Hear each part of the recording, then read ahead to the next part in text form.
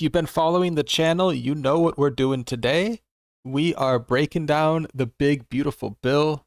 This is the Pipeline Podcast. Today is July 9th, and we're going through the big, beautiful bill top to bottom. We're going through all of it. We're going to keep track of the wins and losses. And at the end of this episode, which might take a while, so get excited for that, we're going to tell you, is this big, beautiful bill mostly good or is it mostly bad? We know there's going to be good and bad in here. We're going to try to keep track of that. But again, just keep in mind, a win for me might not be a win for you.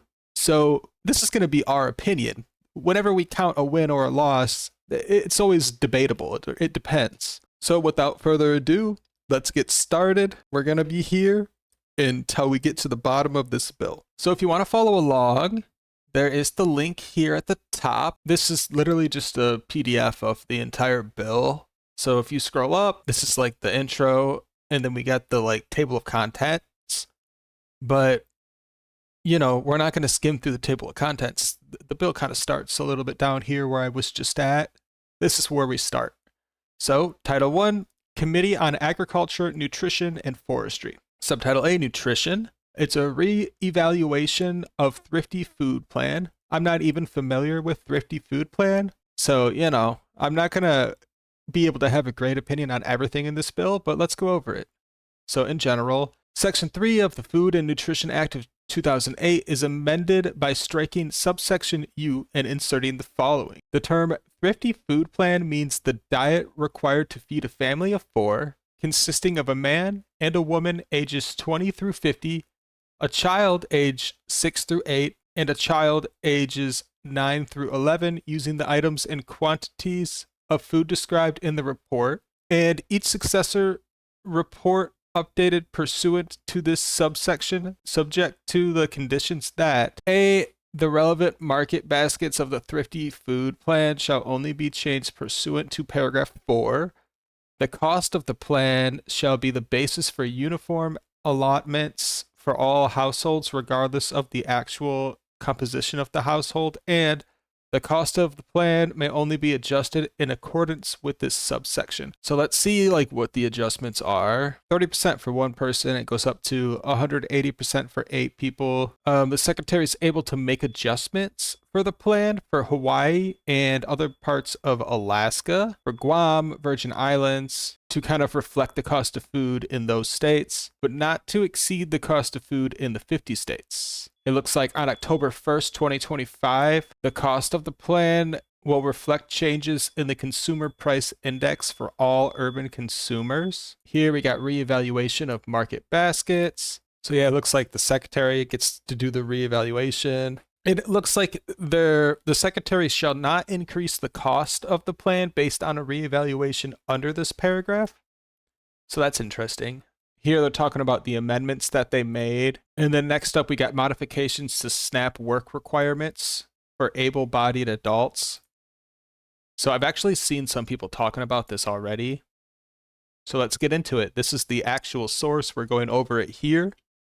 If you have seen other articles on the SNAP benefits changing because of this big, beautiful bill, and you're not seeing this right here where it actually talks about it, just keep in mind that you're actually not getting your news from the source. That's going to be like a secondhand source. What I'm trying to say is that reading this is going to be more reliable than reading an article about it if you want to create a real opinion. So let's get into it. So here are the amendments. So it says paragraph 2 shall not apply to an individual if the individual is under 18 or over 65, physically or mentally unfit for employment, a parent or someone that has a dependent under 14 years old, if you're pregnant, if you're a Native American. So if you're any of those things, this change is not going to affect you. Keep that in mind. People are going to try and say oh, my grandma is going to lose her SNAP or something because of this. It looks like, no, that's actually not the case. Here, another amendment here. So it looks like they striked clause 11 and inserted the following: is in a non-contiguous state and has an unemployment rate that is at or above 1.5 times the national unemployment rate, So it looks like if you're like chronically unemployed, you could lose your SNAP benefits. And it also adds the following definition of non-contiguous state. In general, it means a state that is not one of the contiguous 48 states or District of Columbia. It does not include Guam, Virgin Islands, and I think also like Alaska and Hawaii. Oh, also, I want to go back to this. So if you're chronically unemployed, you could lose your SNAP benefits, yes. But if you're like sick or old or like pregnant, and that's why you're not working, you're not going to lose your SNAP benefits because of that. It just looks like if you're unemployed 1.5 times the national unemployment rate, then you could lose your SNAP benefits, which I'm going to go out and say it. I'm sorry, but like that is a win. So we're going to count it here as the first win for this bill. And I'm sorry if you don't like it, but taxpayers can't actually afford to give handouts to everyone. And it looks like this bill is trying to do a little bit of something about that, but this isn't going to affect people that actually have a real reason that they can't work. It's just people that like choose to be chronically unemployed. That's the goal here. And that's a win. All right, we'll get back into the non-contiguous state. So yeah, it looks like it's like Guam, Virgin Islands, Hawaii, Alaska.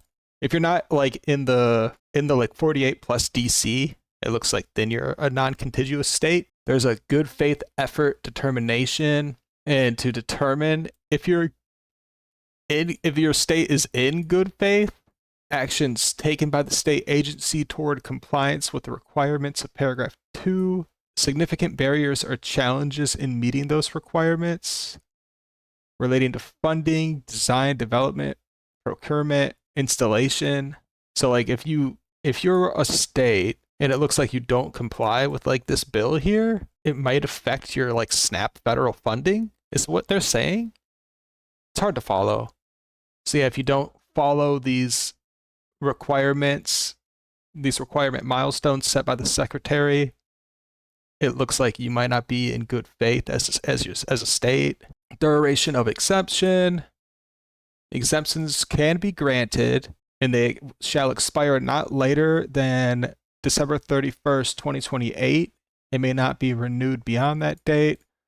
There's early termination. The secretary may terminate an exemption granted under subparagraph B prior to the expiration date if they determine to do so. Say the state has failed to comply with the reporting requirements or failed to make continued good faith efforts toward compliance. So it looks like maybe, say you're like California and you keep giving out these SNAP benefits to like chronically unemployed people, the state could like lose federal funding for this kind of stuff. Very interesting.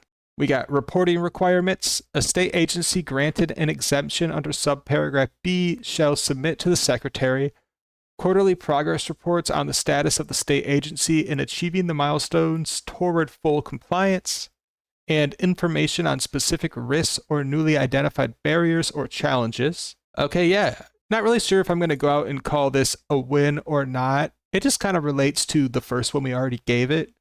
It looks like this whole part here is just to make sure that states comply with the new SNAP changes, which makes sense to me because you are always going to get pushback. Basically, this is the big, beautiful bill. So anyone who's not a fan of Trump is just going to immediately hate it, whether they've read it or not. And if you watch this video and you hate it, you can at least have that opinion because you've read the bill with us. So that's kind of how I feel about it. You should definitely read it and not just say, oh, it's a Trump thing, so I hate it. All right, it looks like next up we are going to availability of standard utility allowances based on receipt of energy assistance. So it looks like utilities assistance. They're doing some changes with that. Yeah, they're amending the standard utility allowance by inserting with an elderly or disabled member after households. Let's get into that. Other amendments here, they're inserting without an elderly or disabled member okay, so hopefully they go over that. Let's check it out. Like, we're not going to go in and read other bills.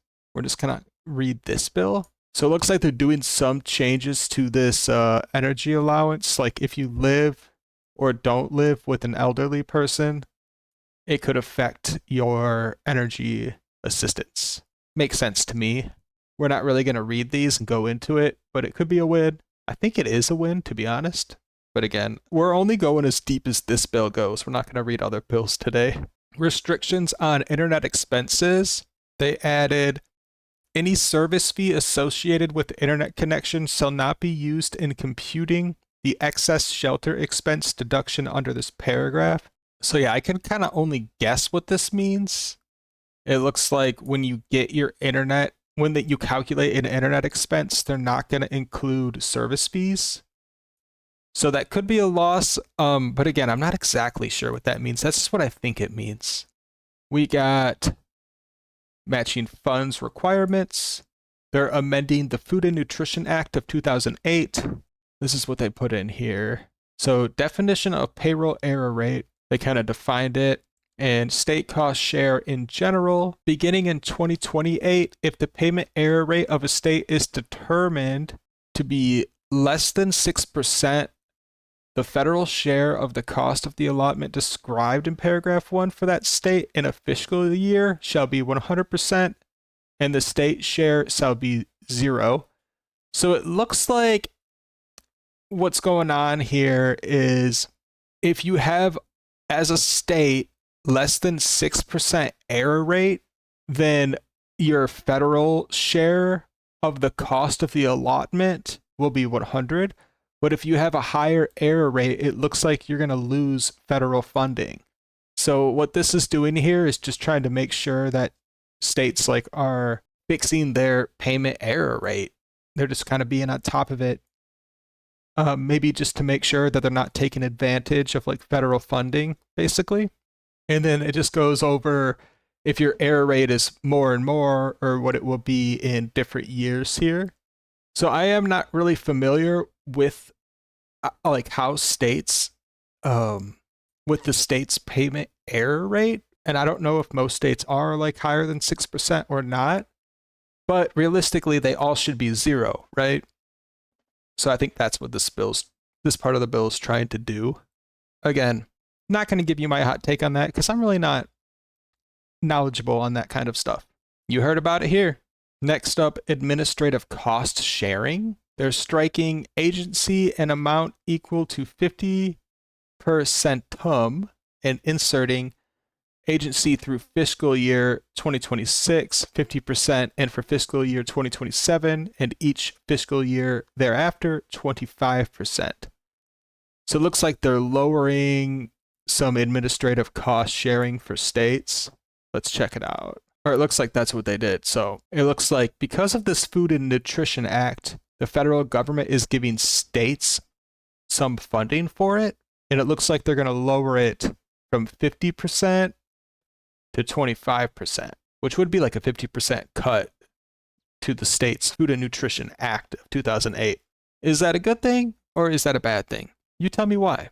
You tell me what you think and you tell me why. National Education and Obesity Prevention Grant Program. So again, it's another Food and Nutrition Act of 2008 amendment. They're striking for fiscal year 2016 and each year after, and inserting for fiscal years 2016 through 2025. So it looks like they're pretty much getting rid of this National Education and Obesity Prevention Grant Program.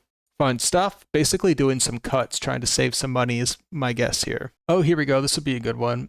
Alien SNAP eligibility, which is in this Food and Nutrition Act of 2008, which I wasn't aware of.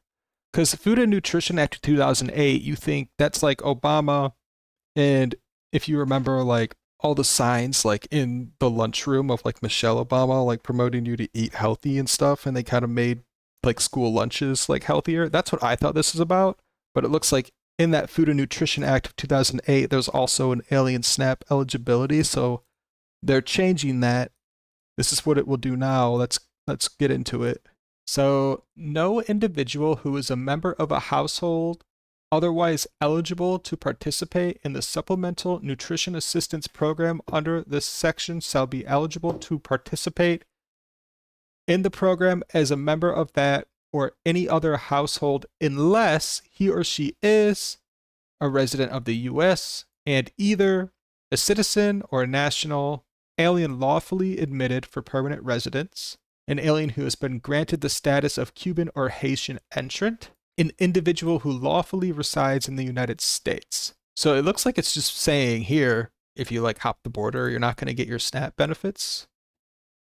That's how I understand it. Tell me if I'm wrong, and we're going to mark that as a win. That's how you save real American people's money. Next up, forestry. The unobligated balances of amounts appropriated by the following provisions of public law are rescinded. So all this stuff here. And again, I wish I could comment on this, but it looks like they're just all these things that are like bills are rescinded. But again, we're just reading the big beautiful bill. We're not going to read these bills. So I can't really give you the hottest take on it. I wish I could. Maybe another day. I have seen people talk about how basically this allows the government to sell public land, which it's up to you to decide if that's a good or a bad thing. And to do that, you'll have to go here and read this public law, find these paragraphs and sections, and see what they actually rescinded. But that's what I understand. That's how I understand it. Subtitle C, Commodities. Effective reference price. All right, so they're doing an amendment here. It's an amendment to the Agricultural Act of 2014. Effective beginning with the 2025 crop year. So that would be like right now. Oh, and they just changed the reference prices here. So I wish they would say what they used to be just so I can have more information on this. But I imagine these reference prices are probably more realistic, more updated from whatever they used to be. So it says like $6.35 for a bushel of wheat. Like this is all like farm shit that I don't really understand. I don't know if this is good for farmers or not. But if these prices are accurate, I imagine it is good for farmers. But I really don't know. Effectiveness. Beginning with the 2031 crop year, the prices defined in subparagraph A shall equal the reference price in the previous crop year multiplied by 1.005. So it looks like here, starting like 2031, these crop prices will increase each year, probably to like combat inflation, is my guess. Which I think all of this is a good thing.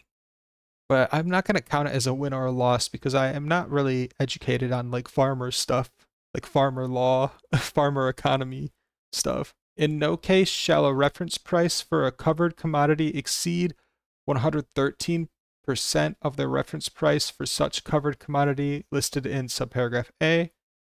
Okay, so there's like a max that it can go up. 113% is what it says. So maybe this helps combat inflation. Maybe it adjusts for inflation is what's going on here. Next up, we got base acres. So it's another amendment to the Agricultural Act of 2014. They're doing some striking and inserting and adding. In general, the secretary shall provide notice to owners of eligible farms pursuant to paragraph 3 and allocate to those eligible farms a total of not more than an additional 30 million base acres in the manner provided in this subsection. Farm owner that is eligible to receive an allocation may elect to not receive it by notifying the secretary. So it looks like they're giving some public land to farmers to like farm. That's how I understand this. 30 million acres, which obviously this is a really good thing. The notice under paragraph 1 shall include the following: information that the allocation is occurring, information regarding the eligibility of the farm for an allocation, and information regarding how an owner may appeal a determination of ineligibility for an allocation of base acres under paragraph 3. So yeah, this bill is giving 30 million acres of like federally owned land to farmers. I don't see how that's not a win, if I'm being honest. All right, let's talk about the eligibility to be one of these farmers to get the 30 million acres of land. It's effective beginning with the 2026 crop year. So it looks like if you're not already eligible, you have to wait until next year to determine if you're like eligible or not. And this is how to get eligible. They are looking at a 5-year average of acreage planted on the farm, any acreage on the farm that producers were prevented from planting during 2019 through 2023 because of droughts, floods, or natural disasters. So yeah, it looks like if you had a drought on your farm, they might give you some like other land to help you out. And then it says the lesser of 15% of the total acres on the farm, the 5-year average of the acreage planted on the farm. And then here it talks about the total number of base acres for covered commodities. That is the total number of base acres for covered commodities on the farm, excluding unassigned crop base. And it's in effect September 30th, 2024. Effective no recent plantings of covered commodities. In the case of a farm for which the amount determined under clause, let me start that over. In the case of a farm for which the amount determined is equal to 0, that farm shall be ineligible to receive an allocation of base acres. So it looks like if you do own a farm, but you're not actively farming that land, then you're not going to be able to get any of this like free government land, which makes sense. They want to give it to farmers that will actually like grow stuff on it. And they're just being clear about that in the bill here. Acreage planted on the farm to eligible non-covered commodities defined. The term acreage planted on the farm to eligible non-covered commodities means acreage planted on a farm to commodities other than covered commodities like trees, bushes, vines, grass, and other things as determined by the secretary. It also looks like you need to be growing some of these things on your farm to get this land, is my guess. Like you need to be growing soybeans on your farm. So if you have a farm and you've been growing like something like soybeans, and maybe you've had a drought or like a shitty crop year, that might make you eligible to get some of this land, which I would say is a win, right? Tell me if I'm wrong.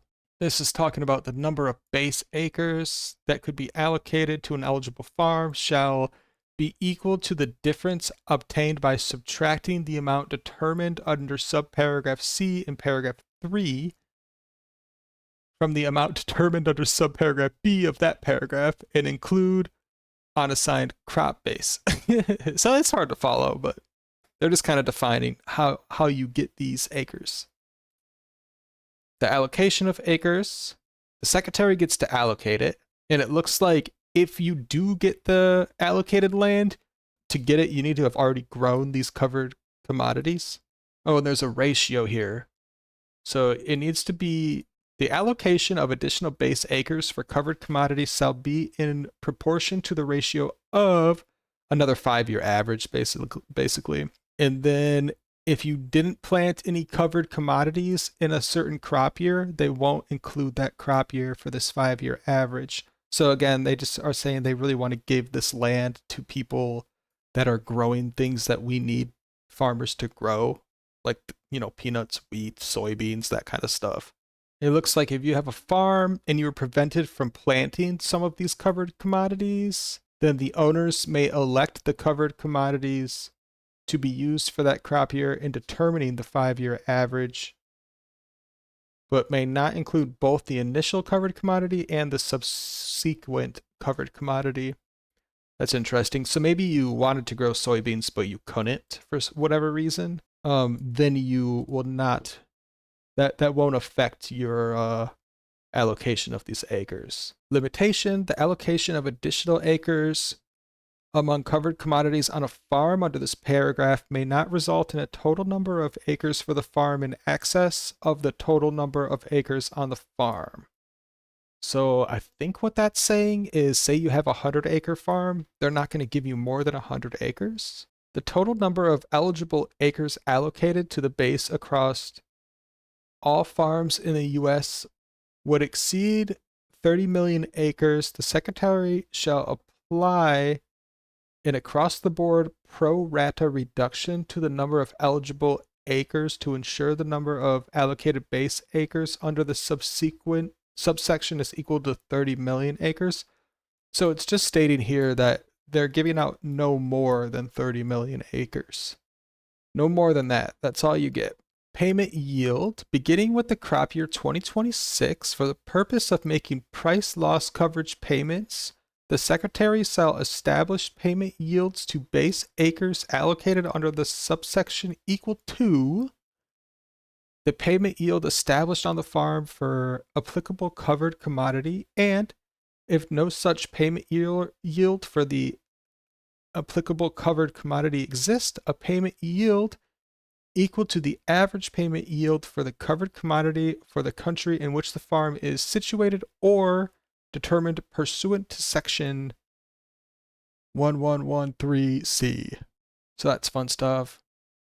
Treatment of new owners. In the case of a farm for which the owner on the date of enactment of this subsection was not the owner for the 2019 through 2023 crop year, the secretary shall use the planting history of the prior owner of the farm to determine like if you're eligible. Producer election.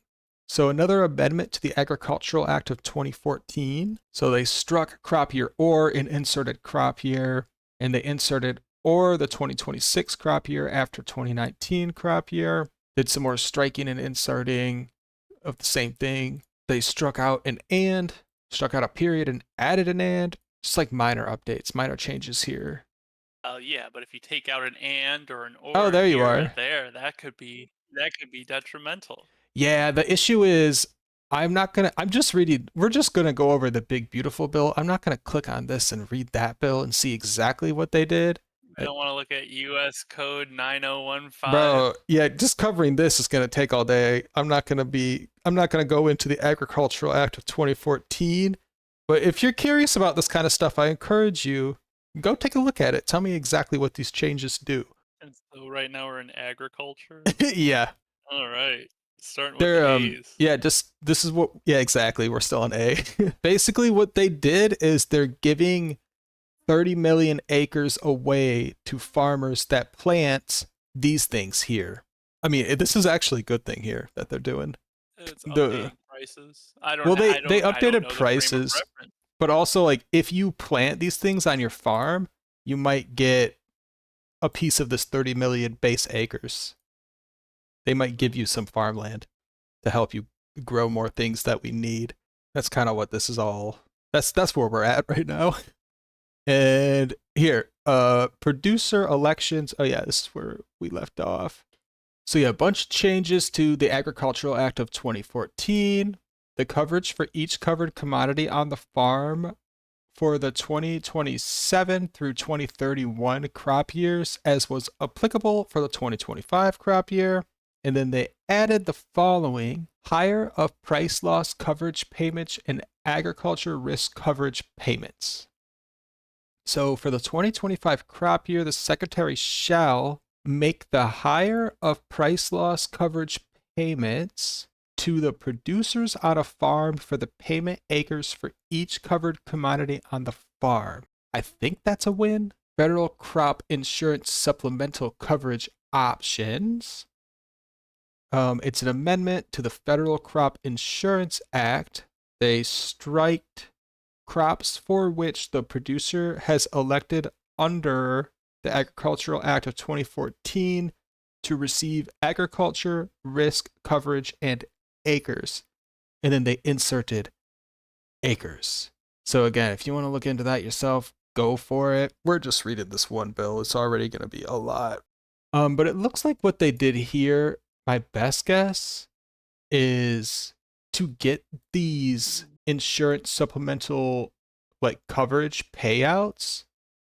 Oh, they're kind of changing how you can get those. And it also looks like they're allowing the secretary to give you to like up the price that they'll give you for them for these payments. Here we have price loss coverage. So we got some more amendments. They're just upping the year from 2023 to 2031. Yeah, it looks like they're kind of just updating this amendment, keeping it in place until 2031. We have agriculture risk coverage, more amendments. Same thing, instead of 2023, they're making it 2031. And then here we go, they're inserting some stuff. So for each of the 2014 through 2024 crop years and 90% of the benchmark revenue for each of the 2025 through 2031 crop years before the period at the end. Okay, so let's see what else they added here. They added 10% of the benchmark revenue for the crop year applicable under subsection C, and 12%. Oh, okay, here it is. So 2014 through 2024 crop years, 10% of the benchmark revenue, but then 2025 through 2031, it's 12%. So they're upping that, which I think is a good thing. I think they're giving you an extra 2% for these farmers for their like crop insurance. Could be wrong on that. We got equitable treatment of certain entities. This is going to be a fun one. Let's get into that. So it's an amendment to the Food Security Act of 1985. Don't know anything about that. And they're inserting the following: qualified pass-through entity. It means a partnership, an S corporation, an LLC that does not affirmatively elect to be treated as a corporation, and a joint venture or general partnership. Sure, okay. We got attribution of payments. So it's another amendment to this Food Security Act of 1985. They are striking joint ventures and general partnerships and inserting qualified pass-through entities. Okay, so they're kind of changing this a little bit. Then we got persons actively engaged in farming. Got an amendment. They struck a general partnership, a participant in a joint venture, and inserted a qualified pass-through entity. Then we got payment limitations. Struck some words here. It looks like the limitation was $125,000, but now it's $155,000. So they increased it, which means I think farmers can get more money from the government. And then it says the secretary will annually adjust these amounts each year for inflation based on consumer price index. Adjusted gross income limitation. They inserted exception for certain operations, and they define that as an accepted payment or benefit. The term accepted payment or benefit means a payment or benefit under Subtitle E of Title I of the Agricultural Act of 2014, a payment or benefit under 196 of the Federal Agricultural Improvement and Reform Act of 1996, and a payment or benefit described in paragraph 2C received on or after October 1st, 2024. Farming, ranching, or what is this one? Silviculture activities. It includes agri-tourism, direct-to-consumer marketing of agricultural products, the sale of agriculture equipment owned by the person or legal entity, or other agriculture-related activities determined by the secretary. Interesting. Exception. In the case of an expected payment or benefit, the limitation established by paragraph 1 shall not apply to a person or entity during a crop, fiscal, or program year as appropriate if greater than or equal to 75% of the average gross income of that person or entity. So it looks like if you only make like $100,000 a year, you can't get more than 75% of that from the government. Like say there's a drought and your crop fails and you're expected to make like $100,000 from that. It looks like the max you can get is 75% of that. I think that's how I understand it. Oh, this might be good. Marketing loans. So it's still an amendment to the Agricultural Act of 2014. They're amending the loan rates. So they're striking 2023, updating it to 2025 for the purpose of each of the 2026 through 2031 crop years. The loan rate for a marketing assistance loan shall be equal to the following. Oh, it just goes over these prices again for the products that farmers grow. Payment of cotton storage costs. Looks like they're updating that to 2025. And then they added the following. Effective for each of the 2026 through 2031 crop years, the secretary shall make cotton storage payments for upland cotton and extra long staple cotton available in the same manner as the Secretary provided storage payments for the 2006 crop of upland cotton, except that the payment rate shall be equal to the lesser of the submitted storage charge for the current marketing year, and in the case of storage in California, Arizona, a payment rate of $4.90, and in any other state, a payment rate of $3. So it looks like if you're storing cotton in California and Arizona, you can get more money from the government. I'm not sure why, I'm not a farmer, but that's interesting. Loan deficiency payments. So they just updated it from 2023 to 2031. Payments in lieu of LDPS. Same thing, 2023 to 2031. Special competitive provisions for extra long staple cotton. That's up to 2032. Availability of recourse loans to 2031. Next, we got repayment of marketing loans. So it's another amendment to the Agricultural Act of 2014.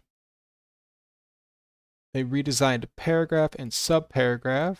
They struck the Secretary and inserted the following. The Secretary and, in the case of long grain rice and medium grain rice, the prevailing world market price for the commodity as determined and adjusted by the Secretary in accordance with this section, or in the case of upland cotton, the prevailing world market price for the commodity as determined and adjusted by the Secretary in accordance with this section. So yeah, to really understand this kind of stuff, you'd have to read this Agriculture Act of 2014. But it looks like they made it so the Secretary and whatever kind of have a say in something. Refund for upland cotton. Let's see what they did here. Let's check this out. The Secretary shall provide to the producer a refund, if any, in an amount equal to the difference between the lowest prevailing world market price as determined and adjusted by the Secretary in accordance with this section during the 30-day period following the date on which the producer repays the marketing assistant loan and the repayment rate. They added a little stuff. Oh, it's this. This is what they added. So it looks like if you want to get some kind of coverage for like cotton that you stored, they'll only give you like the lowest prevailing world market price for it, which kind of makes sense. And then it used to be, it's not just cotton as well. Like here, they're talking about medium grain rice, but now it's not just medium grain rice. It's also extra long staple cotton. So it looks like it's rice and cotton. And then for any period when price quotations for middling cotton are available, the formula under paragraph 1A shall be based on the average of the 3 lowest price gross that are quoted. This just determines how they're going to price this cotton. The prevailing world market price for extra long staple cotton determined under subsection D shall be adjusted to United States quality and location, with the adjustment to include the average cost to market commodity, included average transportation costs as determined by the Secretary. It may be further adjusted if the Secretary determines necessary to minimize potential loan forfeitures, to minimize the accumulation of stocks of extra long staple cotton by the government, to ensure that extra long staple cotton produced in the United States can be marketed freely and competitively, and to ensure an appropriate transition between current crop and forward crop price quotations, except that the Secretary may use forward crop price quotations prior to July 31st of a marketing year only if there are insufficient current crop price quotations and the forward crop price quotation is the lowest such quotation available. Okay, super fun stuff. Next up, we got economic adjustment assistance for textile mills. So it looks like it's going from 3 cents a pound to 5 cents a pound. We got sugar program updates. It's an amendment to the Federal Agriculture Improvement and Reform Act of 1996, 24 cents per pound for raw cane sugar up until 2031. And then it says here a rate that is equal to 136.55% of the loan rate per pound of raw cane sugar.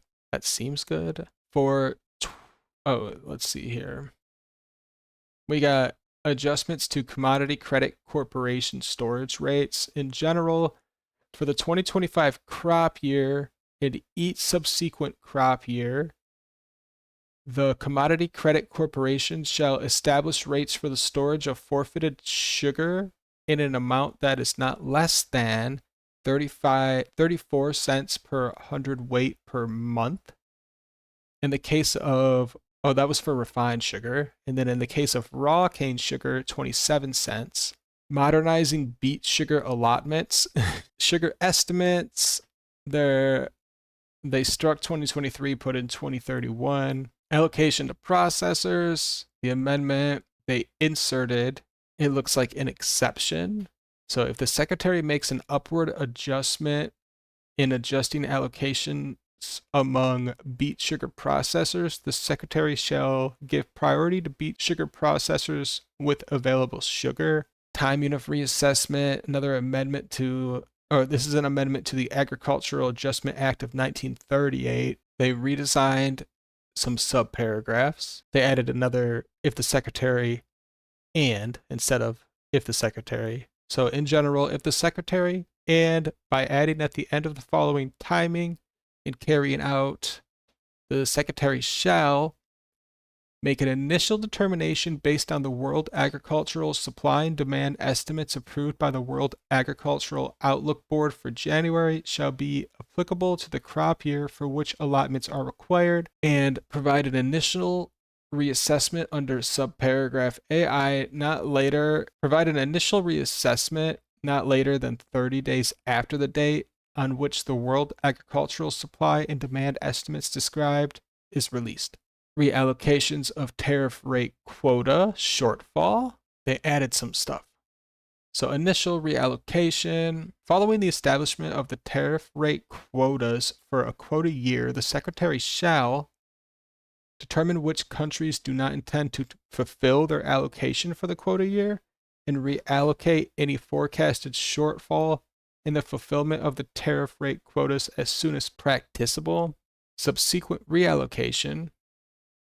No later than March 1st of a quota year, the secretary shall reallocate any additional forecasted shortfall in the fulfillment of the tariff rate quotas for raw cane sugar for that quota year.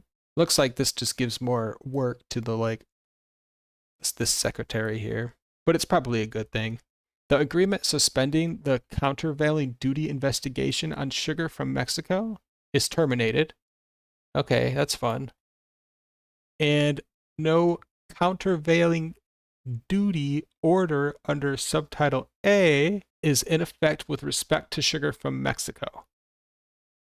Looks like we're not going to be getting a lot of sugar from Mexico anymore. Maybe they're trying to incentivize farmers to grow it here. So they're defining the domestic sugar industry. It means sugar beet producers and processors of sugar cane, and refiners of raw cane sugar. And within 180 days, the secretary shall conduct a study on whether the establishment of additional terms and conditions with respect to refined sugar imports is necessary and appropriate. Okay, so we'll know more in 180 days. It looks like he kind of has to figure out, or it looks like they kind of have to figure out if we need more like sugar farmers because of this, or if we have enough. So the study shall examine the following: the need for defining refined sugar as having a minimum polarization of 99.8 degrees or higher, establishing a standard for color or reflectance-based units for refined sugar, prescribing specifications for packaging type for refined sugar, specifications for transportation modes for refined sugar, requiring evidence that sugar imported as refined sugar will not undergo further refining in the United States, prescribing appropriate terms and conditions to avoid unlawful sugar imports.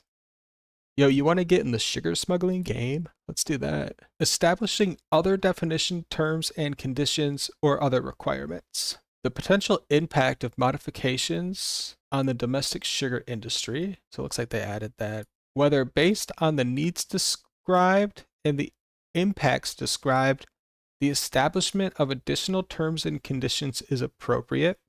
Consultation. The Secretary shall consult with representatives of the domestic sugar industry and users of refined sugar. So everybody, I think, is a user of refined sugar.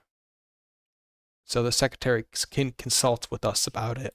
Report not later than 1 year after the date of enactment of this subsection. The Secretary shall submit to the Committee on Agriculture a report that describes the finding of the study conducted. So it looks like he has to get the study started within half a year, and within a year he has to submit it to the House, or they have to submit it to the House. In general, based on the findings in the report, and after providing notice to the House, the Secretary may issue regulations in accordance with subparagraph B to establish additional terms and conditions with respect to refined sugar imports that are necessary and appropriate. The Secretary may issue regulations if the regulations do not have an adverse impact on the domestic sugar industry and are consistent with the requirements of this part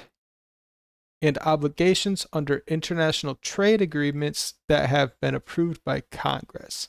Next, we got clarifications of tariff rate quota adjustments. They just amended it a little bit to say for the sole purpose of responding directly to Anne. And again, if you want to know exactly what that change is, check it out here. It's linked here. And then it looks like period of effectiveness until 2031 instead of 2023. Oh, here we go. Dairy policy updates. So we're done with the sugar. Let's get on to dairy. They struck when the participating dairy operation first registers to participate in dairy margin coverage. And then they inserted some stuff. They inserted, except as provided, the production history of a dairy operation for dairy margin coverage is equal to the highest annual milk marketings of the participating dairy operation during any one of the 2021, 2022, or 23 calendar years. So it looks like they'll go off of one of these 3 years, and whatever one is the highest, that's what they're going to go with for the dairy margin coverage. Election by new dairy operations. In the case of a participating dairy operation that has been in operation for less than a year, the dairy operation shall elect one of the following methods to determine the production history. The volume of actual milk marketings for the months the participating dairy operation has been in operation, an estimate of the actual milk marketings based on the herd size relative to the national rolling herd average data published by the Secretary, an amendment to dairy margin coverage payments. So it was 5 million, now it's going to be 6 million. So it looks like the government used to give out up to 5 million a year to dairy farmers, and now they're upping it to 6 million. Here, implementation. So it's another amendment to the Agricultural Act of 2014. Further funding. The Secretary will make available to carry out an act to provide for reconciliation and the amendments made by that subtitle 50 million to remain available until expended, of which not less than 5 million shall be used to carry out paragraphs 3 and 4. 3 million will be used for 3A, and then 3 million for 9B, or sorry, 3 million for 3B, kind of hard to follow. And then 9 million will be used to carry out mandatory surveys of dairy production costs and product yield information, and to publish the results of such surveys. And 1 million will be used to conduct the study. I feel like 1 million might not be enough. But whatever. So it looks like they're adding more funding to like dairy. It's not going to go directly to the farmers, but it's like federal funding that will go to like the government to use to like just make sure the dairy farmers to like study it, that the prices are accurate and things are running smoothly, I guess. And some of it will go to the farmers, just not all of it. It looks like 6 million, I think, will go to the farmers. The rest will go to the government agency to do studies and stuff. Supplemental agricultural disaster assistance, livestock payments is amended. They inserted payment rates. So losses due to predation, payments to an eligible producer on a farm shall be made at 100% of the market rate. So it looks like if you're if a coyote eats your chicken, you can get 100% of the chicken's market value. Like the government will pay you, it will cover it 100%. Losses due to adverse weather or disease will be a rate of 75% of the market value. So if your cow gets sick and dies, you'll get 75% of the market value. Determination of the market value, they're going to define how they determine it here. So the secretary may consider the ability of eligible producers to document regional price premiums for affected livestock that exceed the national average market price for those livestock. And it looks like they'll determine what it was worth based off of what it was worth when it died, not when the claim is made for like reimbursement. Additional payment for unborn livestock. In the case of unborn livestock death losses incurred on or after January 1st, 2024, the secretary shall make additional payments to eligible producers that have incurred such losses, excess of the normal mortality due to a condition specified in paragraph 1. So it looks like if there's a plague on your farm and your pregnant cows die, you can get reimbursed for not just the death of the cow, but also the death of the cow that you were gonna have. And then here, this is how they're gonna determine the payment rates. It will be determined by the secretary, and it'll be less than or equal to 85% of the rate for like an unborn cow, an unborn animal, unborn livestock. The amount of payments to an eligible producer that has incurred unborn livestock death shall be equal to the payment rate. And here they kind of talk about the amounts by the average number of birth animals for the species of each livestock as determined by the secretary. Unborn livestock death loss is defined as losses of any livestock, basically, that was gestating on the date of the death of the livestock. It looks like instead of 1 monthly payment, you'll get 2 monthly payments for the livestock forage disaster program. And then it looks like you can't get these payments for maybe more than 4 consecutive weeks. So it's an amount equal to 1 monthly payment using the monthly payment rate determined under subparagraph B. So I'm not sure about this one here. Emergency assistance for livestock, honeybees, and farm-raised fish. They amended it. They added assistance for loss due to bird predation, bird depredation. So it looks like if you have a fish farm and birds are eating your fish, you can get some money from the government to cover that loss, which is fun. Oh, and if you have to spend money to get rid of the birds on your fish farm, that can also be covered by the government. And it looks like the payment rate shall be not less than 600 per acre of farm-raised fish. And then the payment amount shall be the product obtained by multiplying the applicable payment rate and 85% of the total number of acres of farm-raised fish farms. So it looks like they'll cover 85% of your like fish loss fees. Oh, and here we go. So we have emergency assistance for honeybees. So we've actually covered this on the channel before. A lot of people have blamed Trump's federal funding cuts on the death of the bees, but that's actually not the case. Trump's not the one killing the bees. And in this big, beautiful bill, it looks like they actually have something that's going to try to help save the bees. So let's kind of go into it. In determining honeybee colony loss eligible for assistance The Secretary shall utilize a normal mortality rate of 15%. So you need more than 15% of your bees to die to get emergency assistance. That's what they added there. That's really it. Then we got a tree assistance program. They struck 15% and inserted normal mortality. And then they struck 50 something and inserted 65. Ooh, crop insurance. Let's get into it. So it's an amendment to the Federal Crop Insurance Act in general.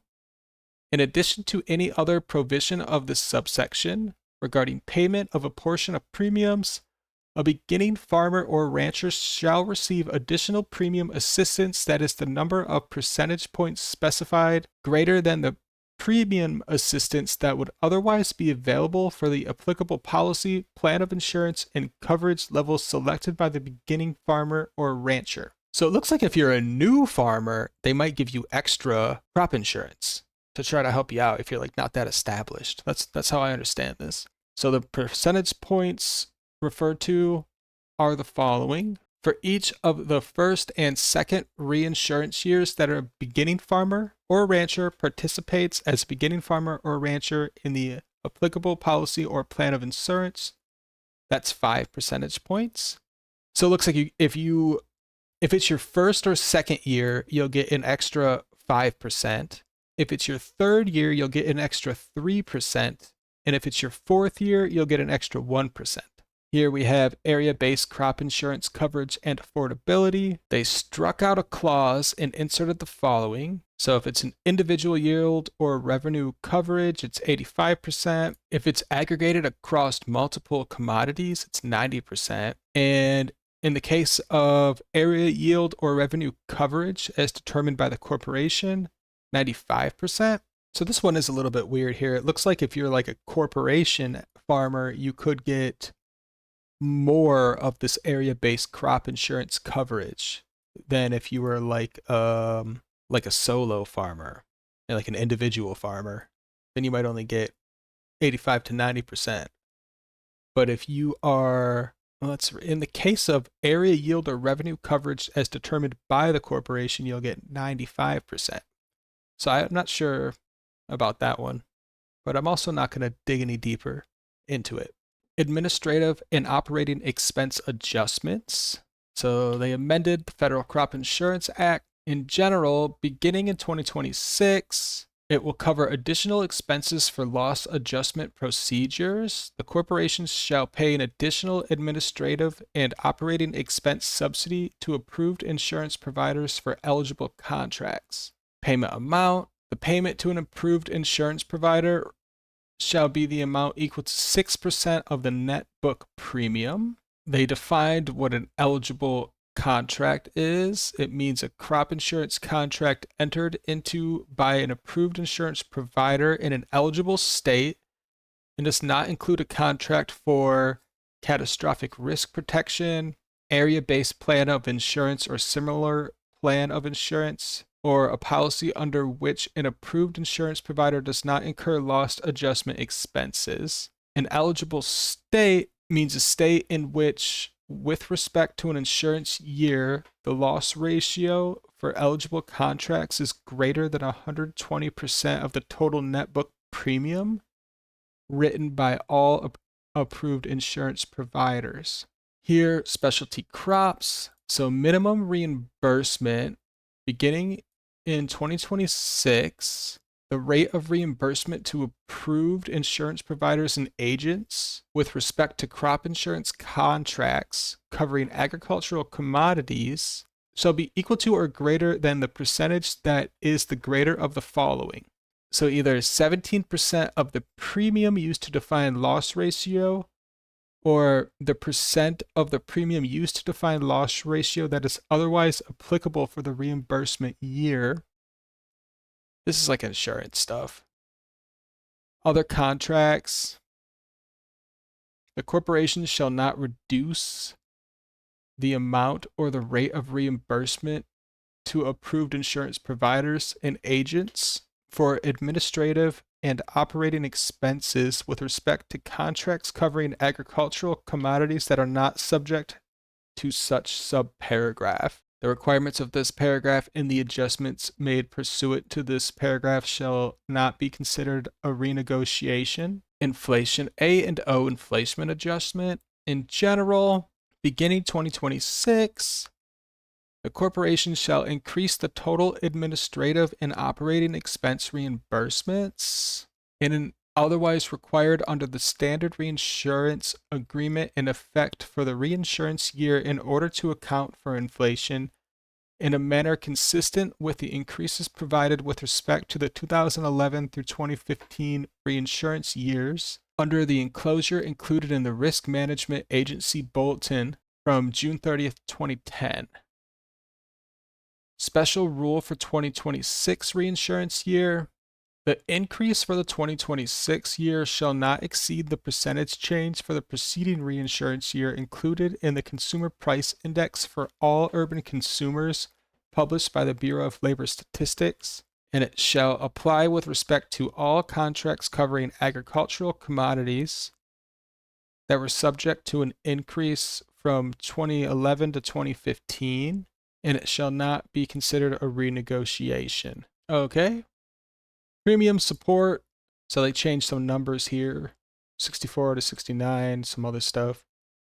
Program compliance and integrity, so it looks like it jumped up from 4 million to 6 million a year. And then another thing, they increased funding to 10 million for something in the Federal Crop Insurance Act. So more funding for farm insurance. Next up, we have Poultry Insurance Pilot Program. So it looks like the corporation shall establish a pilot program under which contract poultry growers, including growers of broilers and laying hens, may elect to receive index-based insurance from extreme weather-related risk resulting in increased utility costs associated with poultry production. So it looks like if you are a chicken farmer and your utility costs go up because of the weather, you can claim that and get like an insurance payout. And it's a pilot program that's just starting. The pilot program shall be conducted in a sufficient number of counties to provide a comprehensive evaluation of the feasibility, effectiveness, and demand among producers. And it looks like the board shall approve a policy or plan of insurance based on the pilot program not less than 2 years from the date of enactment. So they got like 2 years to approve this policy program. All right, it looks like we're done with agriculture. Now we are on to additional investments in rural America. So conservation, an amendment to the Food Security Act of 1985, the inserted numbers here. So it will be 700 million by 2029. More numbers here. Don't know if this is a cut or not. And more numbers here. And then they amended the Regional Conservation Partnership Program. So they changed the funds of the Commodity Credit Corporation. They have new maximums. So it looks like next year it'll be 425 million. And then it will increase to 450 million. Grassroots Source Water Protection Program. So they amended it. Not sure what it used to be, but starting next year, it will be $1 million. Voluntary Public Access and Habitat Incentive Program. So it looks like 70 million for 2025 through 2031. Then we got Watershed Protection and Flood Prevention. They struck 50 million and inserted 150 million. So that's not really a cut here. It's actually an increase in like federal spending. But it's probably for a good thing. So watershed protection and flood prevention. I mean, that whole Texas flood things just happened. So it looks like Trump isn't actually trying to cause that kind of stuff. They're actually increasing funding to try to prevent this kind of stuff. And not just by a little bit, by like threefold. So from 50 million to 150 million. Feral Swine Eradication and Control Pilot Program. Oh, so yeah, in a lot of parts of the country, there is like pigs that their population is kind of getting out of control, like wild pigs. So it looks like there's a pilot program here, and they inserted an amount of funding, 105 million, for people to like kill wild pigs. Supplemental Agricultural Trade Promotion Program. Secretary of Agriculture is going to carry out a program to encourage accessibility, development, maintenance, and expansion of commercial export markets for agricultural commodities. And it's going to get $285 million in funding for the fiscal year of 2027 and every year after. So it looks like there will be, starting in 2027, the government's going to give out $285 million to encourage accessibility, development, maintenance, and expansion of commercial export markets for U.S. agricultural commodities. Oh, here we go. Research funding. Let's check this out. It looks like they are keeping it through 2031, and they got an amendment to the Foundation for Food and Agriculture Research. And they're saying that they need to keep $30 million available to remain available until expended. So it's $37 million to the Commodity Credit Corporation. And we got scholarships for students at 1890 institutions. So it looks like it's going to be $60 million to scholarships for students at 1890 institutions, which has something to do with national agricultural research, extension, and teaching policy. Next, we have Assistive Technology Program for Farmers with Disabilities. So it looks like it'll be $8 million for that. Specialty Crop Research Initiative. They got rid of $80 million and changed it to $175 million. So it looks like they're increasing funding for specialty crop research. So it doesn't look like they're actually cutting research funding here, which is a headline you see a lot about Trump, that like researchers are like fleeing America right now. It looks like they're increasing some funding here for that. Research Facilities Act. They amended it, and what they did is they added the following. So mandatory funding. Funds of the Commodity Credit Corporation, the secretary shall make them available at an amount of $125 million for each year starting next year. And then next is Energy, Farm Security and Rural Investment Act of 2002. They're continuing it until 2031. Horticulture, Plant, Pest, and Disease Management and Disaster Prevention. They did some amendments here. It was $75 million, but now it's going to be $90 million a year. So an increase in funding there. Specialty Crop Block Grants, up from 85 to 100 million. So it looks like just huge funding increases for agriculture in general here is in the big beautiful bill. That's kind of what I'm getting out of this. And a lot of promotion for like US based farmers instead of us like importing from farmers in other countries. 10 million a year for organic production and market data initiative, up from 1 million to 5 million for modernization and improvement of international trade technology systems and data collection. So an increase in funding there of from 1 to 5 million. Amendment to animal disease prevention and management. It looks like they added, they're continuing it to 2030. And it's going to be, they're going to make available 233 million a year. And they have minimums. So not less than 10 million shall be made available for each fiscal year to carry it out. And then it looks like it increases as time goes on. So 10 million, 70 million, 153 million. Sheep production. So it looks like it'll be $3 million for sheep production funding. Pima Agriculture Cotton Trust Fund. That'll be continuing until 2031. And it looks like they don't change the funding amount here. Next up, Committee of Armed Services. Some big changes here. Enhancement of Department of Defense resources for improving the quality of life for military personnel. So it looks like they're going to give the military industrial complex more money to increase the quality of life for the military. So let's kind of go over what they're doing with that here. $230 million for restoration and modernization costs under the Marine Corps barracks, $119 million for base operating support costs for the Marines, $1 billion for Army, Navy, Air Force, Space Force sustainment, restoration, and modernization of housing, $2 billion for Defense Health Program, $2.9 billion to supplement the basic allowance for housing payable to members of the military, $50 million for bonuses, special pays, and incentive pays, $10 million for defense activity for non-traditional education supports online academic skills course program, $100 million for tuition assistance for members of the military. That's awesome, cool.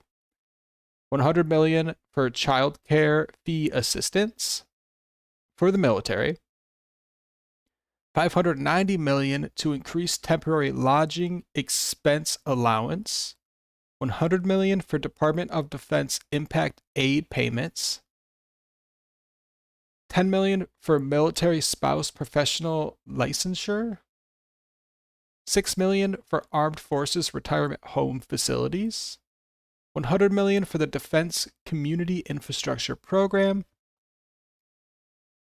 $100 million for Defense Advanced Research Projects Agency, DARPA, $62 million for modernization of Department of Defense Child Care Center staffing, temporary increase in percentage of value authorized investment in certain privatized military housing projects. So something was 45%, now it's 60%. Another thing was 33%, now it's 60%. So it looks like they upped funding to authorized investment in certain privatized military housing projects. Temporary authority for acquisition or construction of privatized military unaccompanied housing is amended. They inserted a new heading. Oh, they changed the name, so that's what it's called now. And it isn't just the Navy now, it's any secretary concerned. So it looks like it's not just the Navy, it's all of like the armed forces. And it's no longer a pilot project, and they could only enter into contracts with appropriate private sector entities. And it looks like the program will continue to get funding until 2029. All right. Next up, enhancement of Department of Defense resources for shipbuilding. So $250 million for the expansion of accelerated training in defense manufacturing program, $250 million for United States production of turbine generators for shipbuilding industrial base, $450 million for United States additive manufacturing for wire production and machining capability for shipbuilding industrial base, $492 million for next generation shipbuilding techniques, $85 million for United States made steel plate for shipbuilding industrial base, $50 million for machining capacity for naval propellers for shipbuilding industrial base, $110 million for rolled steel and fabrication facility for shipbuilding, $400 million for expansive and collaborative campus for naval shipbuilding, $450 million for application of autonomy in AI to naval shipbuilding, $500 million for the adoption of advanced manufacturing techniques, $500 million for additional dry dock capability, $50 million for the expansion of cold spray repair technologies, $450 million for additional maritime industrial workforce development programs, $750 million for additional supplier development across the naval shipbuilding industrial base, $250 million for additional advanced manufacturing processes across the naval shipbuilding industrial base, $4.6 billion for a second Virginia-class submarine next year. Oh, they're buying a submarine.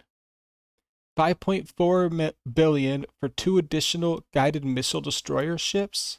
So they're building 1 submarine, 2 missile destroyer ships, 1 medium-sized landing ship. That's going to cost about $2 trillion, this medium-sized landing ship. About $3 billion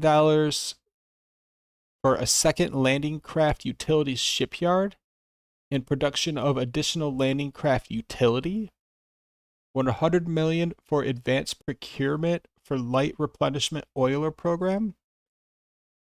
$600 million for the lease or purchase of new ships through the National Defense Sea Lift Fund, $2.7 billion for the procurement of TAO oilers, $500 million for cost to complete for rescue and salvage ships, $300 million for production of ship-to-shore connectors, $1.4 billion for the implementation of multi-ship amphibious warship contract, $80 million for accelerated development of vertical launch system reloading at sea, $250 million for expansion of Navy corrosion control programs, $159 million for leasing of ships for Marine Corps operation, $1.5 billion for expansion of small unarmed surface vessels, $2.1 billion for development, procurement, and integration of purpose-built medium unmanned surface vessels, $1.3 billion for expansion of unmanned underwater vehicle production, $188 million for development and testing of maritime robotic autonomous systems and enabling technologies, $174 million for the development of a test resource management center robotic autonomous systems proving ground, $250 million for the development, production, and integration of wave-powered unmanned underwater vehicles. Wave-powered unmanned underwater vehicles. That's an interesting one. $150 million for retention of inactive reserve fleet ships. Wow, that was a lot. So boats are cool, but damn, they are expensive. That is a lot of funding. Next up, we got enhancement of Department of Defense resources for integrated air and missile defense.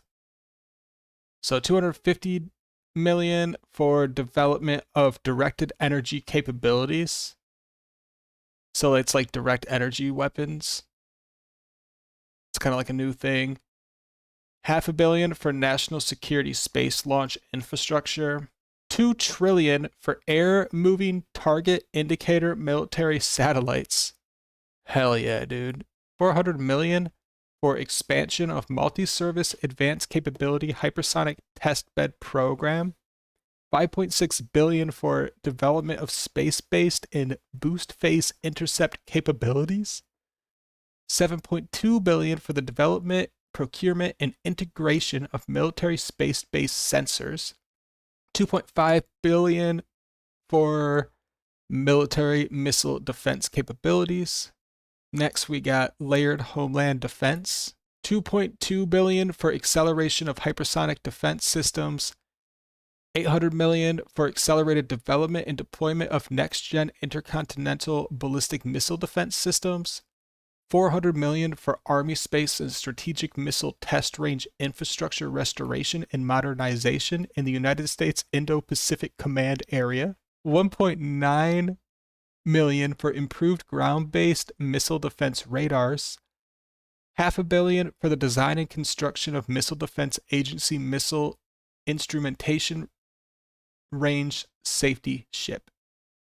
Okay, so it's another ship. Next, enhancement of Department of Defense resources for munitions and defense supply chains resiliency. $400 million for development, production, and integration of Navy and Air Force long-range anti-ship missiles. $380 million for Navy and Air Force long-range anti-ship missiles.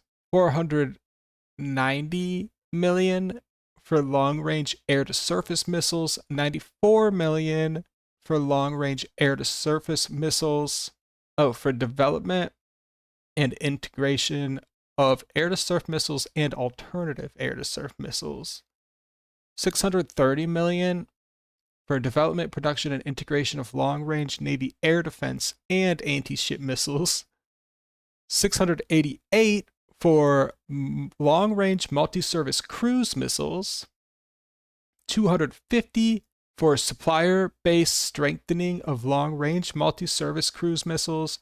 $70 million for development, production, integration of short-range anti-ship missiles. $100 million for anti-ship seeker for short-range Army ballistic missiles. $175 million for production capacity expansion for next-gen Army medium-range ballistic missiles. $50 million for the mitigation of diminishing manufacturing sources for medium-range air-to-air missiles. $250 million for the procurement of medium-range air-to-air missiles. $225 million for the expansion of production capacity for medium-range air-to-air missiles. $50 million for the development of second sources for components of short-range air-to-air missiles. $325 million for production capacity improvements for air-launched anti-radiation missiles. $50 million for the accelerated development of Army next-gen medium-range anti-ship ballistic missiles. $114 million for next-gen medium-range missiles. $300 million for medium-range ballistic missiles. $85 million for long-range ballistic missiles. $400 million for heavyweight torpedoes. $200 million for mass-producible autonomous underwater munitions. $70 million for heavyweight torpedo maintenance activities. $200 million for lightweight torpedoes. $500 million for maritime mines. $50 million for underwater explosives. $55 million for multi-mission torpedoes, lightweight multi-mission torpedoes. $80 million for the production of sonobuoys. $150 million for the development, procurement, and integration of air-delivered long-range maritime mines. $61 million for the acceleration of Navy expeditionary loitering munitions deployment. $50 million for the acceleration of one-way attacked unmanned aerial systems with advanced autonomy. $1 billion for one-way attacked unmanned aerial systems industrial base. $200 million for investments in solid rocket motor industrial base through the Industrial Base Fund established for the Industrial Base Fund. $400 million for investments in the emerging solid rocket motor industrial base through the Industrial Base Fund. $42 million for investments in second sources for large diameter solid rocket motors for hypersonic missiles. $1 billion for the creation of next-gen automated munitions productions factories. $170 million for the development of advanced radar depot for repair testing and production of radar and electronic warfare systems. $25 million for the expansion of the Department of Defense industrial base policy analyst workforce. $30 million for the repair of Army missiles. $100 million for the production of small and medium ammunition. $2 billion for additional activities to improve the United States stockpile of critical minerals through the National Defense Stockpile Transaction Fund. $10 million for the expanse of the Department of Defense Armaments Cooperation Workforce. $500 million for the expansion of the Defense Exportability Features Program. $350 million for Navy long-range air and missile defense interceptors. $93 for Navy long-range air and missile defense interceptors. $93 million for the replacement of that. $100 million for development of a second solid rocket motor source for Navy air defense and anti-ship missiles.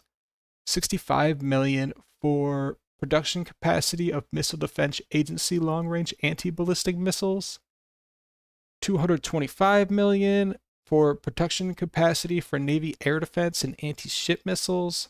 $100 million for expansion of depot-level maintenance facility for Navy long-range air and missile defense interceptors. $18 million for creation of domestic source for guidance section of Navy short-range air defense missiles. $65 million for integration of Army medium-range air and missile defense interceptors with Navy ships. $176 million for Army long-range movable missile defense radar.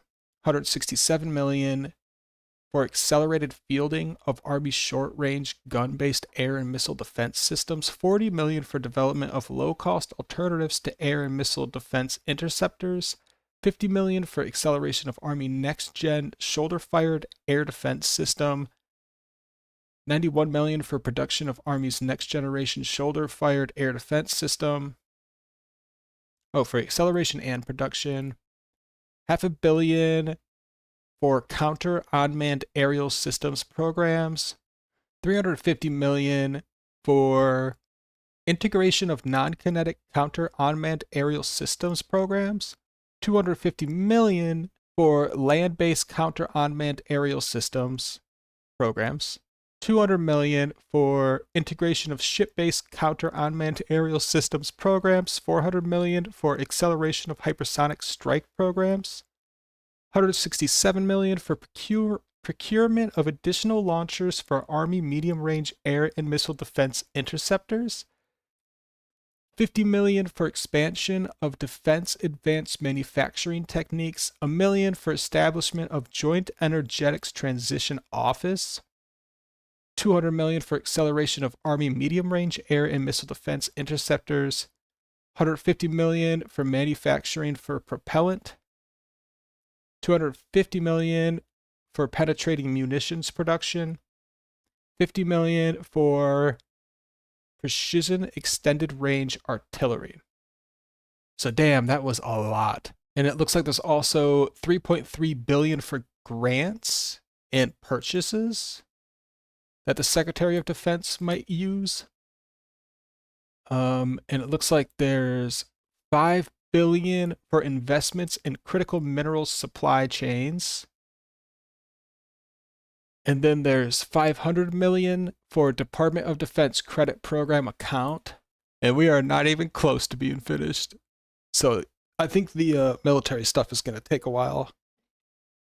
So we are seeing like a huge, we always see this in every tax bill, just like up the military spending. It never goes down, it only goes up. So we're going to go over it. All right, next up we got enhancement of Department of Defense resources for scaling low-cost weapons into production, $25 million for the Office of Strategic Capital Global Technology Scout Program, $1.4 billion for the expansion of Small Unmanned Aerial System Industrial Base, $400 million for the development and deployment of the Joint Fires Network, $400 million for the expansion of advanced command and control tools, $100 million for the development of shared secure facilities, $50 million for the creation of additional Defense Innovation Unit on-ramp hubs, $600 million for the acceleration of Strategic Capabilities Office Program, $650 million for the expansion of Mission Capabilities Office joint prototyping and experimentation activities for military innovation, $500 million for advanced 5G and 6G technologies for military use, $25 million for testing of simultaneous transmit and receive technology for military spectrum agility, $50 million for high altitude stratospheric balloons, $120 million for integration of long endurance unmanned aerial systems for surveillance, $40 million for alternative positioning and navigation technology, $750 million for innovative military logistics and energy capabilities, $125 million for development of small portable modular nuclear reactors for military use. That's cool. $1 billion for the expansion of programs to accelerate the procurement and fielding of innovative technologies. $90 million for the development of reusable hypersonic technology for military strikes. $2 billion for expansion of Defense Innovation Unit scaling of commercial technology for military use. $500 million to prevent delays in delivery of attritable autonomous military capabilities, $1.5 billion for integration of low-cost cruise missiles, $124 million to test resource management center, $145 million for development of AI to enable one-way attack unmanned aerial systems and naval systems, $250 million for Test Resource Management Center Digital Test Environment, $250 million for AI Ecosystem, $250 million for Cyber Command AI Lines of Effort, $250 million for quantum benchmarking initiative, $1 billion for qualification activities and technical data management to enhance competition in defense industrial base,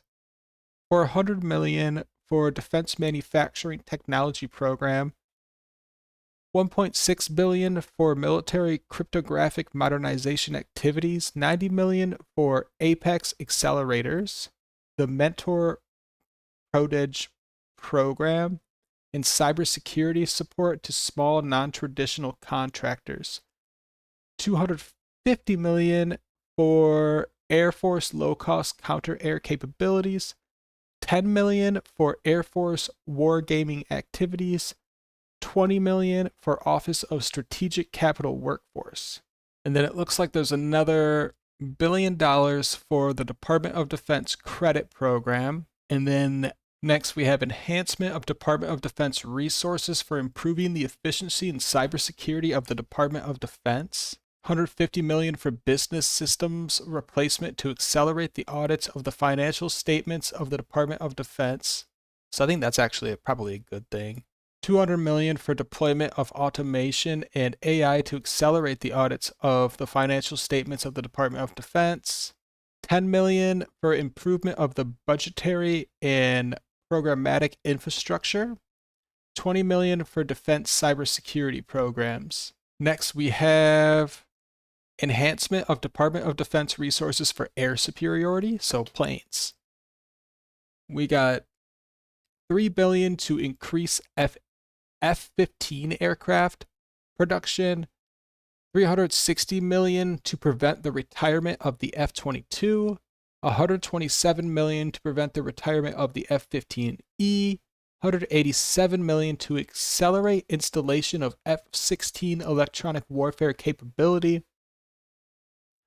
$116 million for C-17A mobility aircraft connectivity, $84 million for KC-135 mobility aircraft connectivity, $440 million to increase C-130J production, $474 million to increase EA-37B production, $678 million to accelerate collaborative combat aircraft program, $400 million to accelerate production of the F-47, $750 million to accelerate the FA-XX aircraft, $100 million for production of advanced aerial sensors, $160 million to accelerate V-22, $100 million to accelerate production of MQ-25, $270 million for Marine Corps unmanned combat aircraft, $96 million for infrared search and track pods, $50 million for additional F-15EX conformal fuel tanks,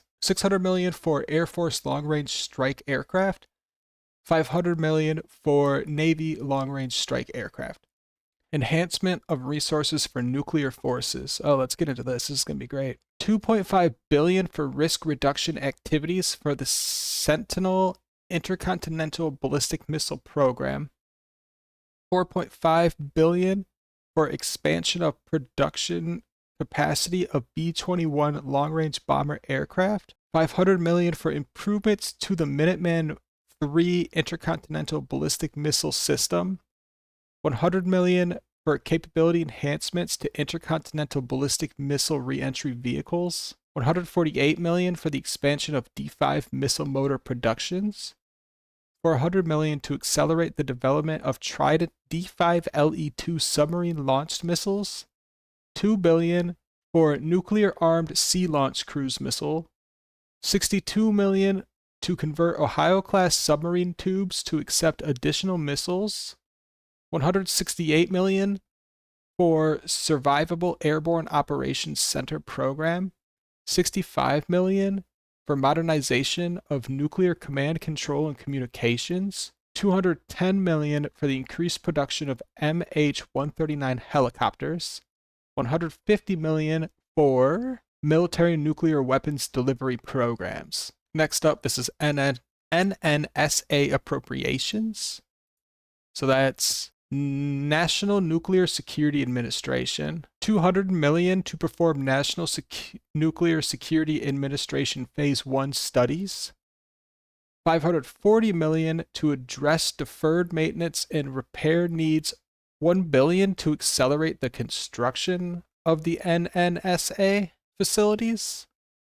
$400 million for the warhead for the nuclear-armed sea-launched cruise missile. $750 million to accelerate primary capability modernization.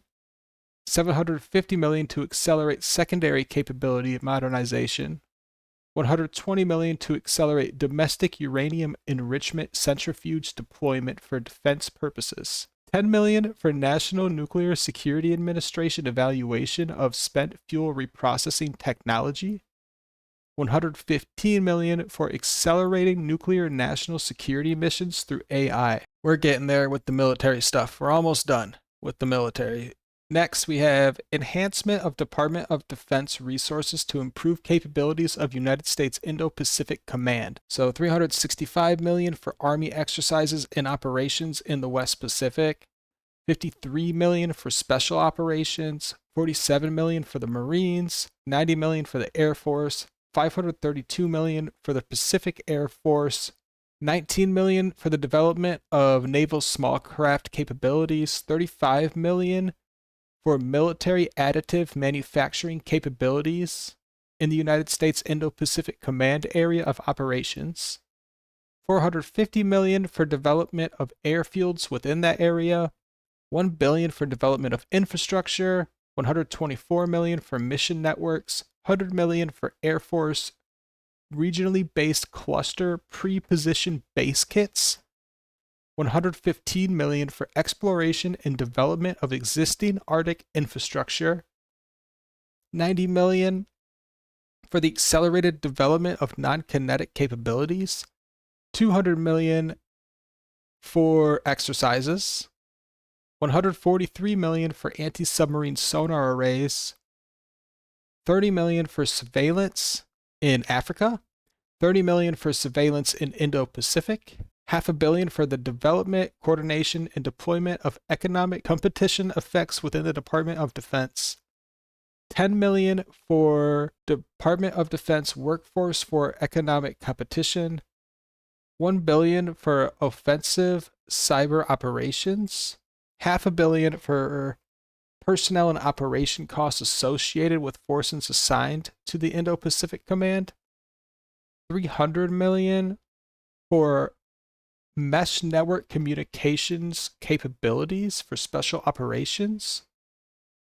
$850 million for replenishment of military articles. $200 million for acceleration of Guam Defense System Program. $68 million for Space Force. $150 million for ground moving target indicator military satellites. $528 million for Dark and Silent Barker military space situational awareness programs. That could be a fun rabbit hole to go down, figure out what Dark is and Silent Barker. $80 million for Navy Operational Support Division. $1 billion for the X-37B military spacecraft program. $3.6 billion for military satellites and the protection of the United States military satellites. $125 million for military space communications. $350 million for integration of military space command and control systems. We are almost done with the military stuff.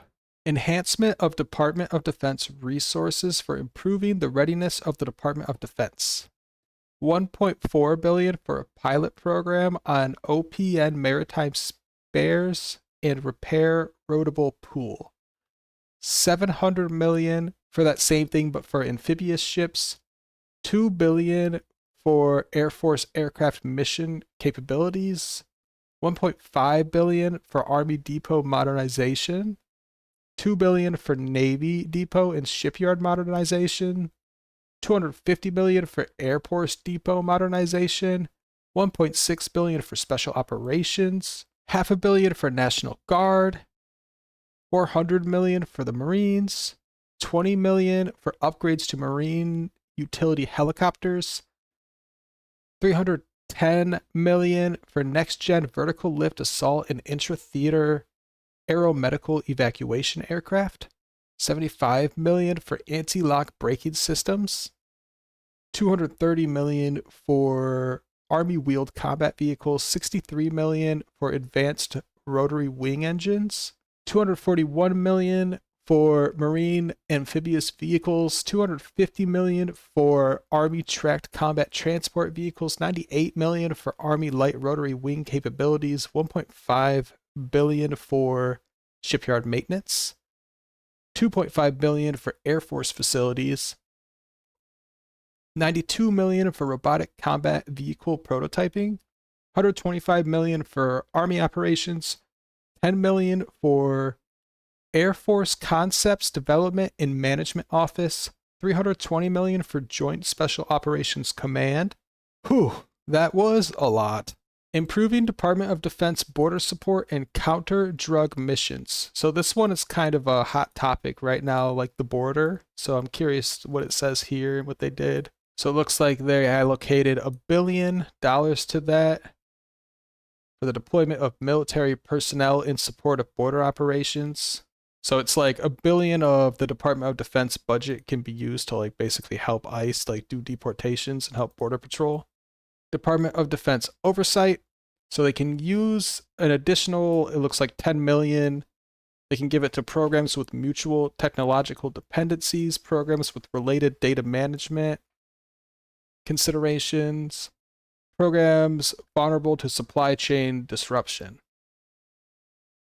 And then military construction projects authorized. Okay, it looks like they authorized funds so the military can build some kind of facility. And in 30 days, the military has to submit a spending plan on how they're going to do that. Okay, everybody, big clap. We're done with the military.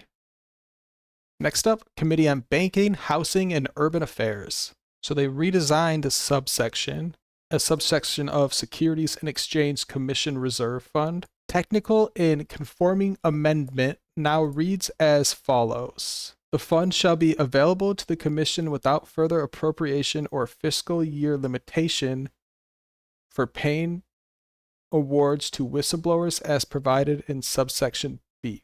We have transition provision. During the period beginning on October 1st, the Securities and Exchange Commission may expend amounts in the Securities and Exchange Commission Reserve Fund that were obligated before the date of enactment for any program, project, or activity that is ongoing. Transfer of remaining amounts. So on October 1st, whatever's left, they got to give back to the Treasury. And then they will close the account. Appropriations for Defense Production Act. So then they have $1 billion to remain available until 2027 to carry out Defense Production Act. Committee on Commerce, Science, and Transportation, Coast Guard Mission Readiness. Oh, so we have more military stuff, but it's the Coast Guard. So let's see what they're doing with the Coast Guard funding. So $1 billion for fixed wing aircraft, $2.2 billion for rotary wing aircraft, $266 million for long-range unmanned aircraft, $4 billion for offshore patrol cutters, $1 billion for fast response cutters, $4.3 billion for polar security cutters, $3.5 billion for Arctic security cutters, $800 million for procurement of light and medium ice-breaking cutters, $161 million for waterways commerce cutters, $4.3 billion for design, planning, engineering, recapitalization, construction, rebuilding, and improvement of and program management for shore facilities, $2.2 billion for aviation, cutter and shore facility depot maintenance, $170 million for maritime domain awareness, $75 million for contract the services of acquire or procure autonomous maritime systems. So here's Spectrum Auctions. They're defining what a covered band is. It says it does not include frequency frequencies between 3.1 and 3.45 gigahertz, or 7.4 and 8.4 gigahertz. Not sure what this really all means here. It's like wireless broadband stuff that it's going over. The assistant secretary has to identify 500 megahertz of frequencies in the covered band for reallocation to non-federal use. And it looks like the assistant secretary has 4 years to do it. We got some air traffic control improvements. So 4.7 billion for telecommunications infrastructure modernization, 3 billion for radar systems, 500 million for runway safety technology, 300 million for enterprise information display systems, 80 million to acquire and install not less than 50 automated weather observing systems. So here's just like another like weather thing, because people were saying like, oh, Trump's cuts, or why so many people in Texas died, and then we just see another example here of not actually like cuts, but funding being allocated. So 80 million for automated weather observing systems. Stuff like that will help prevent deaths for things like that Texas flood. Another 400 million to carry out something specific. 1.9 billion for necessary actions to construct a new air route traffic control center, referred to as ARTCC. 100 million for ARTCC realignment and consolidation effort. So it says they have to close at least 10 existing ARTCCs. 1 billion to support recapitalization and consolidation of terminal radar approach control facilities. 350 million for on-staffed infrastructure sustainment and replacement. 50 million for Section 961 of the FAA Reauthorization Act. 300 million for Section 619, 50 million for Section 621, 100 million for air traffic controller advanced training technologies. And then they're making the FAA submit to Congress a quarterly report every 90 days now. Space launch and re-entry licensing and permitting user fees. Oh, this is interesting. So it looks like if you want to launch stuff into space, you're going to have to pay a fee now. And it looks like it starts next year, and the fee will go up over the years. Very interesting. Oh, Mars mission and Moon to Mars program. Special appropriations for Mars mission. They're saying $9 billion needs to remain available to it until 2032. And to use as follows. So 700 million to be obligated not later than 2026 for the procurement using a competitively bid firm fixed price contract with a U.S. commercial provider of a high performance Mars telecommunication orbiter that is capable of continuous communications for a Mars sample return mission, a future Mars surface human exploration mission, and for so that it supports autonomous operations, and is selected from among the commercial proposals that received funding from the administration in 2024 or 2025 for commercial design studies, and proposed a separate,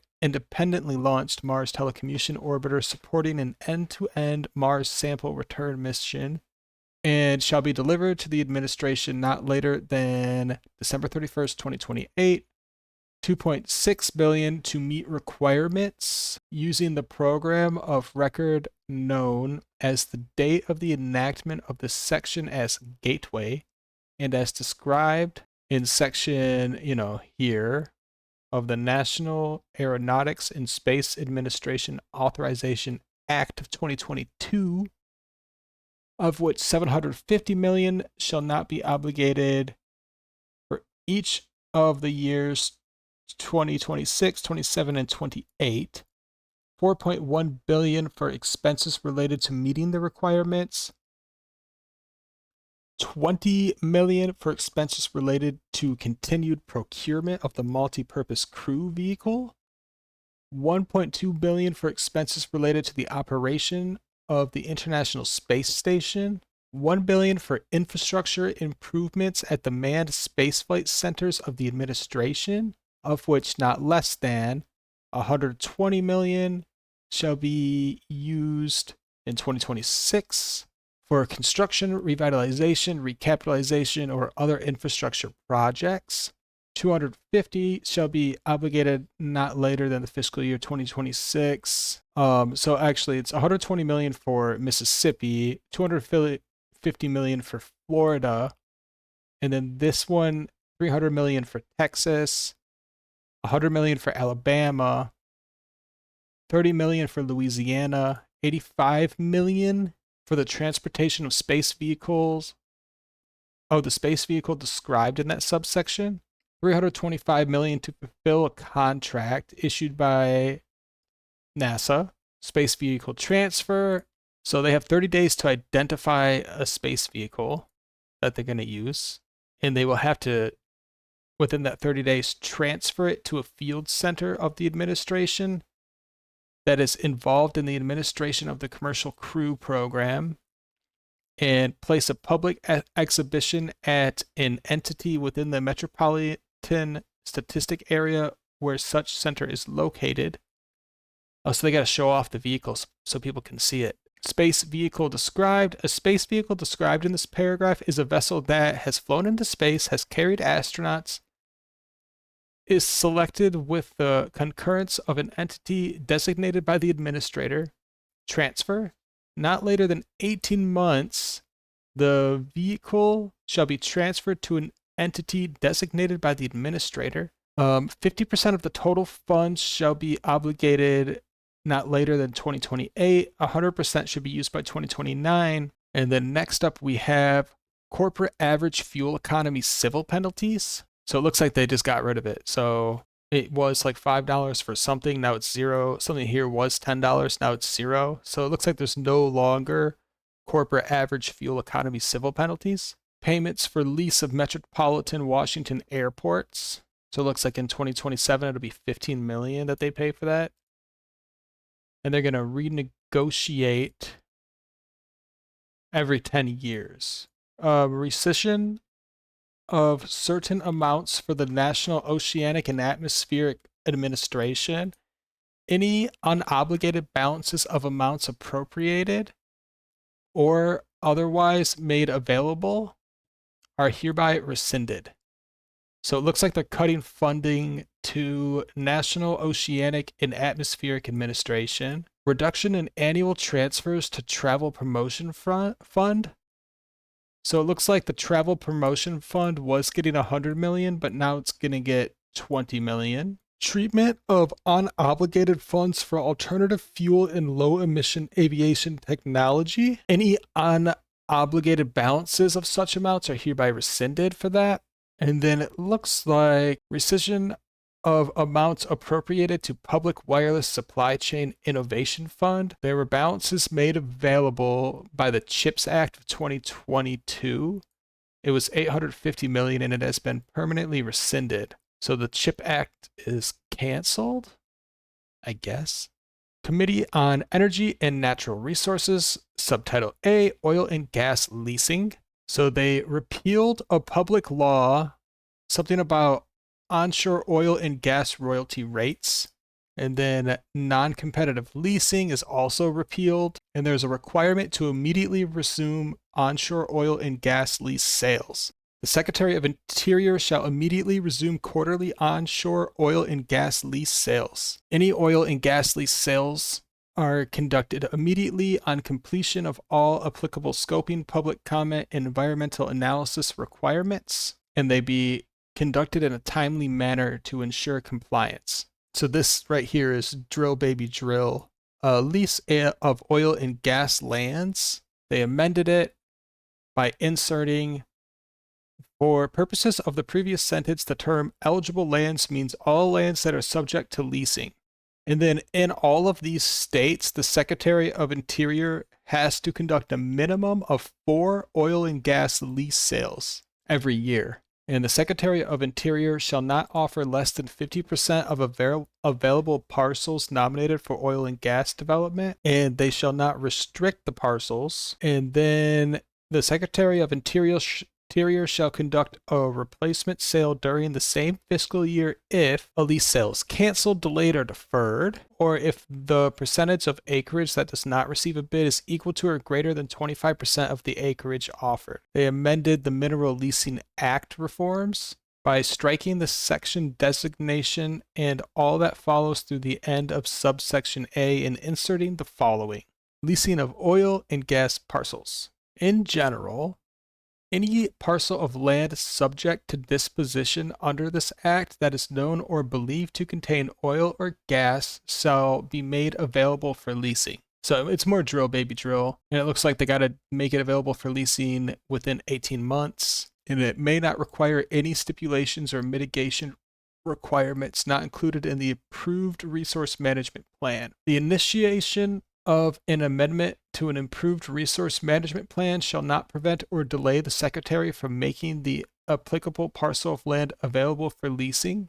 Here it says that the Secretary of Interior will lease it so that the land is a non-federal property.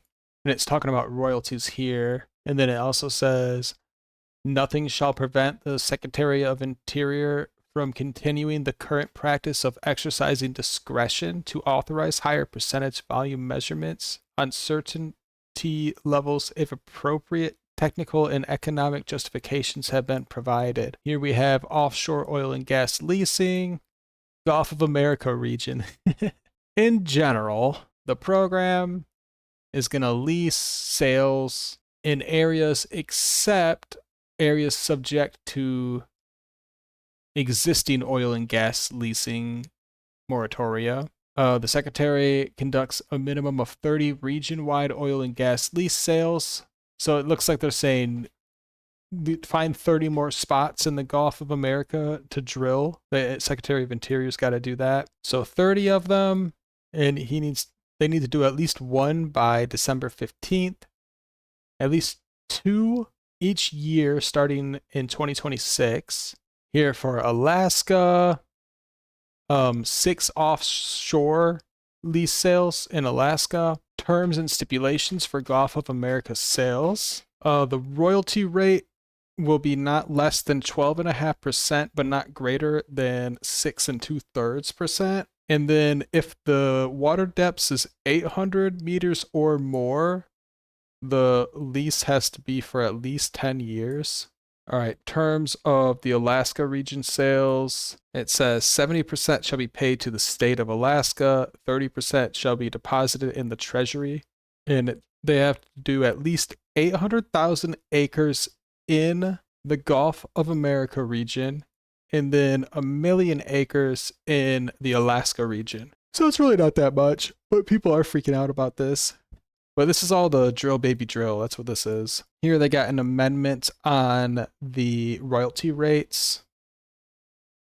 They just changed it to that in between 12.5 to 16 2/3%. And then limitations on amount of distributed qualified outer continental shelf revenue. A section of the Gulf of Mexico Energy Security Act of 2006. That is so funny, because now it's Gulf of America. Okay, so it looks like this Gulf of Mexico Energy Security Act of 2006 was set to be a thing until 2055, but they changed it so that it ended in 2024, most likely so that we can drill, baby, drill. And then they lowered the funding for this, so it was $650 million. Now it's $500 million. They repealed a law on royalties on extracted methane. Here, Alaska oil and gas leasing.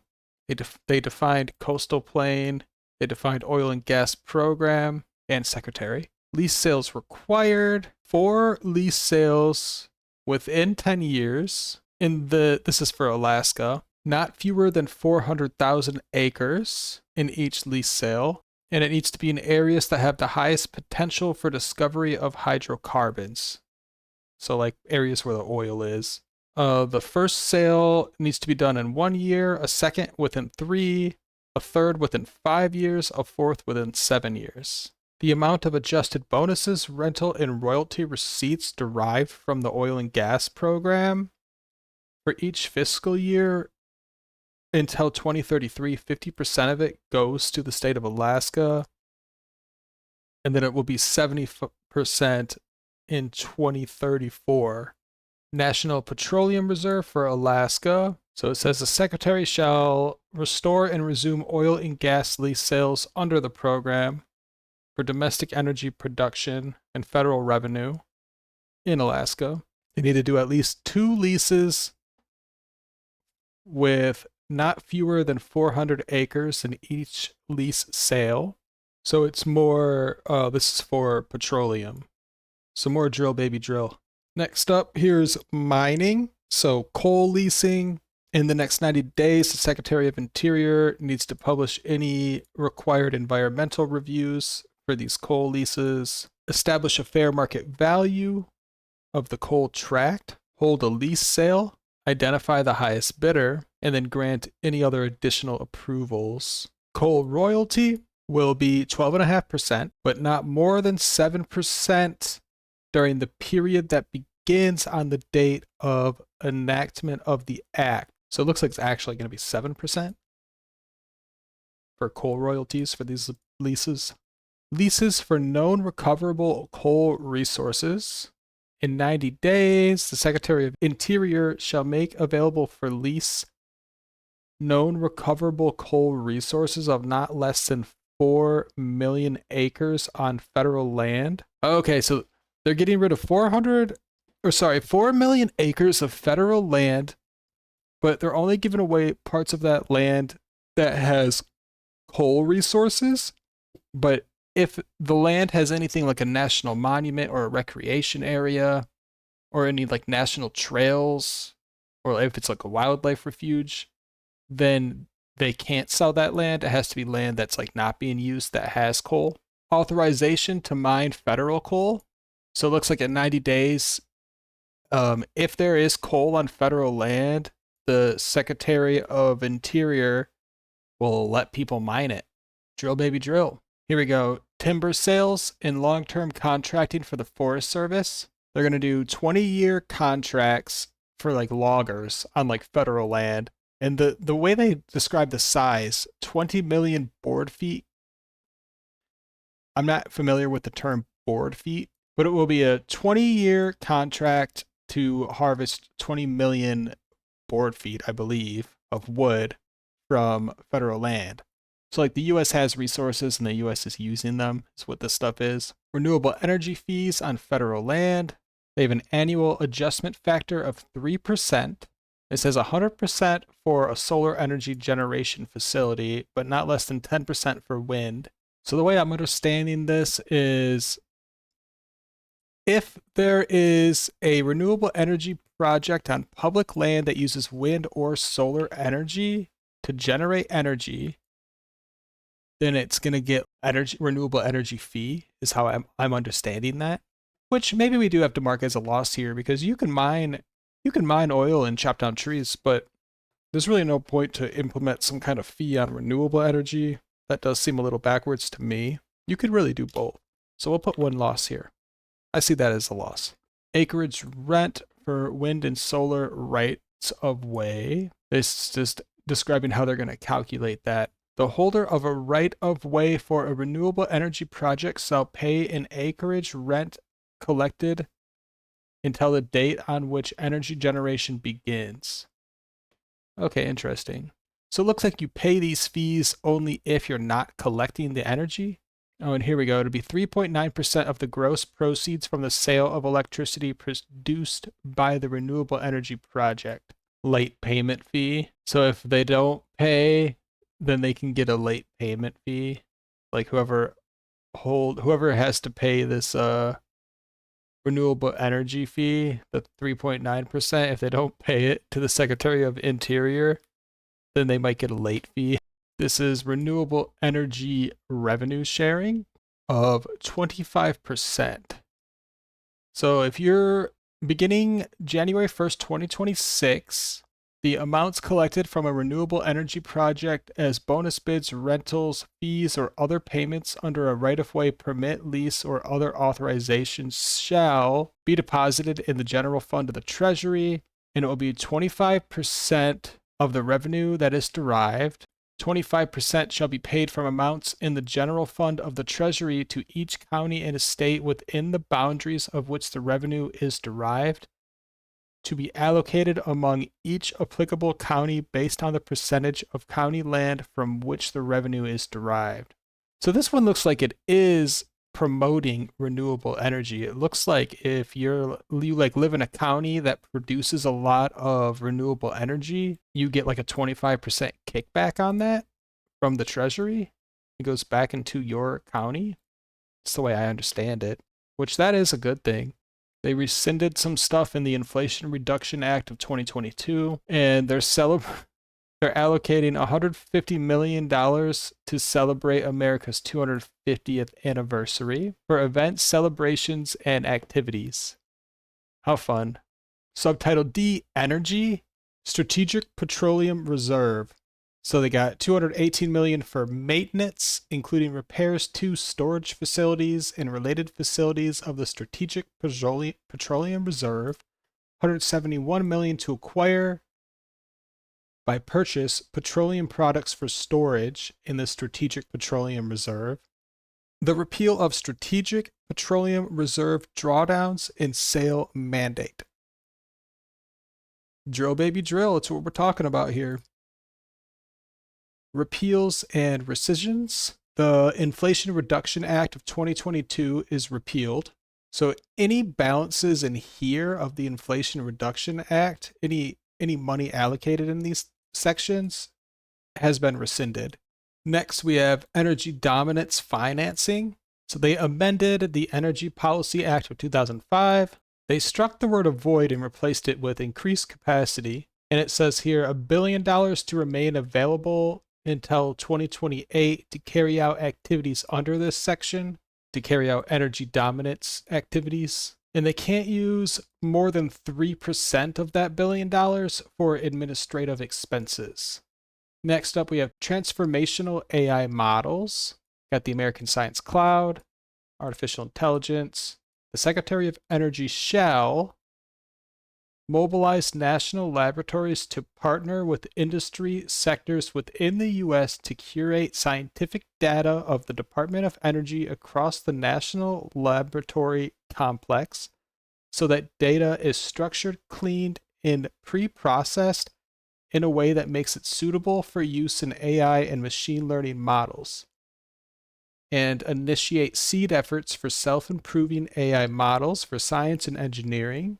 The curated data described in the section may be used to rapidly develop next-gen microelectronics that have greater capabilities beyond Moore's Law while requiring lower energy consumption. New energy technologies, the AI models developed under the subsections shall be provided to the scientific community through the American Science Cloud to accelerate innovation. And they approved $150 million through September 30th, 2026 to carry that out. So this isn't the AI regulation ban, but I guess this is the closest thing they were able to get passed. So it's $150 million so that Department of Energy and national laboratories smooth out their info so that AI models can use it to learn. Should be a good thing. But I guess we'll have to kind of see if that ends up being good or just more nothing. Subtitle E, water. So $1 billion to remain available through 2034 for construction and associated activities that restore or increase the capacity or use of existing conveyance facilities constructed by the Bureau of Reclamation or for construction and associated activities that increase the capability of existing Bureau of Reclamation surface water storage facilities. So it looks like they allocated $1 billion to like water, for not just for drinking, but for like construction and stuff. Here we have Committee on Environment and Public Works. So they rescinded funding for clean heavy duty vehicles. They repealed the Greenhouse Gas Reduction Fund. They rescinded funding for diesel emission reductions. They rescinded funding to address air pollution. They rescinded funding to address air pollution at schools. That's a little redundant here. They rescinded funding for the Low Emissions Electricity Program.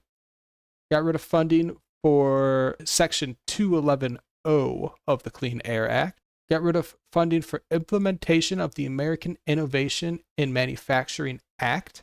Got rid of funding for enforcement technologies in public information.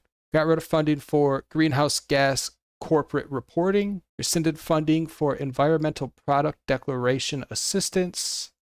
Rescinded funding for methane emissions and waste production incentive program for petroleum and natural gas systems. This is more like drill baby drill, trying to make it easier for like companies and like less regulations. Got rid of funding for greenhouse gas air pollution plans and implementation grants. Got rid of funding for Environmental Protection Agency efficient, accurate, and timely reviews. Got rid of funding for low embodied carbon labeling for construction materials, for environmental and climate justice block grants, for ESA recovery plans, environmental and climate data collection, neighborhood access and equity grant program, federal building assistance, low carbon materials for federal buildings, funding for GSA emerging and sustainable technologies, environmental review implementation funds, low carbon transportation materials grant, John F. Kennedy Center for the Performing Arts. Oh wait, no, that's something else. Sorry. Yeah, and they got rid of low carbon transportation material grants. So yeah, again, all this stuff is like, it's kind of like a change in direction. So less focus on renewable energies and keeping greenhouse gases out of the atmosphere, and more focus on drill baby drill. Next up, we have John F. Kennedy Center for the Performing Arts. They appropriated $256 million for it up until 2029 for repairs, restoration, maintenance, backlog, and security structures of the building. And only 3% of that $256 million can be used for administration costs. And then they amended the project sponsor opt-in fees for environmental reviews. Not later than 15 days after the date on which the council receives information from a project sponsor, the council shall provide to the project sponsor notice of the amount of the fee to be paid under this section. So it looks like if the fee is paid, then within 180 days, the environmental assessment needs to be done, and the statement needs to be like published within a year. The fee can't be more, or the amount of the fee shall be 125% of the anticipated cost to prepare the environmental assessment or environmental impact statement, and that's pretty much it. So they're saying they're changed to environmental impact reviews. So they're saying like they need to be done, it looks like within 180 days, and the statement needs to come out within 1 year, and they can't charge more than 125% of what it would cost to do the environmental impact like study. So this is probably in the bill to like help developers. So like less regulation does allow things to get built faster. I think that's what this is about here. So you can't have like some building or a project getting caught up for multiple years because of an environmental impact study. It looks like there's basically saying you can't charge more than 125% of what the study will cost you, and it needs to be done within a year. So I kind of feel like that's a good thing. Next up, we got finance. References to the Internal Revenue Code of 1986. Certain rules regarding effective rate changes not applicable. So Section 15 of the Internal Revenue Code of 1986 shall not apply to any change in rate of tax by reason of any provision of or amendment made by this title. So Chapter 1, providing permanent tax relief for middle-class families and workers. Oh, so here's like the real like it's a tax bill, and we're finally getting to like actual taxes. So that's fun. So this will be an important part to go over. We have first extension and enhancement of reduced rates. So it was going to end at 2025. Now it's 2026. The inflation adjustment is amended, and that amendment will be applied December 31st, 2025. Extension and enhancement of increased standard deduction. That was going to end 2025. It looks like now it'll be 2026. Or actually, no, it looks like, yeah, it was going to end 2025, but now they just left out an end date. So it began after 2017. So here they did increase standard deductions, but it doesn't exactly say. We might have to dig deep on this one. This is important to go over. So they increased some standard deductions from like 18,000 to 23,000, or from 12,000 to 15,000. There's a termination of deduction for personal exemptions other than temporary senior deduction. So deduction for seniors. There shall be allowed a deduction in an amount equal to 6,000 for each qualified individual with respect to the taxpayer. A qualified individual is a taxpayer that is 65 before the close of the taxable year. And in the case of a joint return, the spouse also needs to be age 65. Limitations based on modified adjusted gross income. In general, in the case of any taxpayer for any taxable year, the $6,000 amount in Clause 1 shall be reduced, but not below zero, by 6% of so much of the taxpayer's modified adjusted gross income as exceeds $75,000, $150,000 in the case of a joint return. Social Security number required. So it says it doesn't apply unless the taxpayer includes a Social Security number on the tax return. And then if it's a joint return, you need each person's Social Security number. Omission of correct Social Security number treated as mathematical or clerical error is amended. Next, we have extension of enhancement of increased child tax credit. It was 2,000. It looks like now it's 2,200, and it won't end in 2025. But they did add an amendment. You need your Social Security number on your tax return to get that child tax credit, which I don't really disagree with. And you also need the kid to have the Social Security number.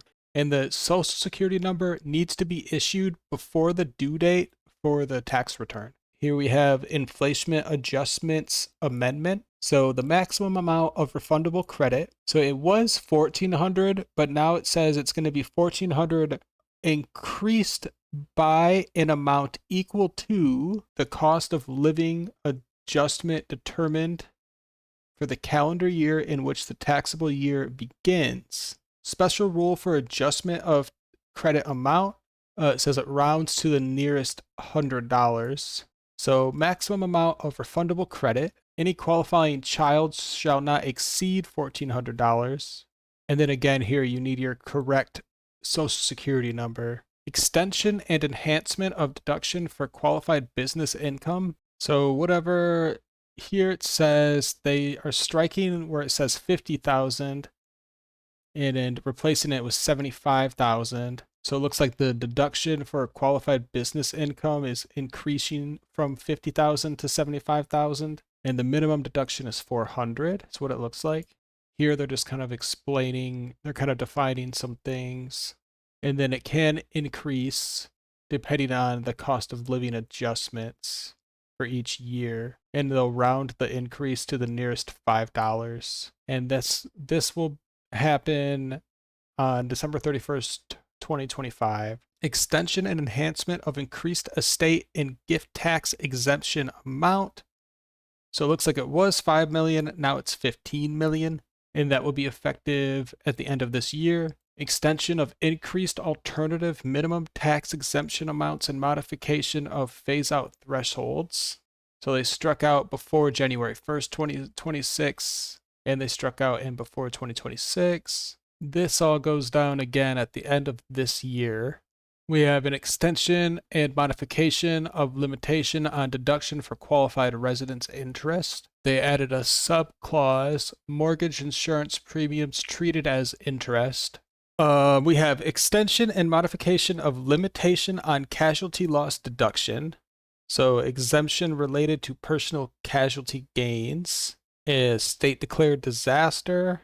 They define what a state declared disaster is. So I guess let's check out, see what they define that as. A natural catastrophe, regardless of cause, in a state which in the determination of the governor of the state causes damage of sufficient severity and magnitude to warrant the application of the rules in this section. So basically it's up to the governor of the state and the secretary to determine if it's like a state declared disaster. Next is termination of miscellaneous itemized deductions other than educator expenses. So it looks like unless you're an educator or like a coach or something, you can't do the miscellaneous itemized deduction anymore. That's how I understand this. Limitation on tax benefit of itemized deductions. So it shall be 2/37 of the lesser of the itemized deductions, so much of the taxable income of the taxpayer for the taxable year as exceeds the dollar amount in which the 37% rate bracket begins with respect to the taxpayer. There are limitations that are not applicable to determination of deductions for qualified business income, extensions and modification of qualified transportation fringe benefits. They added inflation adjustment for that, in coordination with disallowance of certain expenses, extension and modification of limitations on deduction and exclusion for moving expenses. It looks like if you work for like an intelligence agency and you have to move, you can deduct that expense on your taxes. That's how I understand this. Extension and modification of limitation on wagering losses. So, for purposes of losses from wagering transactions, the amount allowed as a deduction for any taxable year shall be equal to 90% of the amount of such losses, shall be allowed only to the extent of the gains from such transactions. And there's a special rule here. Basically, they say that any wagering transaction is included in this. So it's like if you lose $100 sports betting, maybe you can deduct up to 90% of it. Maybe. Extension and enhancement of increased limitation and contributions to able accounts. So they extended that. Extension and enhancement of savers credit allowed for able contributions. They repealed paragraph 1 of section 103E of the Secure 2.0 Act of 2022. And section 25BA is amended from 2000 to 2100. That won't take effect until December 31st, 2026. Extension of rollovers from qualified tuition programs to able accounts permitted. Extension of treatment of certain individuals performing services in the Sinai Peninsula and enhancement to include additional areas. That's places like Chad, Mali, Kenya. Those are qualified hazardous duty areas. Extension and modification of exclusion from gross income and student loans discharged on account of death or disability. So it looks like if you die or you're permanently disabled, you can get your student loans discharged. And not just your federal loans, but also your private education loans if you have any. but they have a social security number requirement. So if you do get permanently disabled and you want to get rid of your student loans, you got to have a social security number. Next, we have limitation on individual deductions for certain state and local taxes. So it was 10,000, but now they changed it to the applicable limitation amount. And that amount in general means 40,000 in 2025, 40,400 in 2026, based on modified adjusted gross income. In the case of a taxable year beginning before January 1st, 2030, the applicable limitation amount shall be reduced by 30% of the excess, if any, of the taxpayer's modified adjusted gross income over the threshold amount. So the threshold amount is, in 2025, it's 500,000. In 2026, it'll be 505,000. So, trying to just understand this. So if your adjusted gross income is more than 500%, then your applicable limitation amount will be reduced by 30% of the excess, if any, of your modified adjusted gross income over the threshold amount. Tax stuff, a little bit confusing, hard to follow. The reduction shall not result in the applicable limitation amount being less than 10,000. So that's kind of the minimum. Chapter 2, delivering on presidential priorities to provide new middle class tax relief. So here we have the no tax on tips. So this is what a qualified tip is. It's a max of $25,000 that you can claim no tax on these tips. And there are limitations based on adjusted gross income. So if you make over $150,000, this max of $25,000 gets reduced by $100 for each $1,000 you make over $150,000. But we got to put it in here, no tax on tips. I mean, that's bipartisan. That's a win right there. We got to count that. But really, it's no tax on tips up to 25,000. So if you do make more than 25,000 in tips, if you're like a Vegas stripper or something, and you actually claim all your tips, then after 25,000, it will get taxed. So if you're not under the poverty line making tips, you're gonna get taxed. Oh yeah, boy. yeah. If you make a lot of Oh tips, you'll get boy. taxed. I mean, even Kamala wanted this. Here it defines what a qualified tip is. It's an amount paid voluntarily. It's the trade or business in the course of which the individual receives such amount is not specified. It's not a specified service, trade, or business, and such other requirements may be established. It also includes cash tips, and your social security number will be required. So if you don't have a social security number, then you will get taxed on your tips. Here they have an extension of tip credit to beauty service business. So like barber and hair care, nail care, body and spa treatments. So if you're one of those things, there is a tip credit. It also includes delivering or serving food or beverages if the tipping of employees by customers is customary. There are reporting requirements. And then not just no tax on tips, but we'll kind of include it as well, no tax on overtime. So let's kind of see how this goes. Qualified overtime compensation. So the deduction shall not exceed $12,500. Then that will be untaxed, which is a win. It's cool. And then here it kind of defines what qualified overtime compensation is.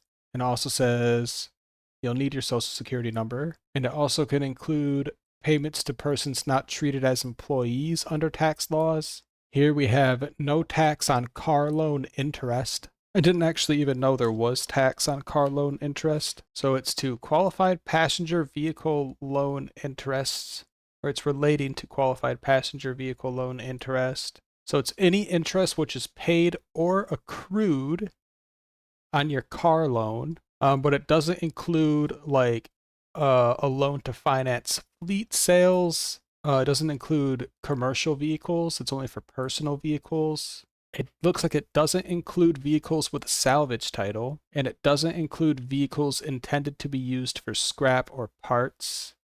And there is a VIN requirement to get this no tax on car loan interest. And the limitation, it shall not exceed $10,000. And then if you make over 100,000, okay, so if you make over $100,000, then you will have to pay some tax on your car loan interest. For each $1,000 you make over $100,000, it will be reduced by $200 of this no tax on car loan interest. The vehicle has to have at least 2 wheels. It could be a car, minivan, a pickup truck, motorcycle. It has to be treated as a motor vehicle, and it has to weigh less than 14,000 pounds.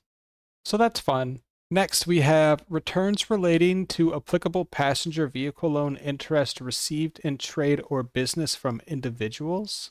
In general, any person who is engaged in trade or business and, in the course of such trade or business, receives from returns related to applicable passenger vehicle loan interest received in trade or business from individuals. So where were we? So if the interest is 600 or more for the year on a passenger vehicle loan, then it looks like you can deduct that.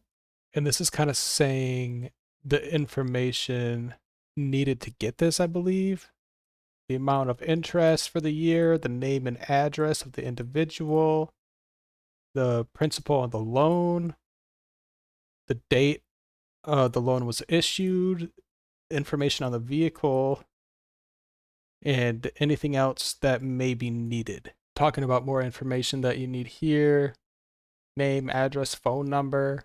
It says a secretary can't make regulations that would prevent the duplicate reporting of information under this section. And then next up, we have Trump accounts. So Trump accounts in Contribution Pilot Program, Section 530A, Trump accounts. A Trump account shall be treated for purposes of this title in the same manner as an individual retirement account. So a Trump account is a retirement account that's not designed as a Roth IRA. And then here it has to meet these requirements. Bear with me, I'm just looking for where they kind of talk about what's special about this Trump account. So an eligible individual is someone who is under 18, it looks like, with a social security number. An eligible investment would be like a mutual fund or exchange traded fund that does not use leverage, that's on a qualified index, doesn't have annual fees and expenses of more than 0.1%. And it says there's no deduction allowed. And then you can't contribute more than $5,000 a year to it. But there are some exemptions, like a qualified rollover contribution. And then that $5,000 amount could increase in the future, will be adjusted according to cost of living. It gets distribution. No distribution shall be allowed until the beneficiary is 18. Here it talks about what happens if the beneficiary dies. It will go to the estate or a beneficiary. Then here there is qualified rollover contribution and qualified general contribution. It's basically like a retirement account that's going to get set up for kids. And you can put $5,000 into it a year. Okay, your employer can contribute to the Trump accounts. So if your employer puts money into an employee's Trump account or a dependent of an employee, it doesn't count for that person's gross income. But it looks like your employer can't put more than $2,500 into the account, but that will be adjusted with inflation. So that is pretty cool. Okay, in the case of an individual who makes an election under this section with respect to an eligible child of the individual, such child shall be treated as making a payment against the tax imposed in an amount equal to $1,000. That amount shall be paid by the Secretary to the Trump account with respect to which eligible child is the account beneficiary. So to be eligible, you need to be born after 2024, but before 2029. And it says, with respect to whom no prior election has been made under this section by such individual or any other individual. And you have to be a U.S. citizen, and you need your social security number. It looks like special rule regarding interest. The period determined any payment under this section shall not begin before January 1st, 2028. There's some mere code possession stipulation. If you live in an area that has a mere code tax system, it'll be treated a little bit differently. I'm not familiar with that. There is penalty for fraudulent claims. So if you try to take advantage of this, it's $1,000 penalty. Like if your kid doesn't have a social security number and you try to set one of these Trump accounts up, you might get fined $1,000. So it really just looks kind of like it's like a retirement account, only really for kids that are born within like the next 5 years, unless it gets extended. And you're like the parents' employers can contribute to it, and it won't count towards the parents' income. So it'll be like untaxed income that just the kid can't use till they're at least 18. And in the meantime, it'll be in that account. It will grow just like any other retirement account. And then the max you can put in right now is $5,000 a year. Chapter 3, establishing certainty and competitiveness for American job creators. Subchapter A, permanent U.S. business tax reform and boosting domestic investment. So full expensing for certain business property is made permanent. So it looks like you can claim, if you have a business property with like trees on it, you can claim those trees as like a business expense, which is interesting. Certain plants, not every plant though.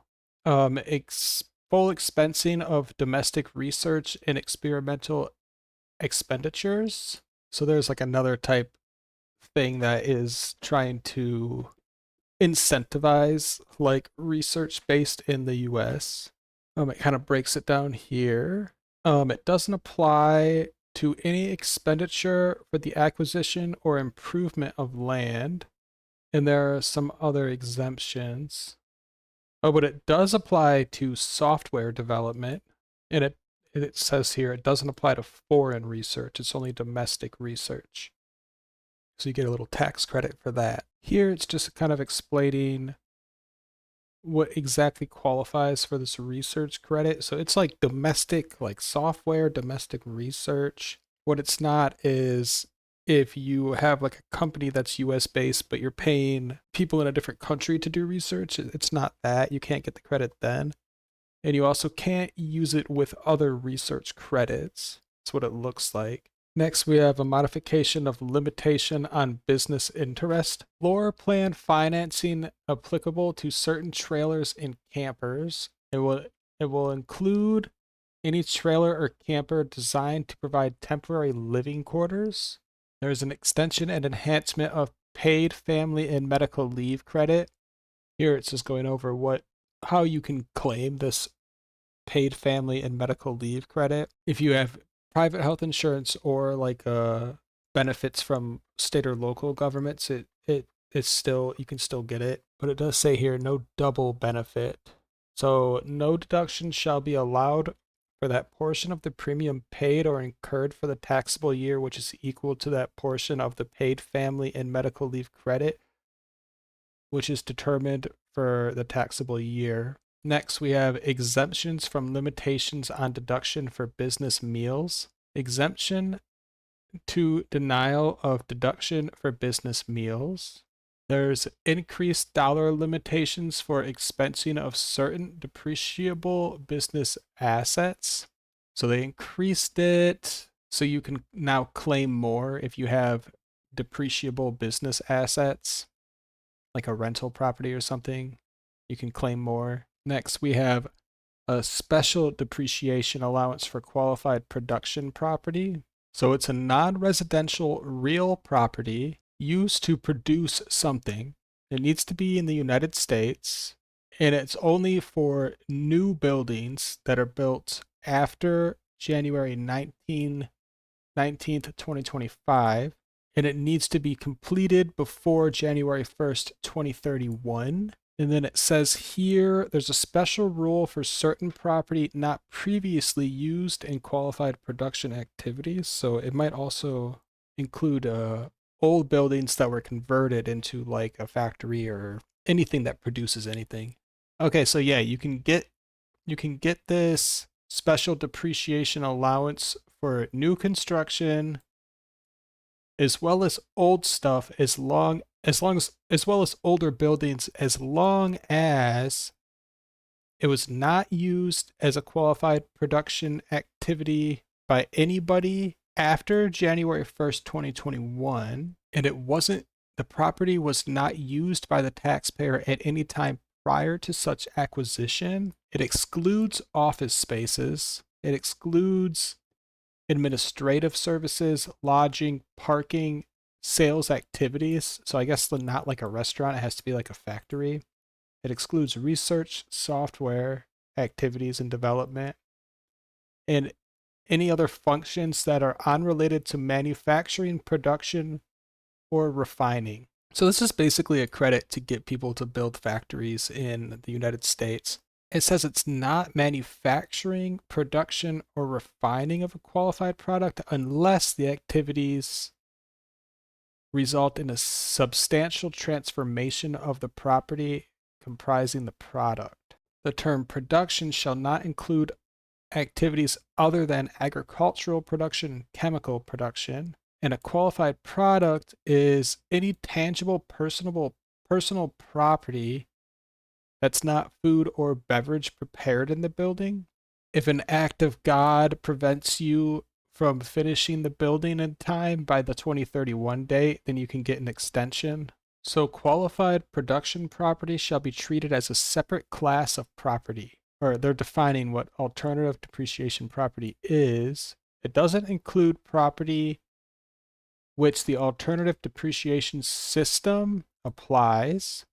That will be treated as a separate non-residential real property. And then if you stop using the production property, then you don't get this credit anymore. You can't get it again. So you have to keep the factory open, basically. Next, we have enhancement of advanced manufacturing investment credit. So it was 25% of something, now it's 35%. Next, spaceports are treated like airports under exempt facility bond rules. So I think this is a good thing for like the space industry. Subchapter B, Permanent America First International Tax Reforms. Part 1, Foreign Tax Credit. So there's modifications related to foreign tax credit limitation. Deductions treated as allocable to foreign sources net CFC tested income. Deductions are treated as allocable to foreign source net CFC tested income. Then we have modifications to determination of deemed paid credit for taxes properly attributable to tested income. There's an increase in deemed paid credit, 80% to 90%, but you can't use that with the foreign tax credit. So my guess is this is another thing to kind of promote business in the United States, not in other countries. This talks about sourcing certain income from the sale of inventory produced in the United States. Source rules for certain inventory produced in the United States and sold throughout foreign branches. So if you produce something in the United States, but it's made for use outside of the United States, then it looks like it will be treated as from sources without the United States, except that the amount so treated shall not exceed 50% of the income from the sale or exchange of such inventory property. Kind of hard to follow, but it's interesting. Again, this is all just promoting US-based business. Foreign-derived deduction eligible income and net CFC tested income. They modified the deduction for foreign-derived deduction eligible income. So it looks like it was 37.5% and now it's 33.34%. And another part of it, 50% down to 40%. And then they updated how they determine this deduction of eligible income. Here they go over the rules related to deemed intangible income and how this net CFC tested income gets taxed. There is a repeal of tax-free deemed return on foreign investments. So it looks like if you had foreign investments, there's a way to get your returns tax-free, and they got rid of that. And then here, deductions for foreign-derived deduction eligible income. So they were calling it foreign-derived intangible income, but now they're calling it foreign-derived deduction eligible income. So basically, they're trying to tax you if you make money outside like the United States, because they're just trying to promote like a US-based economy, like growth in the US. Part 3, base erosion minimum tax, extension and modification of base erosion minimum tax amount. It was 10%, now it's 10.5%. And I think that's about all I really say about it here. Business interest limitation, coordination of business interest limitation with interest capitalization provisions.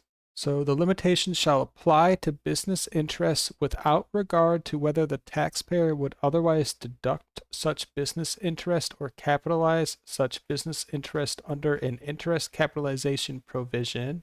And any reference in this subsection to a deduction for business interest shall be treated as including a reference to the capitalization of business interest. Here they talk about the amount allowed and how they treat disallowed interest carried forward. We have definition of adjusted taxable income for business interest limitation. So they added a new clause. The amounts included in gross income.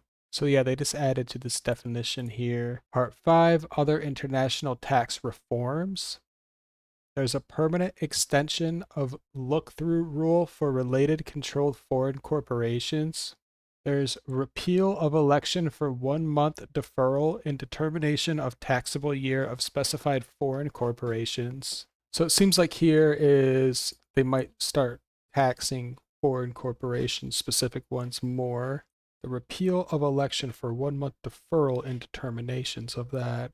A restoration of limitation on downward attribution of stock ownership and applying constructive ownership rules. So it looks like if you're not a US citizen, it doesn't apply. Here we have amounts included in gross income of foreign-controlled United States shareholders. Modifications to pro rata share rules. Not familiar with that, but they modified it. In general, if a foreign corporation is a controlled foreign corporation at any time during a tax year, then US-based shareholders will need to include that their shares as gross income, is how I understand it. And if you're a United States shareholder and you own stock in such corporation, then it is included in your gross income. So this is kind of incentivizing people to invest in American companies, not to invest in foreign companies.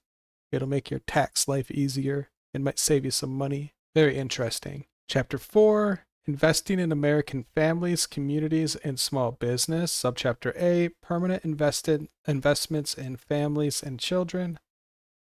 So it's an enhancement of employer-provided child care credit. So the credit allowable for any taxable year shall not exceed $500,000 or $600,000 in the case of an eligible small business. And that amount will raise with the cost of living. And basically, to be one of these eligible small businesses, it looks like you need to have 3 taxable years. And the credit is allowed for third-party intermediaries, like a third-party contractor that contracts with 1 or more qualified child care facilities to provide child care services. So it looks like if you have like a small daycare business, you can deduct up to like $500,000 on your tax credit. I think the point of this is to keep childcare prices affordable for people. It's kind of like a subsidy for childcare, if I'm understanding this right, which might be a really good thing. Here we have an enhancement of adoption credit. It looks like that is like a $5,000 credit, and it will be adjusted for inflation. So if you adopt a kid, you can claim up to $5,000 on your tax return, recognizing Indian tribal governments for purposes of determining whether a child has special needs for purposes of the adoption credit. So maybe if they have special needs, the credit you get more. There's an enhancement of the dependent care assistance program. So it was 5,000, now it's 7,500. So I'm not familiar with the child care assistance program, but it looks like they upped it. So whoever can get this child care assistance, it looks like it's possible you can get more money from it now. Enhancement of child and dependent care tax credit. So it looks like you can claim about, if you have a dependent or a child, it's 2,000 if you make 15,000 a year. And then I don't know how much it is exactly, but basically the more money you make, the smaller this child and dependent care tax credit becomes. And then once you make over 75,000, it gets smaller faster. Here we have permanent investments in student and reforms to tax-exempt institutions. Oh, this might be spicy. I can't wait to get into that. Tax credit for contributions of individuals to scholarships granting organizations. So it looks like if you donate to a scholarship organization, you could get a tax credit for that. Here it's talking about qualified elementary and secondary education scholarships. So they're trying to promote scholarships for like elementary and secondary education schools. So yeah, if you donate to these scholarship organizations, then you can get a tax credit equal to the amount that you donated, but it can exceed $1,700. So basically, you could give $1,700 a year to these scholarship organizations, and you'll get it back when you do your taxes. So it's kind of trying to promote education. There are some requirements. The organization needs to provide at least more than 10 scholarships that don't all attend the same school. And 90% of the organization's income needs to go to the students. And it's only for qualified elementary or secondary education expenses. And then they should provide scholarships to eligible students with a priority for students awarded a scholarship the previous school year and eligible students who have a sibling who was awarded the scholarship. And then it says prohibition on self-dealing. So if you take advantage of this, you can get in trouble. And it will count as a charitable contribution, basically, is what it is. And if you do donate more than the $1,700, you can claim the rest on the following tax year, but you can only claim $1,700 a year. So it like rolls over. But it doesn't roll. It rolls over for a max of 5 years. And you do have to provide in your taxes a list of the scholarship organizations so that they can make sure they meet the requirements for the tax credit. And it looks like the state will decide if these organizations are like certified for like ones that you can donate to so that you can get the tax credit. And then the secretary will enforce this. Next, we have scholarships for qualified elementary or secondary education expenses of eligible students. Okay, so if these students get the scholarship, it doesn't count for their gross income. So that's a good thing. We got to mark that as a win here, actually. This whole scholarship tax credit thing it seems pretty good for everyone. Exclusion for employer payments of student loans. So I'm not too familiar with this, but it says like in the case of any taxable year beginning after 2026, that like $5,250 amount will increase with the cost of living. But I'm not familiar with that $5,000 amount. I'm guessing this is the amount that your employer can pay on your student loans each year that doesn't get marked as your gross income. That's my best guess here. Additional expenses treated as qualified higher education expenses for purposes of 529 accounts. So any elementary or secondary tuition expenses, things like books, tuition, online educational materials like a computer, fees to take like tests and stuff, fees for enrollment. That's all included in this kind of thing. It looks like you can claim up to $20,000 of those fees on your taxes, and it used to be $10,000. Certain post-secondary credentialing expenses treated as qualified higher education expenses for purposes of 529 accounts. So it looks like it also counts for like post-secondary. I think that would be like college or a workforce innovation. Oh, there is a list. It's in the Workforce Innovation and Opportunity Act. Here they define recognized post-secondary credential. It can be any post-secondary employment credential issued by a program that is accredited by the Institute for Credentialing Excellence, the National Commission on Certifying Agencies, or the American National Standards Institute. Any post-secondary employment credential that is included in the Credentialing Opportunities online directory of credentialing programs, and then any post-secondary employment credential identified for purposes of this clause by the secretary. A certificate of completion for an apprenticeship counts, so you can like claim that on your tax deduction.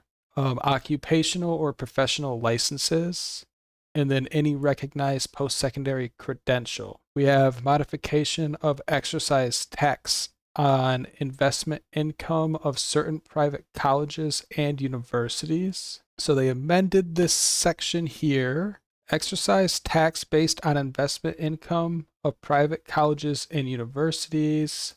A tax is being imposed. So there is hereby imposed on each applicable educational institution for the taxable year a tax equal to the applicable percentage of the net investment income of such institution for a taxable year. So if it is less than 750,000, it's a 1.4% tax. If it's less than 2 million, it's a 4% tax. And if it's more than 2 million, it's an 8% tax. So it looks like if it's a private college that is making investments, they are going to get taxed. And then here they define what an applicable educational institution is that would have to pay this tax. So if it has at least 3,000 tuition paying students, it's considered one.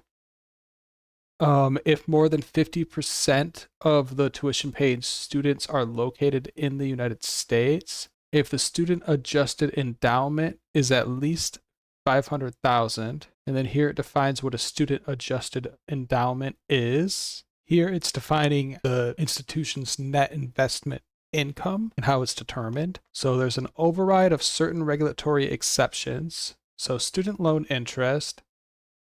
Net investment income shall be determined by taking into account any interest income from a student loan made by the applicable educational institution as gross investment income. Oh, okay. So like these colleges that are giving out student loans to the students at the colleges, they can be it looks like they could be taxed on that. So yeah, student loan interest, federally subsidized royalty income. Here it defines what that is. It's otherwise regulatory exempt royalty income. Okay, the term federally subsidized royalty income means any otherwise regulatory exempt royalty income if any federal funds were used in the research, development, or creation of the patent, copyright, or other intellectual or intangible property from which such royalty income is derived. It's not just student loans that the universities can be taxed on if they give it out. Also, if the university owns like patents and stuff and IP and they're making money off that, that counts and they can get taxed on that up to 4%. And if they use federal funding on their research to develop those kind of things. Also here, otherwise regulatory exempt royalty income. Oh yeah, that's what that means. Yeah, exactly. And then federal funds, they define it as like grants, like federal grants made by federal agencies to educational institutions. So that's interesting. Here it talks about assets and net investment income of related organizations. So it says assets and net investment income of any related organization with respect to an educational institution shall be treated as assets and net investment income, respectively, of the educational institution, but there are some exceptions.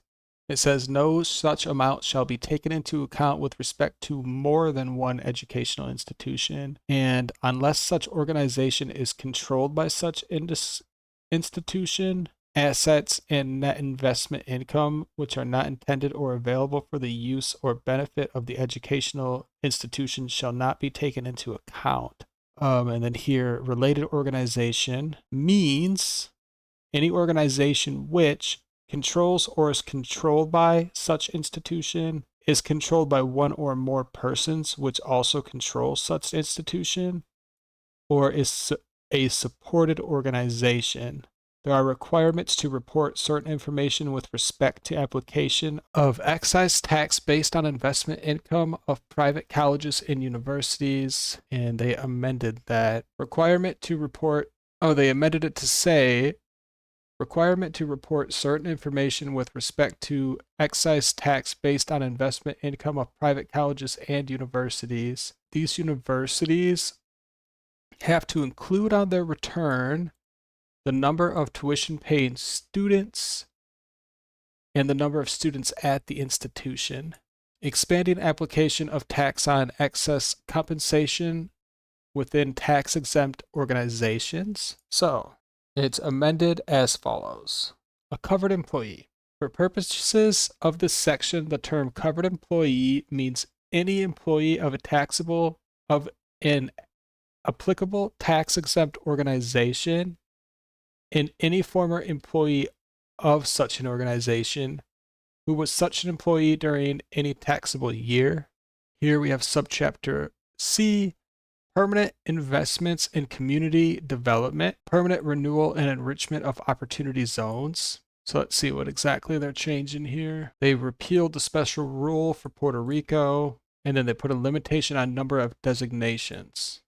Qualifications for designations, determination of low-income communities. This is how they define a low-income community. Such population census tract has a median family income that, if it's not within a metropolitan area and does not exceed 70% of the statewide median family income, or in the case of a population census tract located within a metropolitan area, does not exceed 70% of that area's median family home, or such population census tract has a poverty rate of at least 20% and has a median family income that either is, in the case of a population census tract not located within a metropolitan area, does not exceed 125% of the statewide median family income, or in the case that it is in a metropolitan area, does not exceed 125% of the metropolitan area median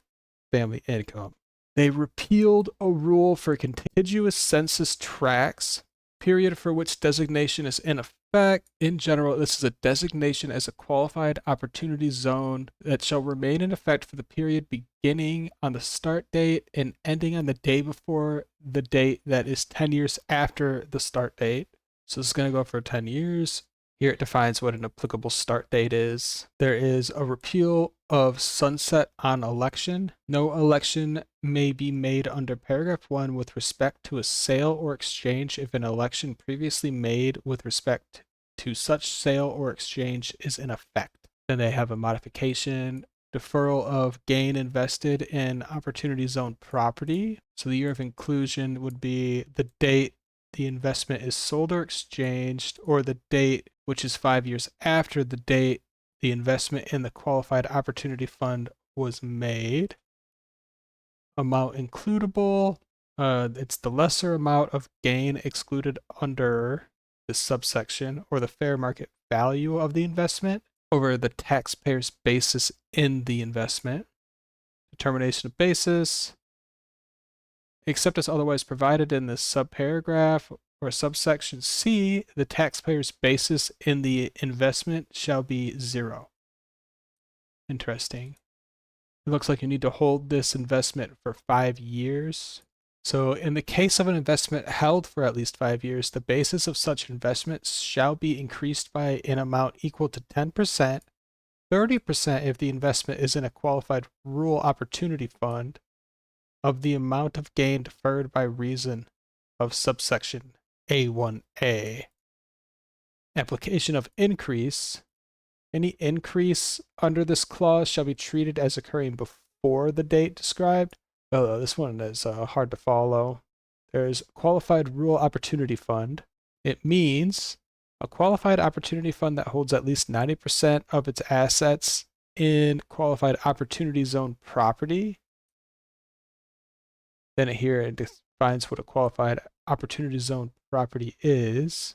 And it needs to be in a rural area.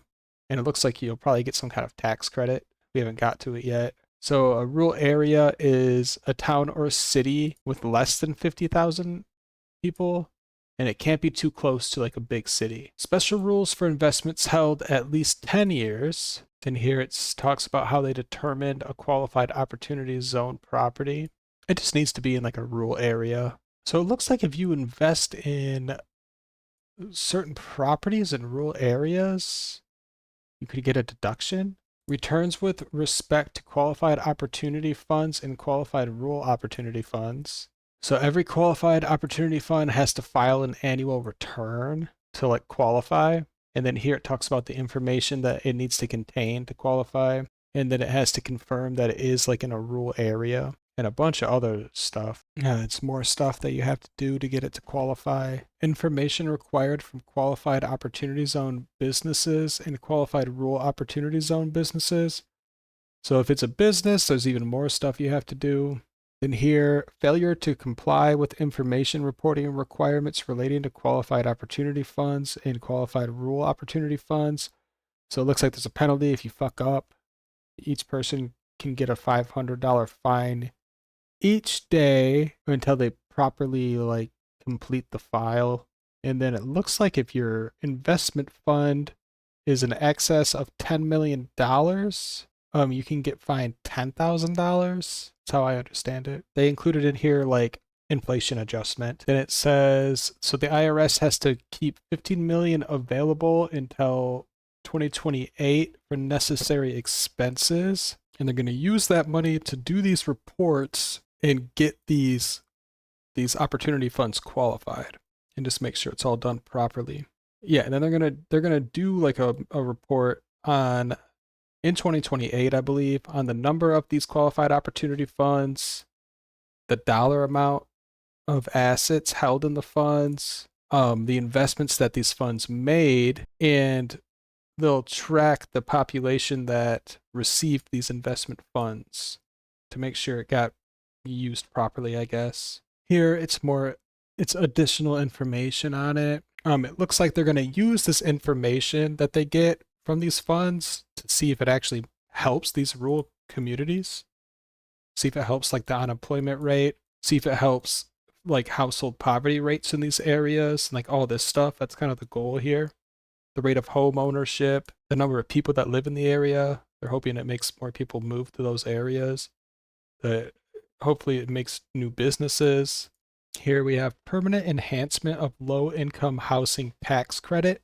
So yeah, there is a low income housing tax credit. It looks like they're making it permanent here. That's what this is. There is an amendment. So there's a special rule where minimum percent of buildings is financed with tax-exempt bonds subject to volume cap. So for purposes of subparagraph A, paragraph 1 shall not apply to any portion of the credit allowable under subsection A with respect to a building if 50% or more of the aggregate basis of such building in the land on which the building is located is financed by one or more obligations described in subparagraph A, 25% or more of the aggregate basis of the building in the land that it's on is located is financed by one or more obligations, and then one or more of such obligations are part of an issue, the issue date of which is after December 31st, 2025, and provide the financing for not less than 5% of the aggregate basis of such buildings in the land on which the building is located. Rehabilitation expenditures treated as separate new building. So that's just like some kind of intricate spin-off. So it looks like sometimes when they add stuff to new buildings, it can be sometimes considered a new building under this section 42E of the IRS code. We're not going to look into that though. We have permanent extension of new markets tax credit. So new markets tax credit looks like it's permanently extended now. Permanent and expanded reinstatement of partial deduction for charitable contributions of individuals who do not elect to itemize. Okay, so if you do like the standard deduction, not the itemized reduction, it looks like it used to be $300 to $600, but now it's $1,000 to $2,000, beginning for tax years in 2021. So I think that's a good thing also. 0.5% floor on deduction of contributions made by individuals. So they amended paragraph 1. So let's see what this 0.5% floor is. It's any charitable contribution otherwise allowable as a deduction shall be allowed only to the extent that the aggregate of such contributions exceeds 0.5% of the taxpayer's contribution base for the taxable year, and it will take into account charitable contributions. They amended this applications of carry forward. So contributions disallowed by 0.5% floor carried forward only from years in which limitation is exceeded. Any charitable contribution otherwise allowable as a deduction shall be allowed only to the extent that the aggregate of such contributions exceeds 0.5% of the taxpayer's contribution base for the taxable year. Yeah, I'm not familiar with this 0.5% floor on deduction of contributions. Here we have modification of limitation for cash contribution. So if you contribute cash to an organization, you can deduct it as long as it doesn't exceed 60% of your contribution for that year, and as long as it does not exceed the excess of the aggregate amount of contributions taken into account under subparagraph A for such taxable year. So you can donate some cash to like charities and you can claim that now. I guess you weren't able to in the past. Coordination with other limitations. In general, they amended a clause. Yeah, this is just more modifications of limitation for cash contribution stuff. So you can donate cash and claim that to like charities and claim it, but only so much.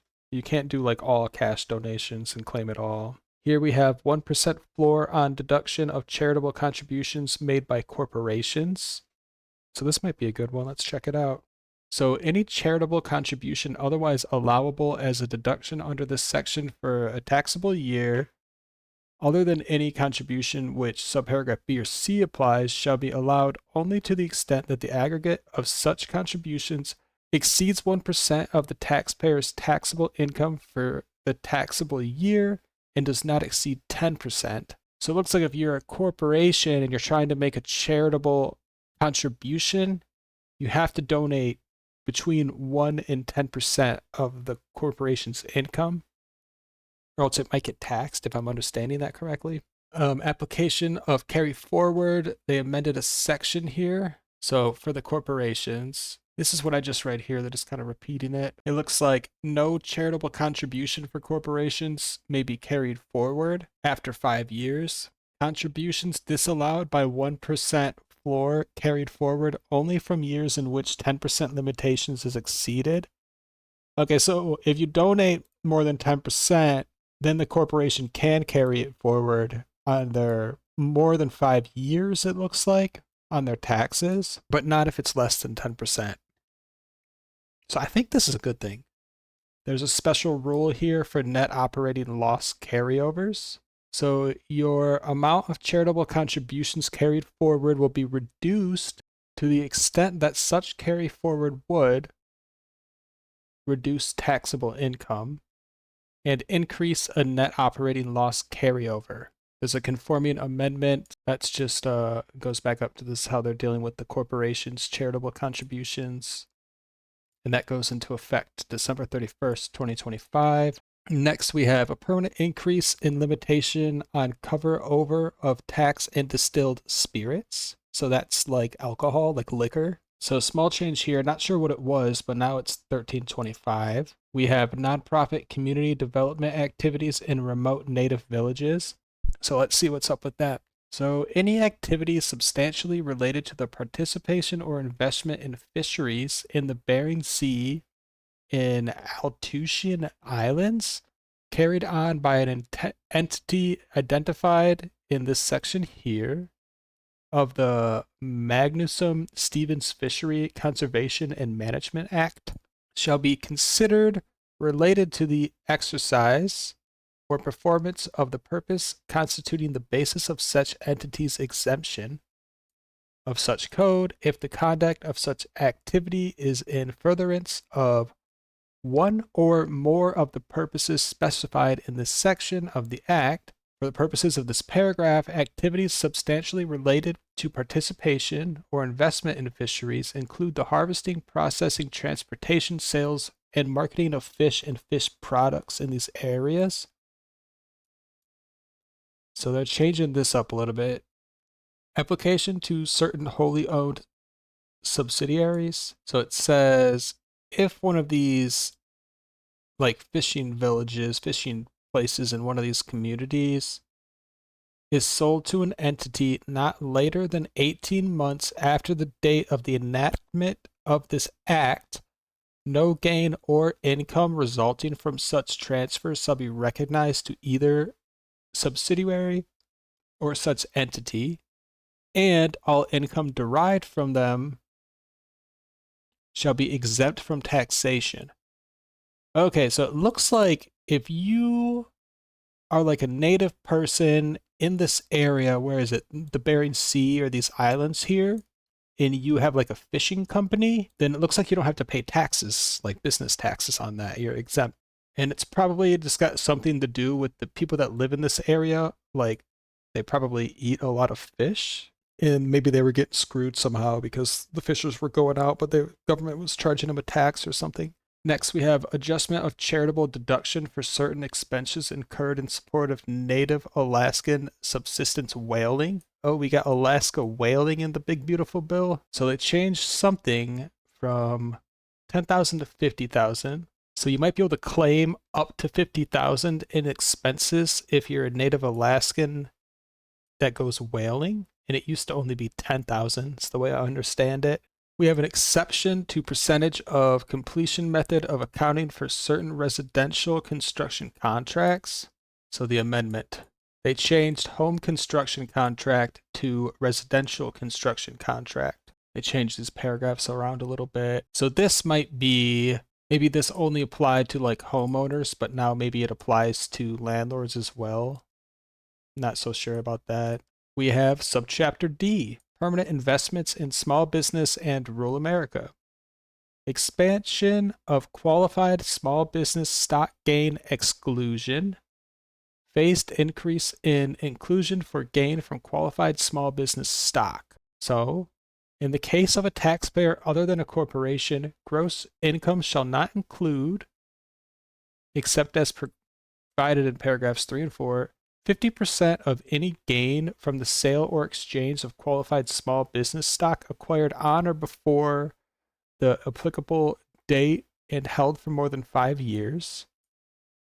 And the applicable percent of any gain from the sale or exchange of the small business stock as long as it was held for 3 years.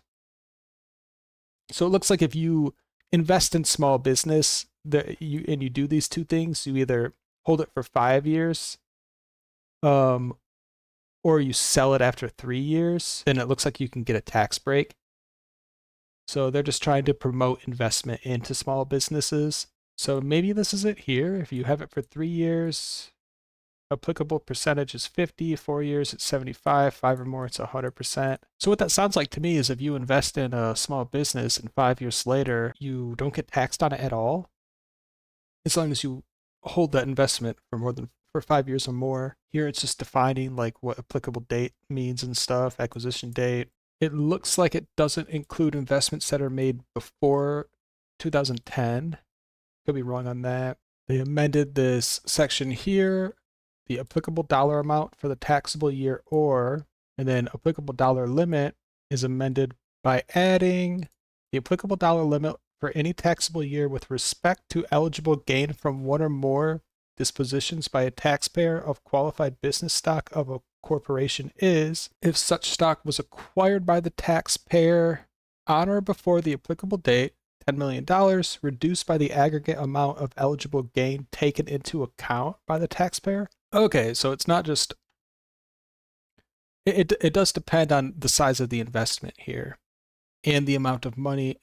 It depends on the size of the investment and the date the investment was made. So if such stock was acquired by the taxpayer after the applicable date, 15 million reduced by the sum of the amount of eligible gain taken into account by the taxpayer for prior taxable years to disposition of stock issued by such corporation and acquired by the taxpayer before, on, or after the applicable date, plus the aggregate amount of eligible gain taken into account by the taxpayer for the taxable year and attributable to dispositions of stock issued by such corporation and acquired by the taxpayer on or before the applicable date. And then here it says it will be adjusted for inflation in the future. No increase once limit reached. It's saying here if the taxpayer gets these gains after the applicable date, the appreciable dollar limit for such subsequent taxable year shall be 0. Separate returns. It kind of defines how it will work if you're filing jointly or separately, like say you're married. Here's an increase in limit in aggregate gross assets. So the limit, I guess, was 50 million. Now it's 75 million. And it will be adjusted for inflation. Repeal of revision to de minimis rules for third-party network transactions. So they amended this section here.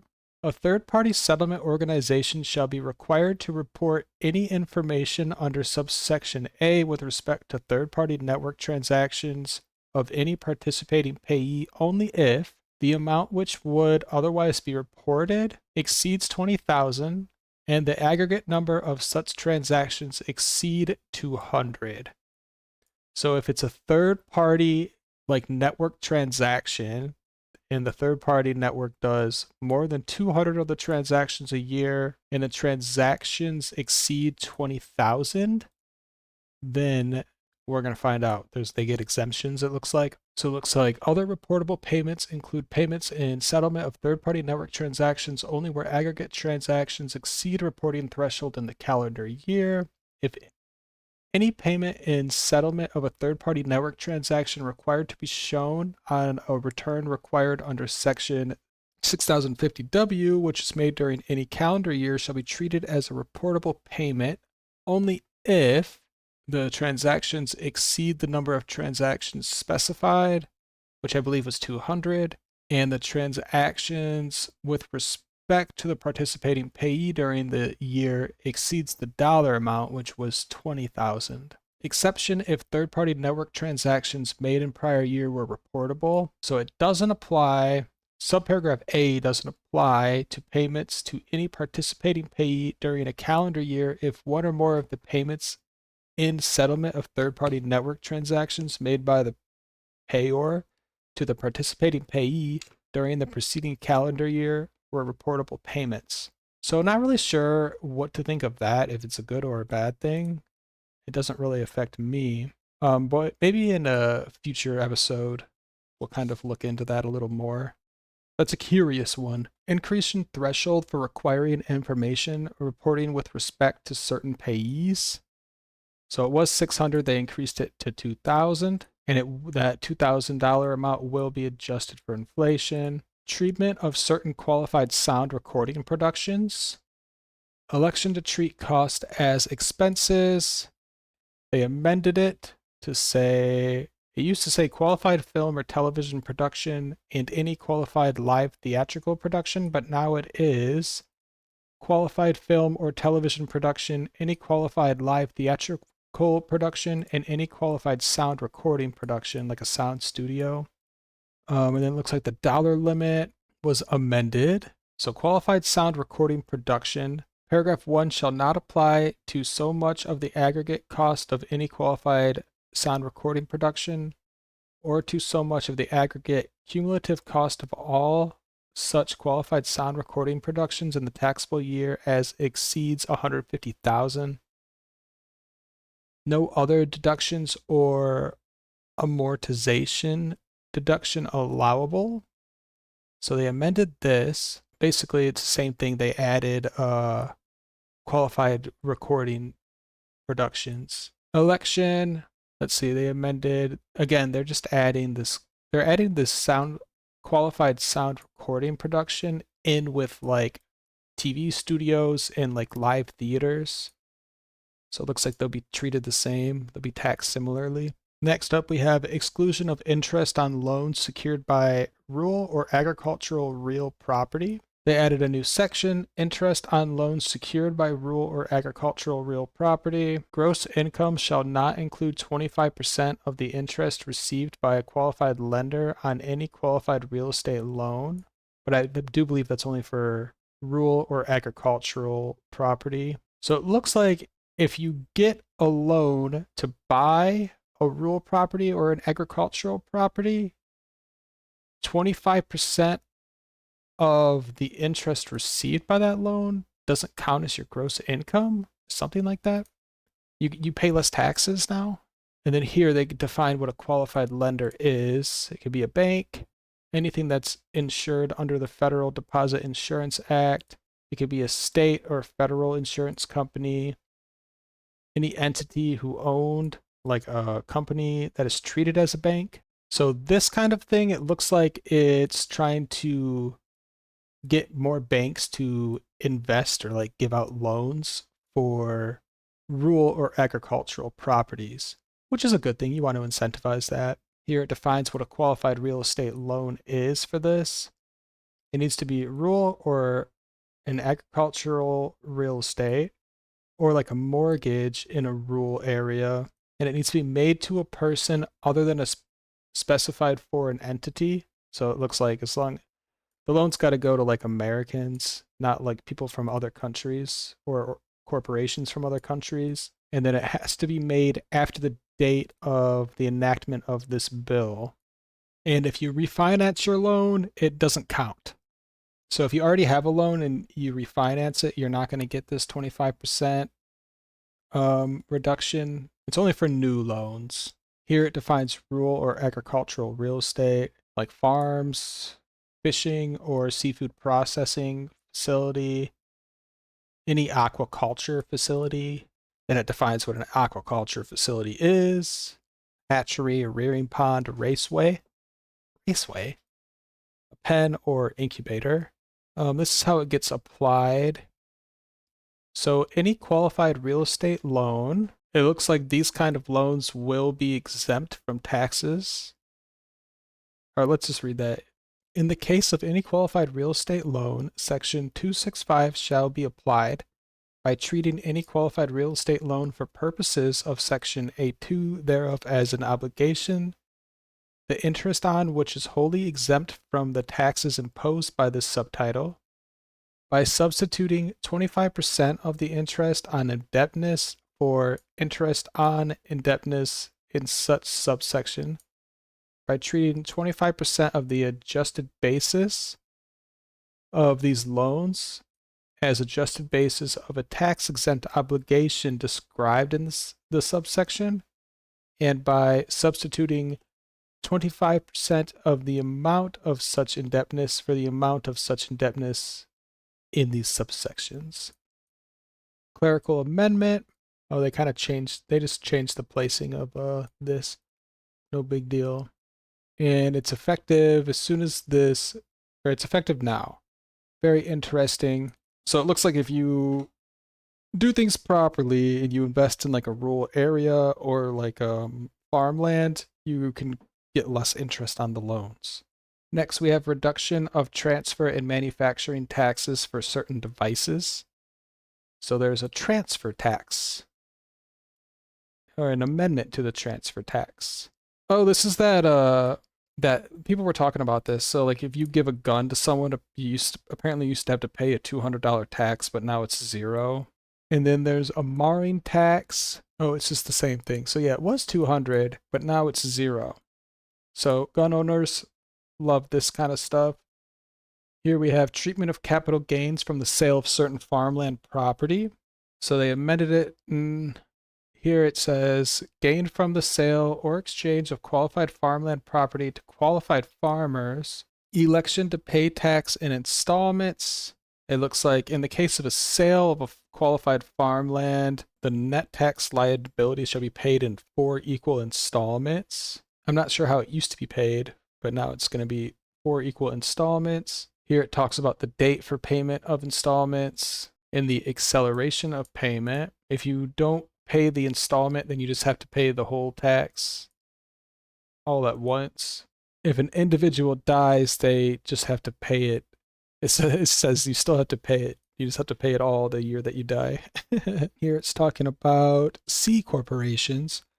So in the case of a C corporation, trust, or estate, if there's a liquidation or sale of the assets of the taxpayer, then the unpaid portion of all remaining installments shall be due on the day of such event. So it looks like it doesn't apply to corporations. Proration of deficiency to installments. So if someone elects to pay in installments, then the deficiency shall be prorated to the installments payable under subsection A. The part of the deficiency so prorated to any installment, the date for payment of which has not arrived shall be collected at the same time as and as part of such installment. This section shall not apply if the deficiency is due to negligence or to international disregard of the rules or to fraud. In the case of partnerships and S corporations, the Secretary may prescribe such regulations or other guidance as necessary. Here they're going to define what an applicable tax net liability is and what a qualified farmland property is. So that is, it has been used as a farm for farming purposes or leased by the taxpayer to a qualified farmer. Interesting stuff, more farmer stuff. Next up, we have extension of rules for treatment of certain disaster-related personnel casualty losses. So restoration of taxable REIT subsidiary asset test. So it was 20%, something here, and now it's 25%, and it will begin at the end of the year. That's the end of that chapter. Next up, we are on chapter 5. Ending Green New Deal spending, promoting America First Energy and other reforms. Subchapter A, termination of New Green Deal subsidies. This is going to go over the subsidies that got canceled. Termination of previously owned clean vehicle credit. Termination of clean vehicle credit. Termination of qualified commercial clean vehicles credit. Termination of alternative fuel vehicle refilling property credit. This is where Elon Musk, this is probably why Elon Musk hates this bill here, because this kind of stuff will affect Teslas. Termination of energy efficient home improvement credit, termination of residential clean energy credit, termination of energy efficient commercial buildings deduction, termination of new energy efficient home credit, termination of cost recovery for energy credit, modifications of zero emission nuclear power production credit. Okay, so this one's not terminated, the nuclear power, when they modified it. Let's check it out. Okay, so restrictions relating to prohibiting foreign entities. Okay, so if a foreign entity owns a nuclear power production facility, then they don't get the credit. But if it's owned by like a United States entity, the credit still exists for them. Termination of clean hydrogen production credit, termination and restrictions on clean electricity production credit, So let's look at some of these restrictions here. Termination for wind and solar facilities is amended. So it looks like it won't apply to any facility made after 2027. An applicable facility is like wind or solar. So it looks like that one's not terminated yet, but it will be. We have restrictions relating to prohibited foreign entities, an amendment. They added the following new subparagraph: material assistance from prohibited foreign entities. Okay, so again, yeah, it's talking about foreign owned like wind and solar facilities in the US. That credit is terminated for them if a foreign entity owns it. Here it defines what these foreign entities are. It's a foreign entity or a foreign influenced entity, so that's interesting. So it doesn't have to be owned by a foreign entity. Even if it's influenced by a foreign entity, that still counts. And they determine it by looking at the last day of such taxable year. It elaborates more on what a foreign entity is. Chinese military company operating in the US, foreign controlled entity, that kind of stuff. Here it defines what a foreign controlled entity is. And then here it defines what a foreign influenced entity is, which is foreign entity has direct authority to appoint a covered officer. A single specified foreign entity owns at least 25% of the entity, or if they own at least, if one or more specified foreign entities own in the aggregate at least 40%, or at least 15% of the debt of such entity has been issued in the aggregate to one or more foreign entities. So that's interesting. So if you have loans from foreign entities, that could affect you get this, and it's way up there, if you get this production credit or not for clean energy for wind and solar. Here it defines what effective control is. Secretary shall issue such guidance as is necessary to carry out the purpose of this clause. So it looks like the secretary gets to make up the rules here. Rules to prevent entities from evading, circumventing, or abusing the application of the restrictions described. Here it talks about licensing and other agreements. The term effective control means with respect to a licensing agreement for the provision of intellectual property with respect to a qualified facility, energy storage technology, or the production of an eligible component. And then it talks about a bunch of stuff, and there's some exceptions. Very interesting. Here it talks about publicly traded entities. So it defines what a foreign controlled publicly traded entity is here. And it says it doesn't apply to some things like national securities exchange. And then here it defines how they will determine the ownership of these entities. Okay, so it looks like if it's a prohibited foreign entity, then there are like higher thresholds for like this energy storage. So it looks like they'll have to pay like 40% starting next year, and it will go up in the future. So this looks like they're making it so it's not worth the money for a foreign entity to invest in renewable energy in the United States. It looks like it wouldn't be profitable for them to do that anymore. And it talks about the thresholds here. So if it's solar, it's going to be 50. If it's wind, it's 85%. And it also depends on how you use that energy. Like if it's sold to like power things, it's 50%. If you use it in like battery components, it's 60%. If it's for critical minerals, then it's 0%. So it's very complicated, this. And it just goes on and how to get like certified and all this. Talks about these safe harbor tables. Looks like there is exceptions. Talks about if there's existing contracts, how that will work, and like certification requirements and anti-circumvention rules. And here it defines an eligible component and some other stuff. Here they amended denial of credit for certain wind and solar leasing arrangements. So no credit shall be determined under this section with respect to any other production of electricity during the tax year with respect to property described in this paragraph 1 or 4 of section 25DD. So basically, if you rent or lease it, it also looks like it applies if you're like a foreign entity. even if you don't own it, if you're like leasing it. They amended the emission rates tables. Here we have nuclear energy communities. So it looks like if since 2009 a community has 0.17% or greater direct employment related to the advancement of nuclear power, including employment related to nuclear facilities, nuclear power and research, development, nuclear fuel cycle research, and manufacturing components for advanced nuclear facilities, that all counts. And then here again, they define what an advanced nuclear facility is.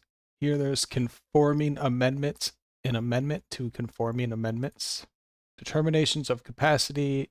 So this is additions of capacity of facilities shall be determined in any reasonable manner, including based on all this fun stuff here. Basically, it's up to the secretary and like reports to the Federal Energy Regulatory Commission and Nuclear Regulatory Commission.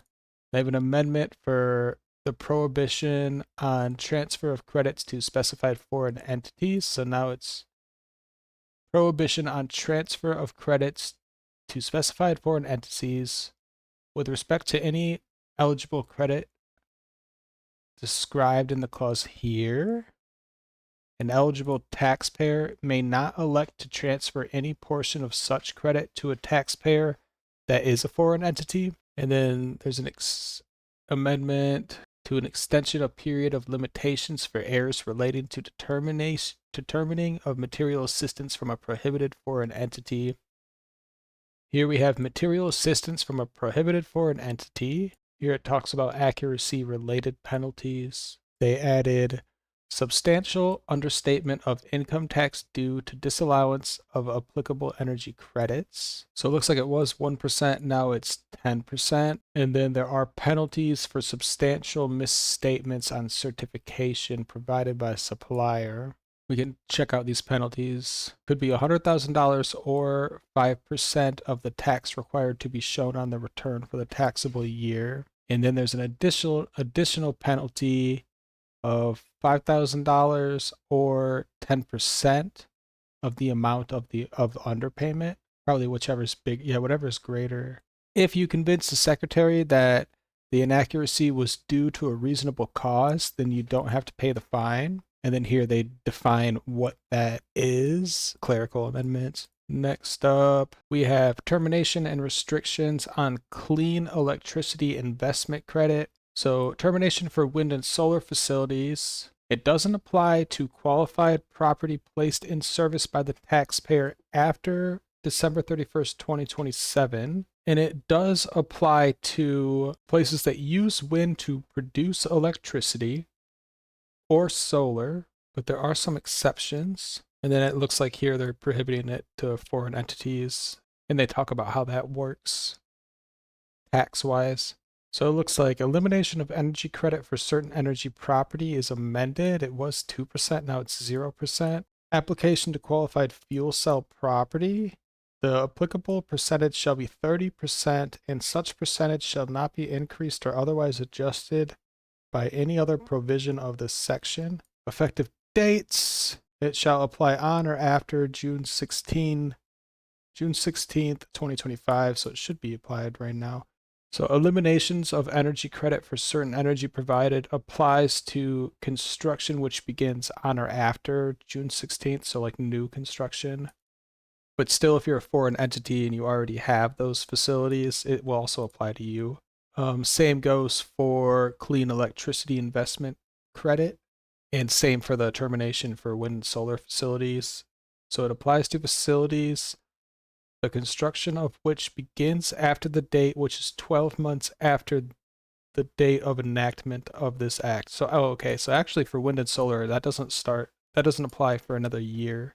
Phase out and restrictions on advanced manufacturing production credit. They amended it to read as follows. Sale of integrated components. For purposes of the section, a person shall be treated as having sold an eligible component to an unrelated person if the component is integrated, incorporated, or assembled into another eligible component, and the secondary component is sold to an unrelated person. And then there are additional requirements. It only applies to a secondary component for which not less than 65% of the total direct material cost, which are paid or incurred by the taxpayer to produce such secondary component, are attributable to primary components which are mined, produced, or manufactured in the United States. It looks like metallurgical coal is exempt from this.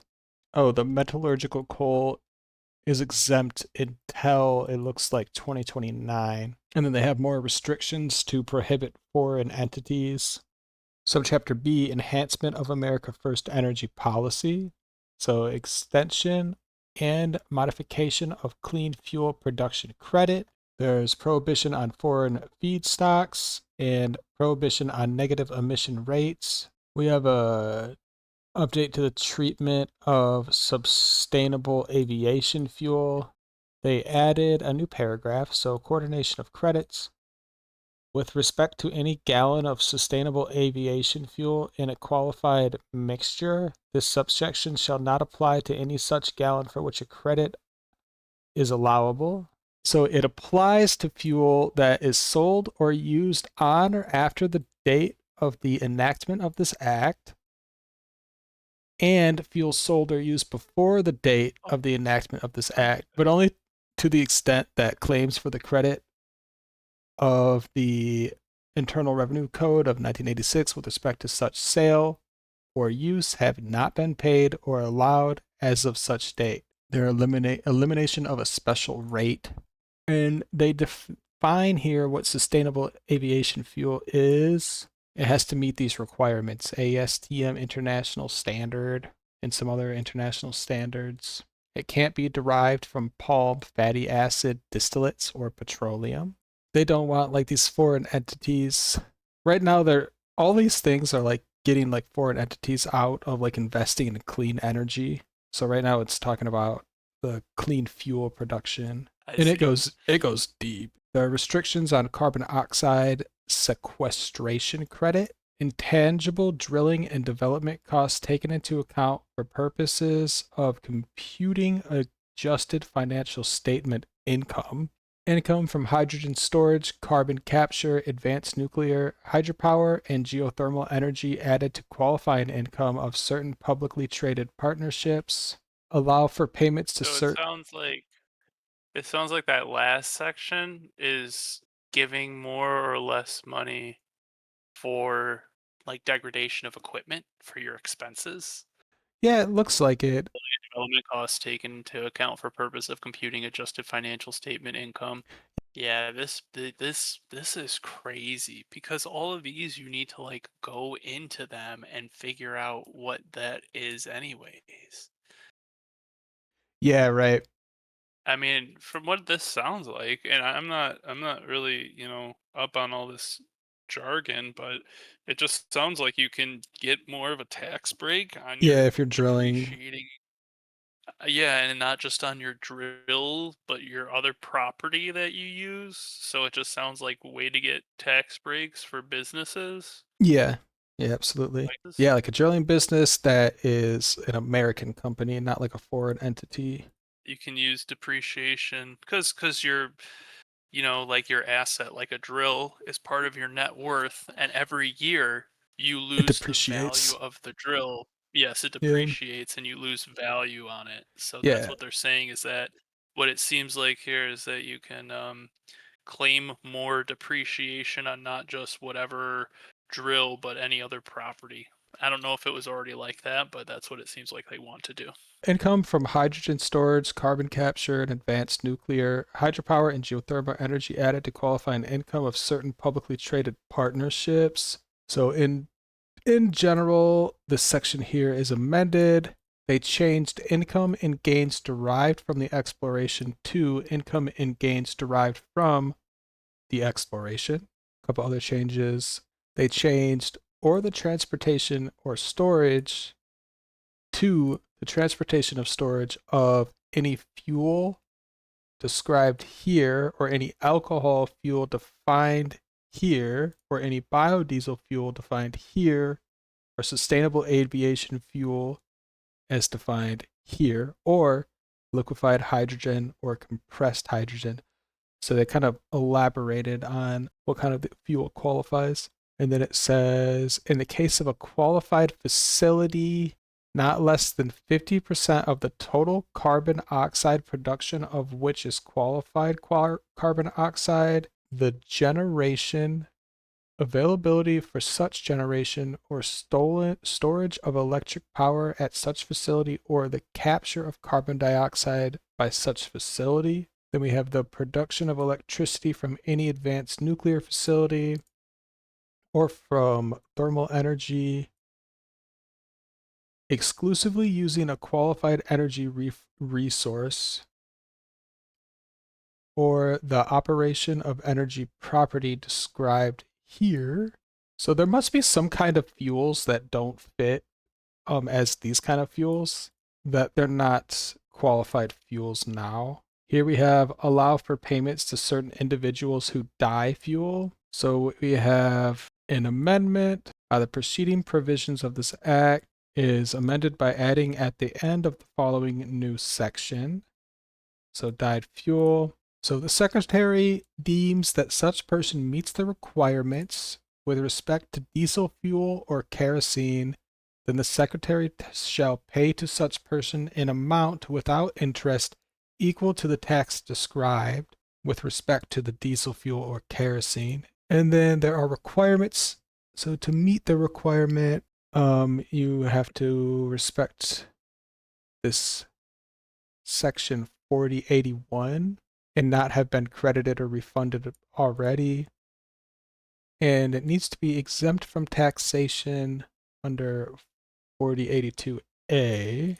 And then if you fuck that up, there is a civil penalty. And then they kind of amended these things here, but nothing crazy. But yeah, dyed fuel, kerosene or diesel. That's the end of that chapter. That chapter sucked. Subchapter C, other reforms. Modifications to de minimis entry privilege for commercial shipments. So there's an additional penalty imposed. So it looks like it's $10,000 or $5,000 for your first violation, $10,000 for each one after that. Any person who enters, introduces, facilitates, or attempts to introduce an article into the United States using the privilege of this section, the importation of which violates any other provision of U.S. Customs law, you could get a $5,000 fine your first time or $10,000 afterwards. So that would be like smuggling stuff. If you smuggle stuff into the country, there's civil penalties. And then there's a repeal of commercial shipment exemption. So this here, subsection C of section 321 is repealed. And that the amendments made by this subsection shall take effect on July 1st, 2027. Chapter 6, enhancing deduction and income tax credit guardrails and other reforms. Modification and extension of limitation on excess business losses of non-corporate taxpayers. The rule is made permanent. Adjustment of amounts for calculation of excess business loans. So it looks like this is something that wasn't permanent, but it's now made permanent. And it applies at the end of this year. Treatment of payments from partnerships to partner for property or services. So a little bit of an amendment there. Excessive employee remuneration from controlled group members and allocation of deduction. They amended this application of aggregation rules. Something about if the amount that is specified to this covered employee exceeds $1 million, then paragraph 1 shall apply to such person, and it will apply to such publicly held corporation and to each such related person. So the allocable limitation amount is now just $1 million. It bears the same ratio to $1 million as, I don't know, interesting. Specified covered employee. That means an employee described in subparagraph A, B, or D of paragraph 3 with respect to publicly held corporation which is a member of such controlled group, and an employee who would be described if this subparagraph here were applied by taking into account the employees of all members of the controlled group.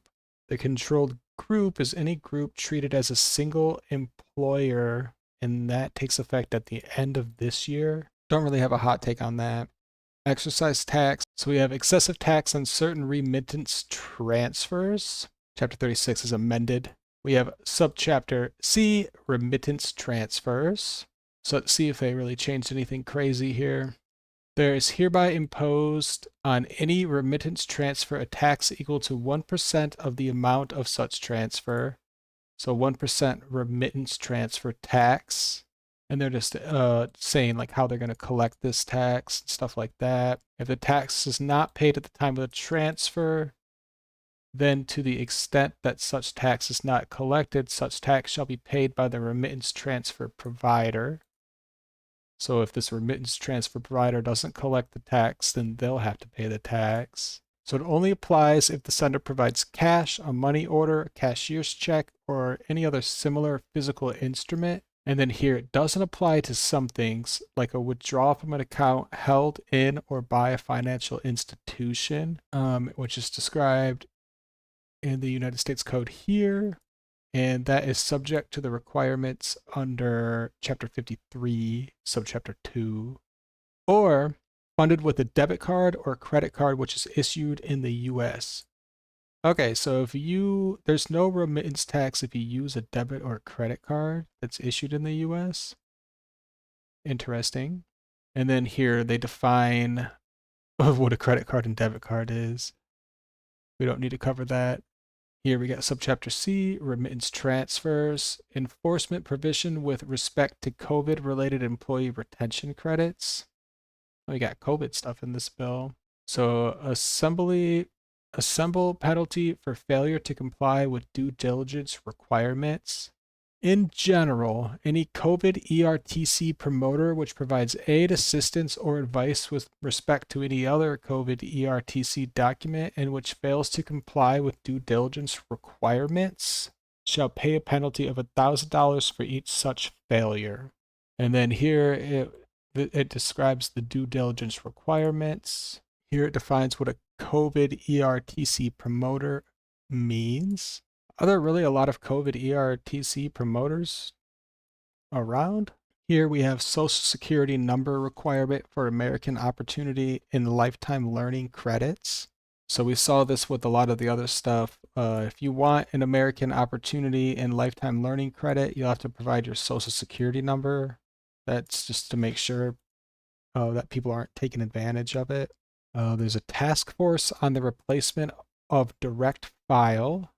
So they allocated $15 million to remain available until next year for necessary expenses of the Department of the Treasury to deliver to Congress within 90 days a report on the cost of enhancing and establishing public-private partnerships which provide for free tax filing for up to 70% of all taxpayers calculated by adjusted gross income, and to replace any direct e-file programs run by the Internal Revenue Service. Taxpayer opinions and preferences regarding a taxpayer-funded, government-run service or a free service provided by the private sector.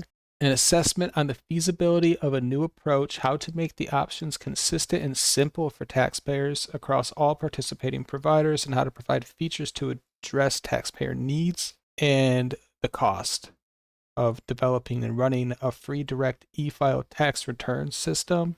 So when this gets done, I'll call it a win, but who knows if that will ever happen. So I'm not going to mark it as a win, but this is a good thing here. It looks like they're trying to make it easier and cheaper for the average person to like file their taxes. And so you don't get scammed by like TurboTax or whatever it is. Because like they're literally a scam. So Subtitle B, Health, Chapter 1, Medicaid. Subchapter A, Reducing Fraud and Improving Enrollment Processes.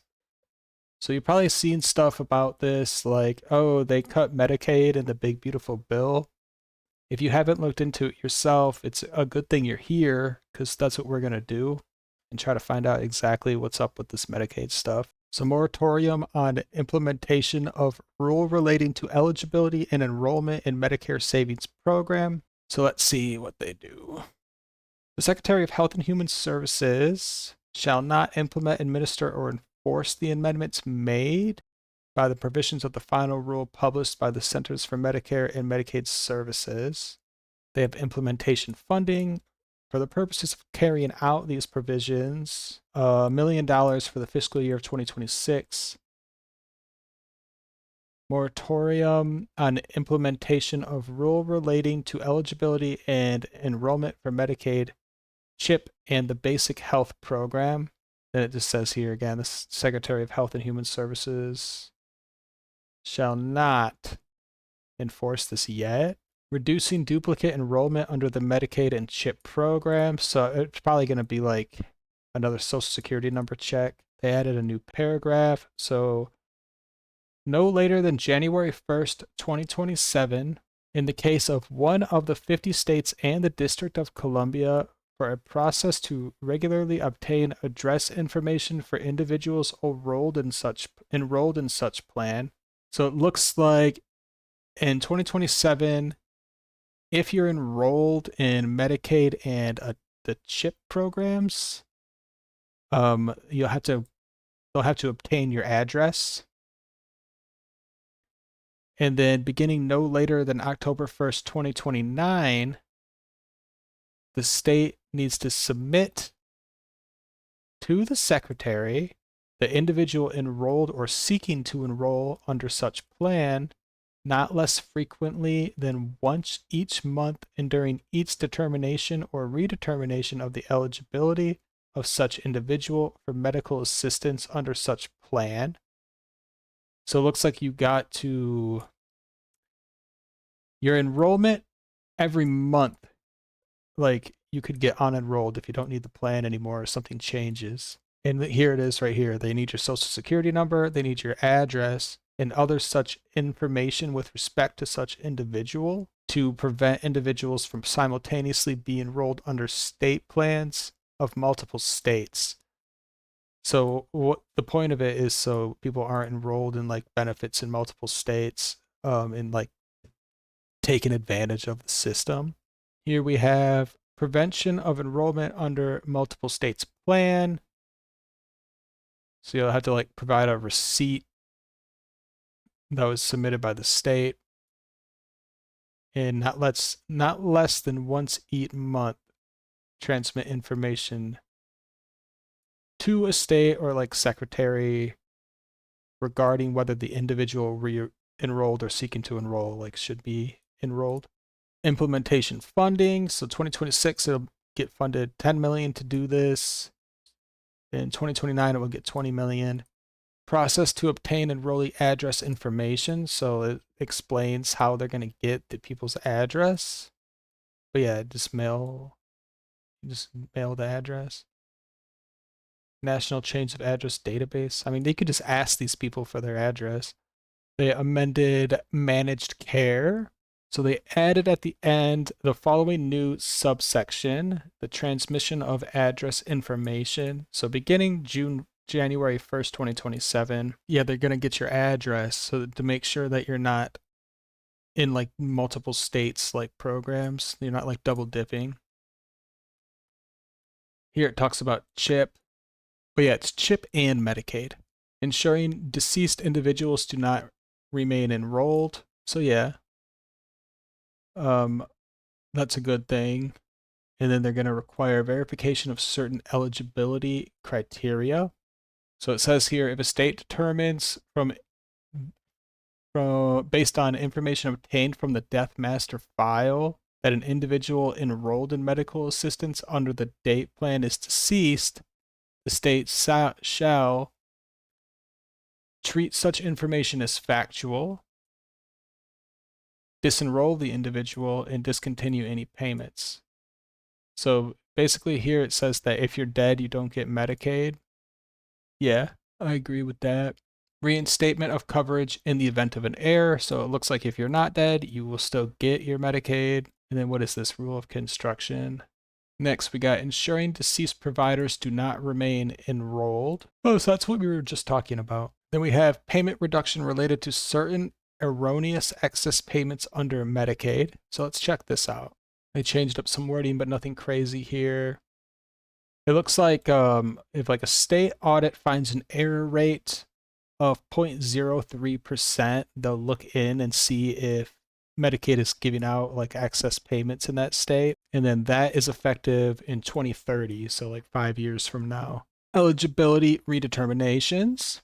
Okay, so if you get unenrolled, but you're actually eligible, you have to wait until the first day of the first quarter that begins after December 31st, 2026. Then the state can make a redetermination once every 6 months for the individuals. And then it says, not later than 100 days after the date of enactment of this section, the Secretary of Health and Human Services shall issue guidance relating to the implementation of the amendments made by this section. And then it looks like they'll provide $75 million in funding to like get this done. We have revising home equity limit for determining eligibility for long-term care services under the Medicaid program. So they're doing some changes with that. Let's look into it. Honestly, none of these like Medicaid changes have concerned me yet. And then they added a clause here. Or sorry, they amended a clause. So they changed, it was $500,000, but they changed it to the amount specified in subparagraph A. So I think it's $1 million. It used to be 500,000. Let's check this out. A state may elect without regard for the requirements of this section here and this to apply subparagraph A in the case of an individual's home that is not described in this clause by substituting for the amount specified in such subparagraph an amount that exceeds such amount but does not exceed $1 million. So whatever about that, it was 500,000, but now it's $1 million. So it looks like if your home equity it used to be if it's over $500,000, you can't get long-term care, and they upped it to $1 million. So that's actually a good thing. So now if you're like an old person and your home is worth $1 million, you can still get Medicaid long-term care services. So I mean, that's a good thing. Here it's just talking about how they changed that to the $1 million instead of $500,000. They amended section 1902 of the Social Security Act.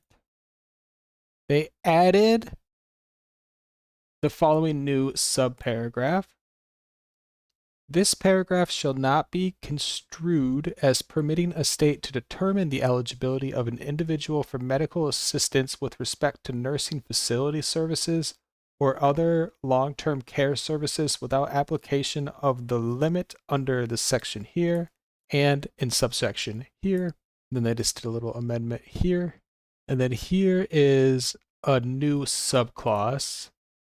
Application of home equity interest limit, section 1917F, shall apply for purposes of determining the eligibility of an individual for medical assistance with respect to nursing facility services or other long-term care services. And that will be effective January 1st, 2028. So let's try to figure this out, actually. It looks like at the end here, what is this section 1917F? So it looks like they might determine your eligibility for medical assistance if you are like in a nursing home or another long-term care service. So if you want to get this, If you want to get this long-term care services from Medicaid, it looks like you might need to like live in your own house, not in like a nursing home, something like that, or else you might not get it. Here we have alien Medicaid eligibility. So they added the following new paragraph. Notwithstanding the preceding paragraphs of the subsection beginning October 1st, 2026, in no event shall payment be made to a state under this section for medical assistance furnished to an individual unless such individual is a U.S. resident and either a citizen, a lawful alien, an alien who has been granted the status of Cuban and Haitian, or an individual who lawfully resides in the United States. So like this is another thing, like I didn't actually know this. I didn't know that you could come into the country illegally and get Medicaid benefits. So here it's saying that no, not anymore. You might think of that as like a win or a loss, but I'm not really gonna say I'm not gonna mark that as a win, but I'm not really gonna mark it as a loss either. And here it talks about this chip. To implement this, it's gonna be 15 million for like funding, implementation funding. They're gonna get 15 million to make sure that there's no illegal aliens on Medicaid. Expansion FMAP for emergency Medicaid. So they added this here. It's going to be $1 million in funding to implement it. So FMAP for treatment of an emergency medical condition beginning October 1st, 2026. Federal medical assistance percentage for payments for care and services described, furnished to an alien described, shall not exceed the federal medical assistance percentage determined under subsection B for such state. So it looks like if an alien needs emergency medical treatment, maybe they still could get it. They might not be exempt in that case. Who knows how that will turn out? We'll have to see. Here we have subchapter B, preventing wasteful spending. So a moratorium on implementation of rule relating to staffing standards for long-term care facilities under the Medicare and Medicaid program. Okay, let's check this out. Reducing state Medicaid costs. So they amended the Social Security Act here to read as follows. So if it says, if an individual who has been determined to be eligible for medical assistance under the plan and is enrolled, such assistance will be made available to the individual in or after the month before the month in which the individual made application for such assistance if the individual was eligible for such assistance at the time such care and services were furnished, or is not described in this subparagraph A, such assistance will be made available to the individual for care and services included under the plan and furnished in or after the second month before the month in which the individual made application for such assistance if such individual was eligible for such assistance at the time such care and services were furnished. Okay, so it looks like it's saying if someone is deemed to be eligible to be on Medicaid, they have to get it within 1 or 2 months. Here they define medical, there's an amendment to how they define medical assistance. Let's check this out. They took out in or after the third month before the month in which the recipient makes application for assistance and inserted with respect to an individual described here that we just went over in or after the month before the month in which the recipient makes application for assistance. So it looks like people, this, unless I'm reading this wrong, it looks like this just makes it so people will have to wait 1 less month to get on Medicaid. Here we got another amendment here. They added a new clause. In the case that the state elects to provide child health or pregnancy-related assistance to an individual for any period prior to the month in which the individual made application for such assistance, provide that such assistance is not made available to such individual for items and services included under the state child health plan that are furnished before the second month preceding the month in which such individual made application for assistance. And then that will all be effective December 31st, 2026. That's when it will take effect. And they have 10 million in funding for it to implement it. So this last part here, let me read this again, see if I understand it. It looks like it's just saying that if someone applies, they have to wait at least that month or two before they can get these child health assistance services. In the state, it's saying that the state can't just give it to them before their application has gone through.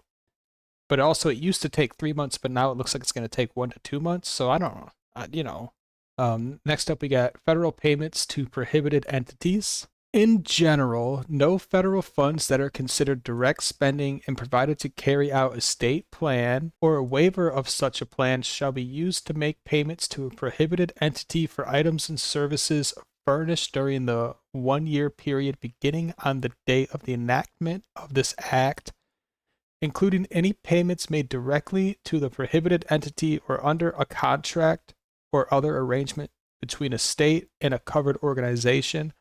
So yeah, they're prohibiting some entities. Let's check that out. It would be an organization described here in the Internal Revenue Code of 1986 and exempt from tax under this code here, 501A, is an essential community provider that is primarily engaged in family planning services, reproductive health, and related medical care, provides abortions. Oh, so that's what this is about. So the federal government is not going to pay for abortions, is what that looks like. Other than an abortion, if the pregnancy is a result as an act of rape or incest, or in a case where the woman suffers from a physical disorder. So you can't get a federally funded abortion unless you need it for like health reasons or it's like rape or incest. I'm not a girl, so I'm not going to give you my opinion on that. And then here it continues. I got to go back, sorry. Okay, so the prohibited entity.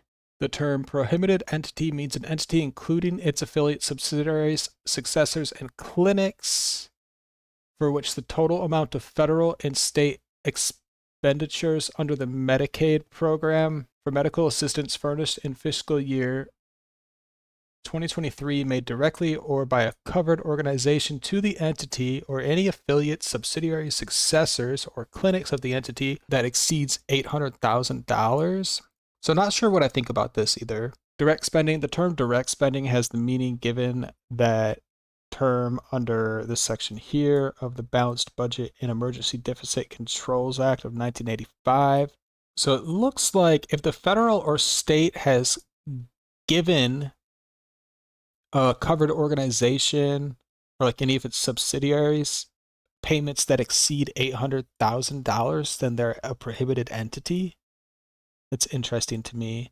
Here we have covered organization. The term covered organization means a managed care entity or a prepared inpatient health plan or prepaid ambulatory health plan.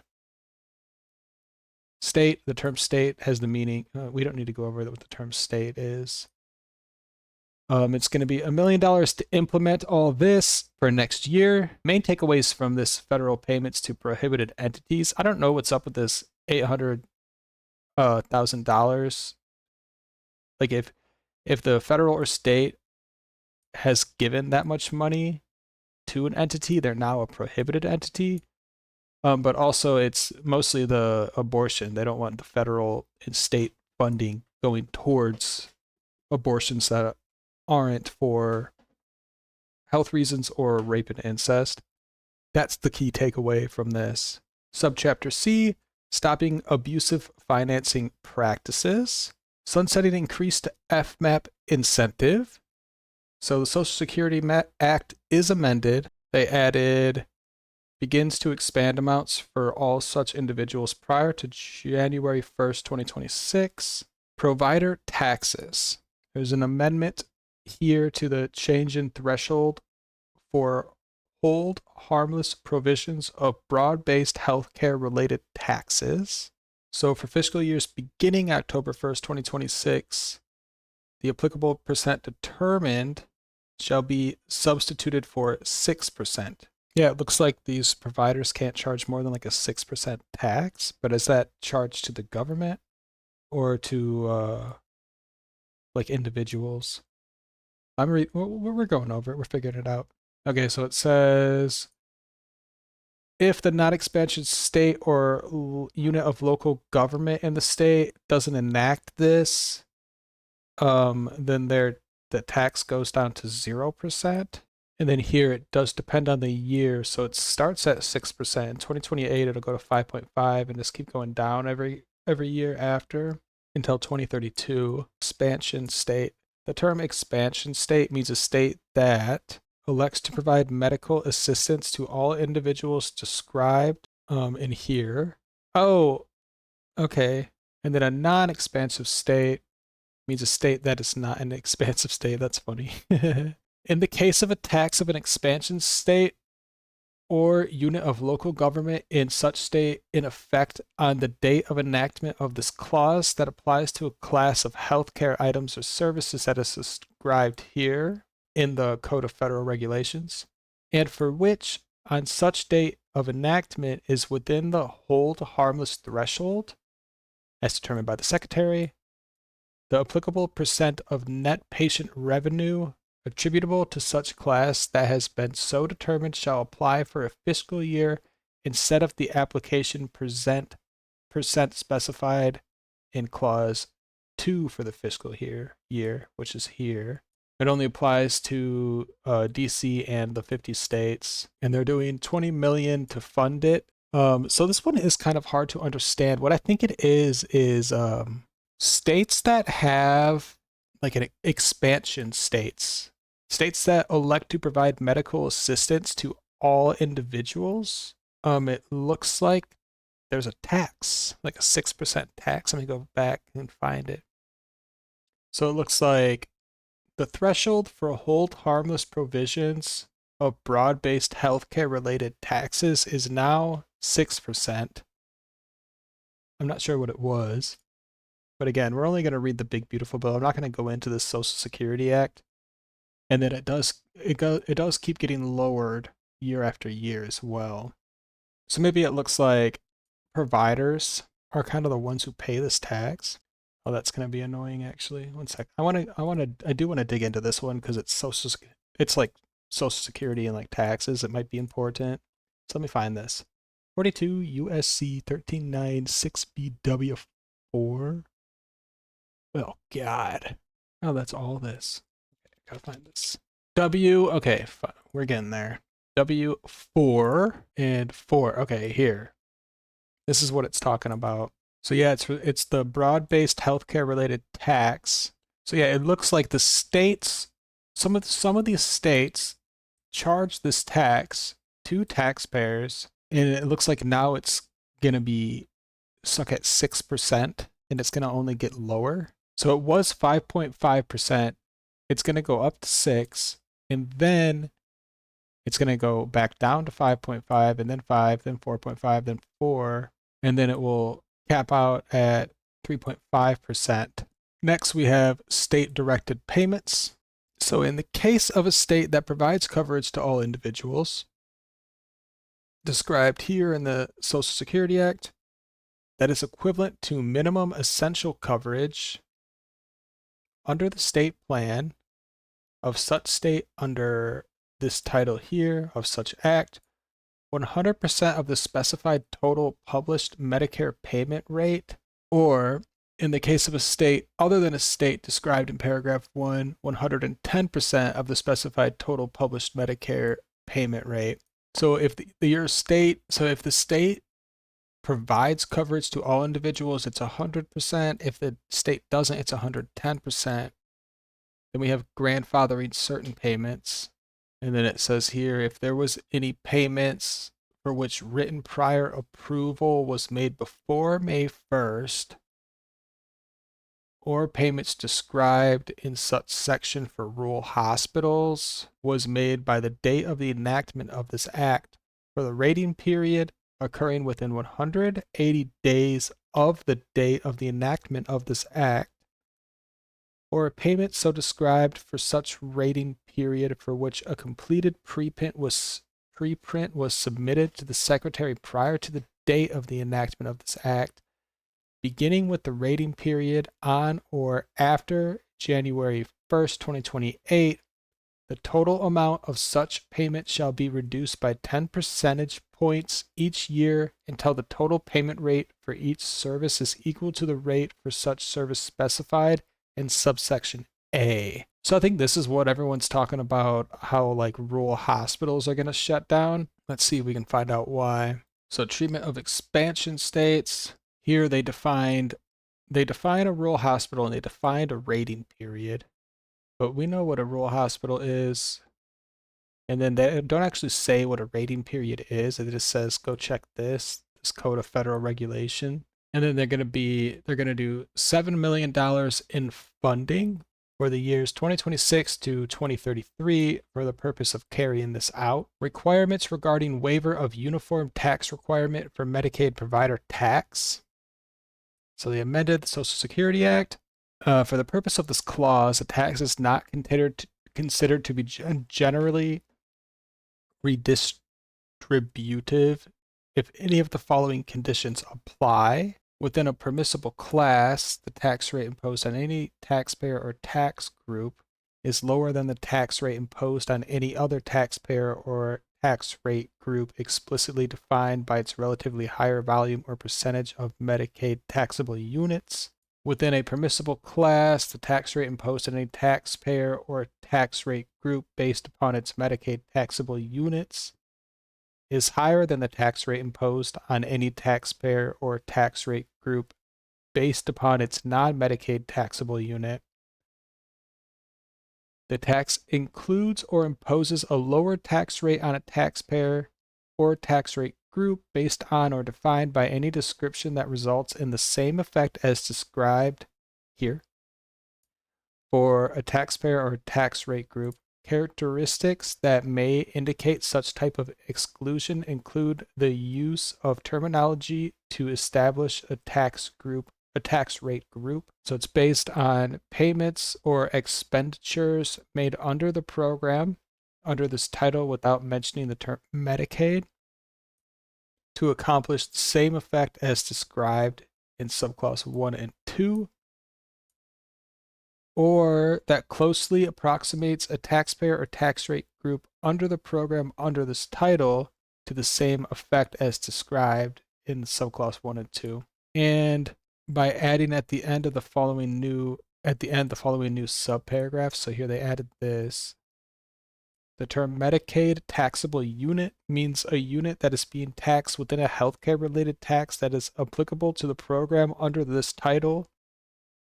Such term includes a unit that is used as the basis for payment under the program under this title, such as Medicaid bed days, Medicaid revenue, costs associated with the program under this title, and other units associated with the program under this title as determined by the Secretary. The term non-Medicaid taxable units means a unit that is being taxed within a healthcare-related tax that is not applicable to the program under this title. Such term includes a unit that is used as the basis for payment by non-Medicaid payers, non-Medicaid revenue, costs that are not associated with the program under this title, other units not associated with the program under this title. The term tax rate group means a group of entities contained within a permissible class of a healthcare related tax that are taxed at the same rate. It's non-applications to territories. So it doesn't apply to territories, just the 50 states and DC. And then they will take effect. It is effect now. It's in effect now, subject to any applicable transition period determined appropriate by the Secretary of Health and Human Services not to exceed 3 fiscal years. Okay. So it looks like this uniform tax requirement for Medicaid providers, it needs to be like, the tax needs to be the same for everyone. That's how I understand that. Not really sure if that's a good or a bad thing or if it even matters.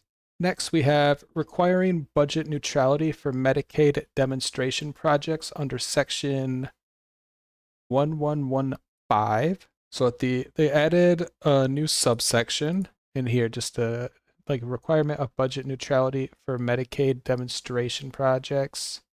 Beginning January 1st, 2027, the Secretary may not approve an application for an experimental pilot or demonstration project undertaken to promote the objectives of this title here in a state unless the chief actuary for the Centers for Medicare and Medicaid Services certifies that such project, or in the case of a renewal, the duration of the preceding waiver is not expected to result in an increase in the amount of federal expenditures compared to the amount that such expenditures would otherwise be in the absence of such project. For purposes of this subsection, expenditures for the coverage of populations and services that the state could have otherwise provided through its Medicaid state plan or other authority under this title, including expenditures that could be made under such authority but not for the provision of such services at a different site of service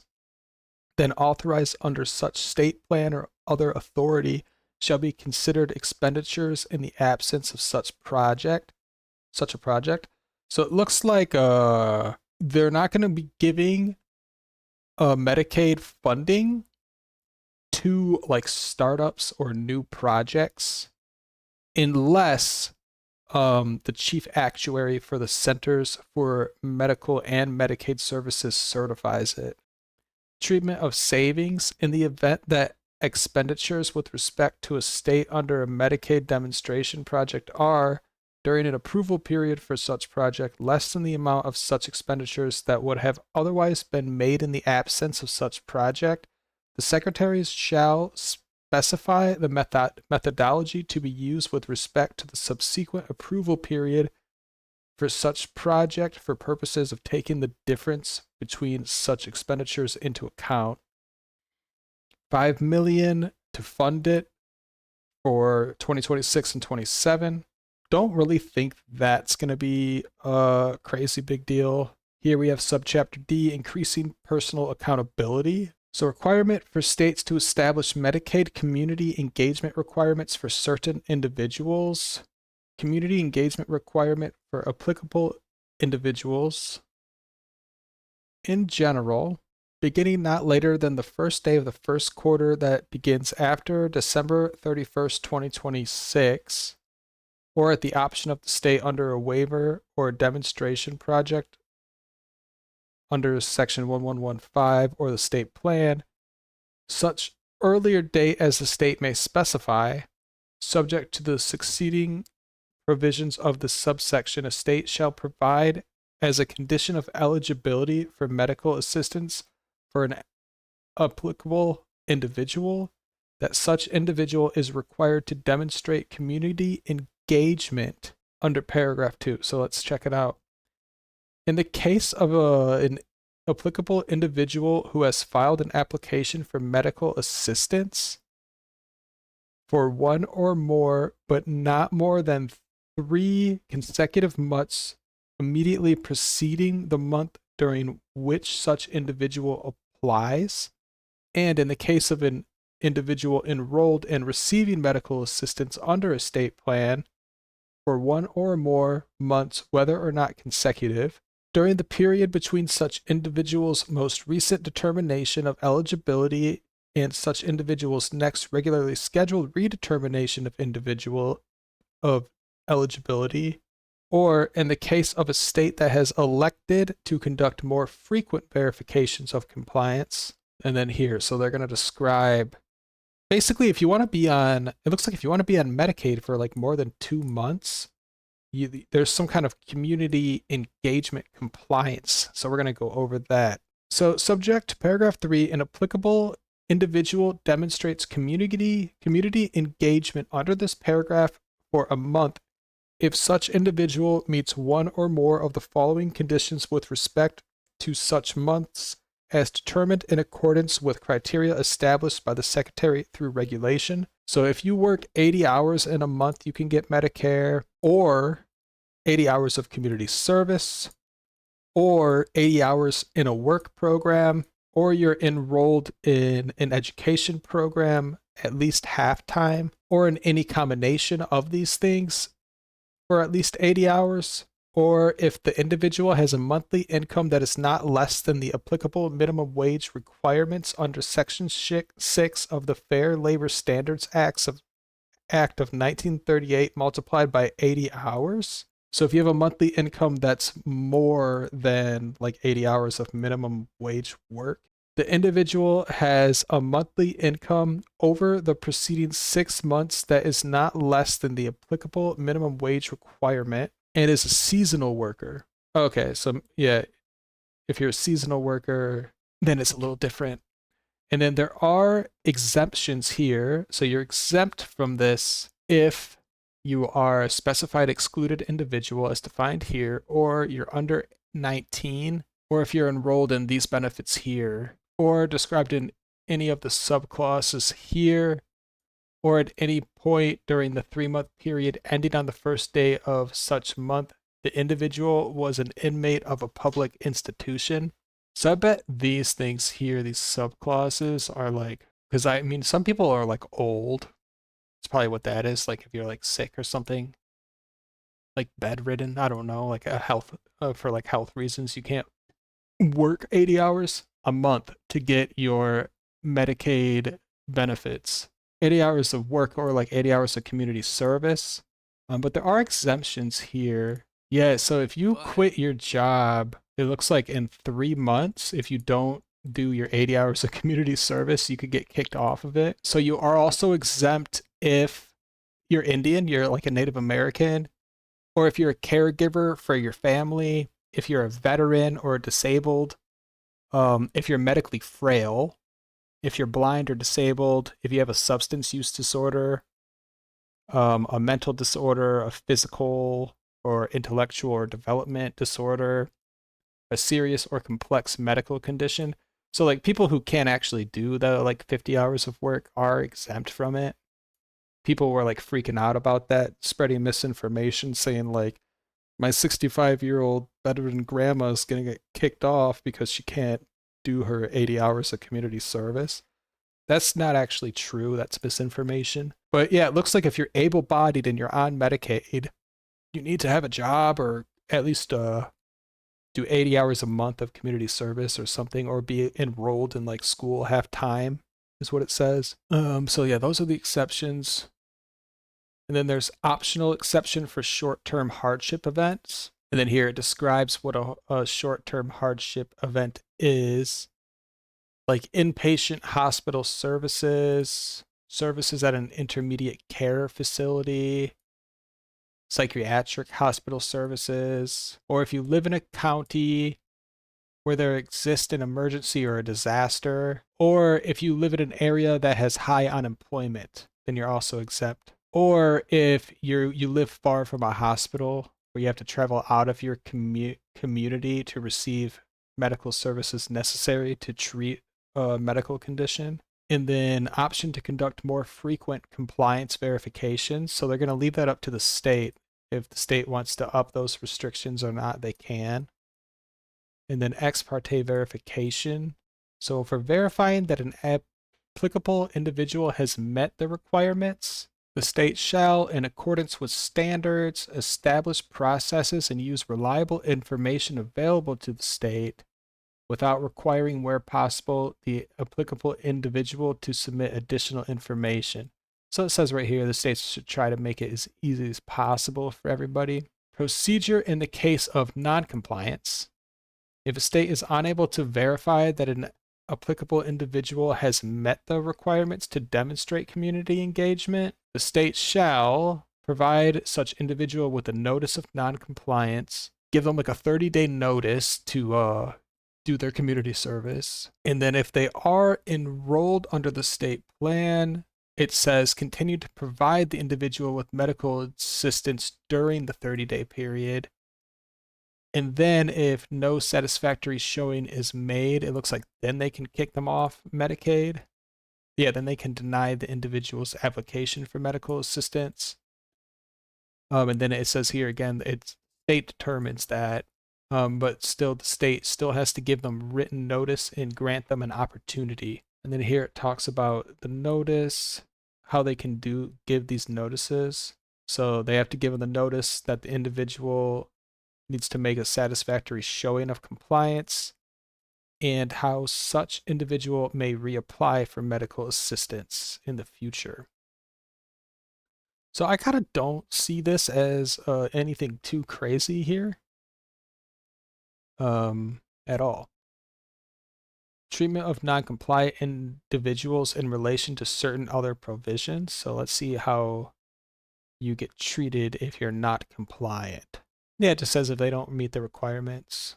It just says if the non-compliant individuals just don't get the Medicaid. Here it talks about outreach.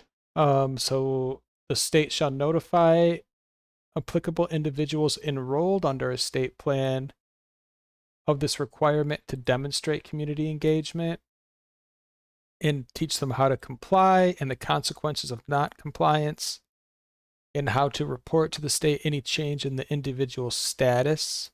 And then it says here's the form of outreach notice, so you can give them a letter in the mail, or you can do a phone and text message or like internet website, stuff like that. Here it defines applicable individual. We're not going to do that. We don't need to go into that. Specified excluded individual means an individual as determined by the state who is described here in the subsection who... Oh, this is the stuff I just looked up. So these are other people that don't have to do this community service. Like if you're sick or if you're a Native American, they're all here. We just read them a minute ago. If you're pregnant, if you're crazy, if you're an alcoholic, you don't have to do it. That's funny. Here we have educational program. That's talking about higher education or like a technical education. Defines state here. So yeah, this only applies to the 50 states in DC. So here's a special implementation rule. So if the Secretary of Health and Human Services determines that the state is demonstrating good faith, then they'll get a good faith determination. And I guess you want to be in good faith. And then if a state gets an exemption from this, it expires December 31st, 2028. So it looks like states can say, we don't want to implement this for like another 3 years. And then, but it also says the secretary may terminate an exemption if the state has failed to comply with reporting requirements and failed to make continued good faith efforts towards compliance. Then there are reporting requirements. A state granted an exemption shall submit to the secretary quarterly progress reports on the state's status in achieving the milestone toward full compliance and information on specific risks and newly identified barriers. We have some conforming amendment, very minor change here. Prohibiting conflicts of interest. The state shall not use a Medicaid managed care entity or any other specified entity or contractor to determine beneficiary compliance under such section unless the contractor has no direct or indirect financial relationship with any Medicaid managed care entity. So it's saying like they can't hire like a third party to determine who's eligible or not unless that third party has no direct or indirect financial relationships with Medicaid managed care entities or other specified entities that are responsible for providing or arranging coverage of medical assistance for individuals enrolled. So I like that. That's good. Interim final rulemaking, not later than June 1st, 2026. Secretary of Health and Human Services shall promulgate an interim final rule for proposes of implementing the provision of and the amendments made by this section. And then development of government efficiency grants to the states. Oh, are they going to give out grants to states that do a good job with this? Okay, yeah, and in order for states to establish systems necessary, the Secretary of Human and Health Services shall, out of amounts appropriated, award to each state a grant equal to the amount specified in paragraph 2, and out of amounts appropriated, distribute an equal amount among states. So they're going to get some federal funding, each state, to implement this. And then it looks like they're funding $100 million for next year. Okay, it's actually $200 million in total. $200 million for next year to like get this all implemented. I'm not really crazy against this, believe it or not, but you can make your own informed decision because you watched this video and you actually went right to the source and read the bill with us. So great job. You didn't just read a news clickbaity biased article or headline and make a decision like that. Next, we have modifying cost sharing requirements for certain expansion individuals under the Medicaid program. So they're changing some things. So they added a new subsection, special rules for certain expansion individuals. So premiums on October 1st, 2028, the state plan shall provide that in the case of a specified individual who is eligible under the plan, no enrollment fee, premium, or similar charge will be imposed under the plan. So that's a good thing. Required imposition of cost sharing. In the case of a specified individual, the state plan beginning October 1st, 2028, provide for the imposition of such deductions, cost sharing, or similar charges determined appropriate by the state in an amount greater than zero with respect to certain care items or services furnished to such an individual. There are limitations. Exclusion of certain services. No deduction, cost sharing, or similar charge be imposed under the state plan with respect to care items or services described, or any primary care services, mental health care services, substance use disorders, or services provided by a federally qualified health center, certified community behavioral health clinic, or rural health clinic furnished to a specified individual. So those are excluded, it looks like. So maybe these kind of things can charge premiums still. Item and service limitation. In no case may a deduction, cost sharing, or similar charge imposed on the state plan with respect to care or an item or service furnished to a specific individual exceed $35. Okay, so they're capping the fee at $35. And then special rules for prescription drugs, maximum limit on cost sharing. So it looks like the total amount of deductions, cost sharing, or similar charges imposed under the state plan for all individuals in the family may not exceed 5% of the family income of the family involved. So they can't, like an individual on Medicare can't be paying more than 5% of the family's income, like on these fees. And then in cases of non-payment, nothing in the subparagraph shall be constructed as preventing a provider from reducing or waiving the application of such deductions, cost sharing, or similar charges on a case-by-case basis. Specified individual defined, that would be someone that's enrolled in Medicaid or enrolled under a waiver of the state plan that provides coverage that is equivalent to the minimum essential coverage to all individuals described here. Just the 50 states and DC. And then it's $15 million for next year in funding to implement this. So key takeaways from this is max Medicaid fees they'll be capped at $35, and they can only be used on certain things. So most things will be no fees. But if it's like a rural health clinic, they can charge a fee. A behavioral health clinic, mental health care services, substance use disorders, some things can charge that fee, and it's capped at $35. So we have subchapter E, expanding access to care. They amended this HCBS coverage under section 1915C waivers. They inserted paragraph 11. It's a new paragraph, expanding coverage for home or community-based services.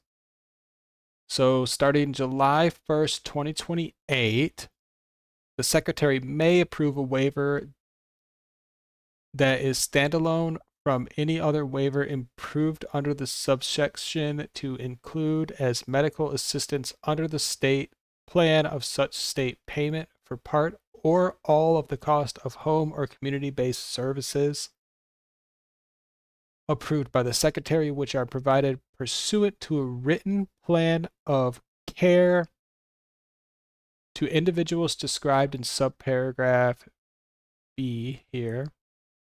A waiver approved under this paragraph shall be for an initial term of 3 years, and upon the request of the state shall be extended for an additional 5-year period unless the Secretary determines that the previous waiver period, the requirements specified under the subsection have not been met. And then it's like, these are the state requirements. In order for the state to do that, they have to meet these requirements. They have to like demonstrate to the Secretary that the approval of the waiver will not result in a material increase of the average amount of time that individuals with respect to whom a determination described has been made will need to wait. And they can't require individuals to have a determination described in paragraph 1 and specifies the home or community-based services such individuals so eligible will receive. Not sure about that. The state establishes need-based criteria. Then there's limitations on payments. The state can't make payments to a third party on behalf of an individual practitioner for benefits such as health insurance, skill training, and other benefits customary for employees. And then 50 million next year to fund this, and 100 million in 2027 for the purpose of making payments to states for home or community-based services under Medicaid. We have Chapter 2, Medicare. So that was Medicaid. This is Medicare. Probably going to be like similar stuff. So here, limiting Medicare coverage of certain individuals. So it's just basically saying here you need to be a U.S. citizen or like legally allowed to live in the country. Just like Medicaid, you can't be here illegally and get Medicare. Temporary payment increase under the Medicare physician fee schedule to account for exceptional circumstances. So it looks like they upped these payments by 2.5% until starting January 1st, 2026 until January 1st, 2027, just because it is an exceptional circumstance since they're kind of changing this kind of thing. So they're just going to do that for a year. Expanding and clarifying the exclusion for orphan drugs under the Drug Price Negotiation Program. So they changed this only one rare disease or condition to one or more rare diseases or conditions. And then they also add the following new paragraph. Treatment of former orphan drugs. In the case of a drug or biological product that, as of the date of the approval or licensure of such drug or biological product, is a drug or biological product described in paragraph 3A, in the paragraph here, shall apply as if the reference to the date of such approval or the date of such licensure, respectively, were instead a reference to the first day after the date of such approval for which such drug is not a drug described, or the first day after the date of such licensure for which such biological product is not biological product described in paragraph 3A, respectively. So it will apply with respect to initial price applicability years beginning on January 1st, 2028. They really should have described what an orphan drug was or defined that, because I'm actually not familiar with what that is. But it looks like they're making it so these orphan drugs, they're kind of more price controlled. We have Chapter 3, Health Tax, Subchapter A, Improving Eligibility Criteria, permitting premium tax credit only for certain individuals, so no aliens. It can be an alien that's lawfully in the U.S., or if they're Cuban or Haitian, or an individual who's in the U.S. in accordance with the Compact of Free Association, referred to in the section here of the Personal Responsibility and Work Opportunity Reconciliation Act of 1996. Okay. So yeah, no illegal aliens are getting this premium tax credit.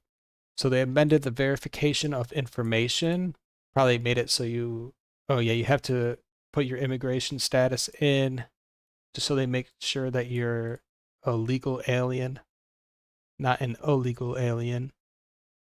And then here, advanced determinations. So yeah, they're just saying some aliens are not eligible, like if they came here illegally.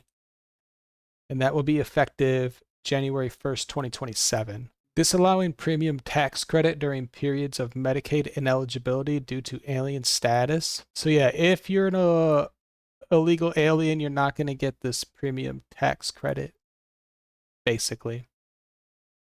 Subchapter B, preventing waste, fraud, and abuse. Oh, I've heard about this part. So requiring verification to get this premium tax credit, you'll probably have to submit your social security number and see what you got to do.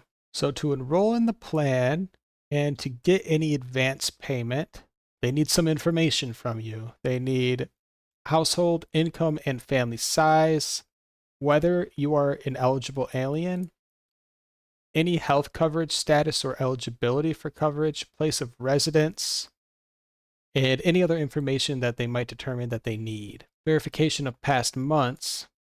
So in the case of a month that begins before verification prescribed, such month shall be treated as a coverage month if the exchange verifies for such month such individual's eligibility to have so enrolled and for any such advance payment.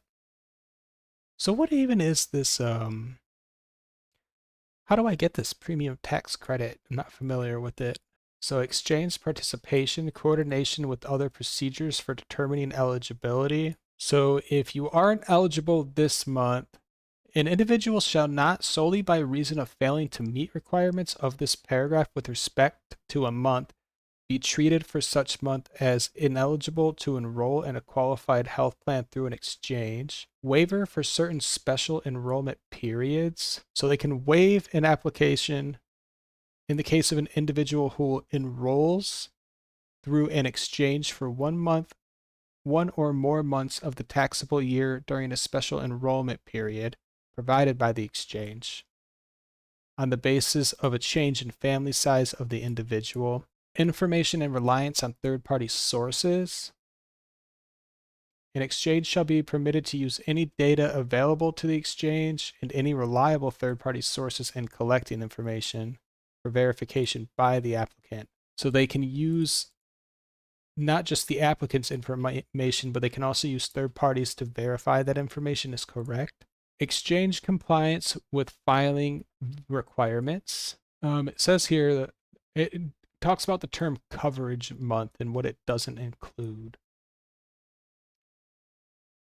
Pre-enrollment verification process required is amended. Oh, they just took out this, like, the term here. They didn't really change anything too crazy, but they added a new clause. So pre-enrollment verification process required. Such terms shall not include any plan enrolled in through an exchange unless the exchange provides a process for pre-enrollment verification through which any applicant beginning not later than August 1st verify with the exchange the applicant's household income and eligibility. So this will be effective December 31st, 2027. This allowing premium tax credit in case of certain coverage enrolled in during special enrollment period. So it looks like there's an exception in case of certain special enrollment periods. So on the basis of the relationship of the individual's expected household income to such a percentage of the poverty line, they might make an exception, or not in connection with the occurrence of an event or change in circumstances specified by the Secretary of Health and Human Services. And that is effective December 31st, 2025, so at the end of this year. Eliminated limitation on recapture of advance payment and premium tax credit. So that's effective at the end of this year. Yeah, it just looks like they got rid of limitations on recapturing advanced payment of premium tax credit. So if someone got this premium tax credit before their application went through, it looks like there were limitations on recapturing that payment, but now there's not. Subchapter C, enhancing choice for patients. Permanent extensions of safe harbor for absence of deductible for telehealth services. So they amended this section here to read as follows. Safe harbor for absence of deductible for telehealth. A plan shall not fail to be treated as a high deductible health plan by reason of failing to have a deductible for telehealth and other remote care services. And that is effective now, December 31st, 2024. Allowance of bronze and catastrophic plans in connection with health savings accounts. So bronze and catastrophic plans are now treated as high deductible health plans. And a high deductible health plan is any plan which is available as individual coverage through an exchange established under the section here of Patient Protection and Affordable Care Act and described here. And that's effective December 31st, 2025. Treatment of direct primary care service arrangements. So they added a new subparagraph. In general, a direct primary care service arrangement shall not be treated as a health plan for purposes of subparagraph AII. Direct primary care service arrangement. The term means, with respect to any individual, an arrangement under which such individual is provided medical care, consisting solely of primary care service providers by primary care practitioners of the Social Security Act, by primary care practitioners, if the sole compensation for such care is a fixed periodic fee. So a direct care services arrangement basically sounds like health insurance, where you like pay every month. Limitation with respect to any individual for any month, such terms shall not include any arrangement if the aggregate fees for all direct primary care service arrangements with respect to such individual for such month exceeds $150. So it looks like if you're on Medicare, they can't charge you more than $150 for direct primary care service arrangements. So it's like a cap on what you can pay. And then certain services specifically excluded from treatment as primary care services include procedures that require general anesthesia. So they might be able to charge you more than $150 for that, or like prescription drugs other than vaccines, and laboratory services not typically administered in an ambulatory primary care setting, so like a special test. And then the Secretary of Health and Human Services can issue regulations and other guidance on this. Direct primary care service arraignment fees treated as medical expenses. They added a new clause, any direct primary care service arrangement, and then inflation adjustment is amended, and they're going to use the calendar year of 2025 for the inflation adjustments. And that will be effective December 31st, 2025. Chapter 4, Protecting Rural Hospitals and Providers. So I've seen a lot about how rural hospitals are going to shut down because of the Big Beautiful Bill. Here, the Big Beautiful Bill says that it's protecting them, so let's check it out. They're appropriating some monies for these rural hospitals. So the allotment to states for purposes of carrying out the activities described in 2026, it will be 10 million, or it'll just be 10 million up until 2030 every year. And then if there's unexpected or unobligated funds, they'll be redistributed. And then it talks about the availability of the funds. The amounts allocated to the state shall be available to the state until the end of the fiscal year. And then it says here, don't misuse the funds. You can get in trouble, or else you'll have to return it all to the Treasury. And then to be eligible for these funds, you have to apply. The state has to submit to the administration an application, and it needs to include a detailed rural health transformation plan to improve access to hospitals and healthcare, to improve healthcare outcomes, and to prioritize the use of new and emerging technologies, to initiate, foster, and strengthen local and regional strategic partnerships between hospitals and healthcare providers, enhance economic opportunity, prioritize data and technology-driven solutions, outline strategies to manage long-term financial solvency, identify specific causes driving the accelerating rate of standalone rural hospitals becoming at risk of closure. So it looks like they're not trying to get rural hospitals to close here. It looks like they're saying, we'll give your state $10 million every year if you can tell us why you need it for these hospitals. And so I have seen some headlines that we're talking about. But yeah, so it doesn't look like they're trying to get these rural hospitals to close. They're just saying, we got $10 million every year for your hospitals in the state, but you need to tell us why you actually need it and how you're going to make sure that you use this money properly to like help these hospitals. I'm okay with that. I don't have a problem with that. And then where were we? So it's one-time application. There is a deadline. The deadline for the application is the end of this year. Only the 50 states are eligible. So DC's not eligible for it. And then here it talks about the allotments.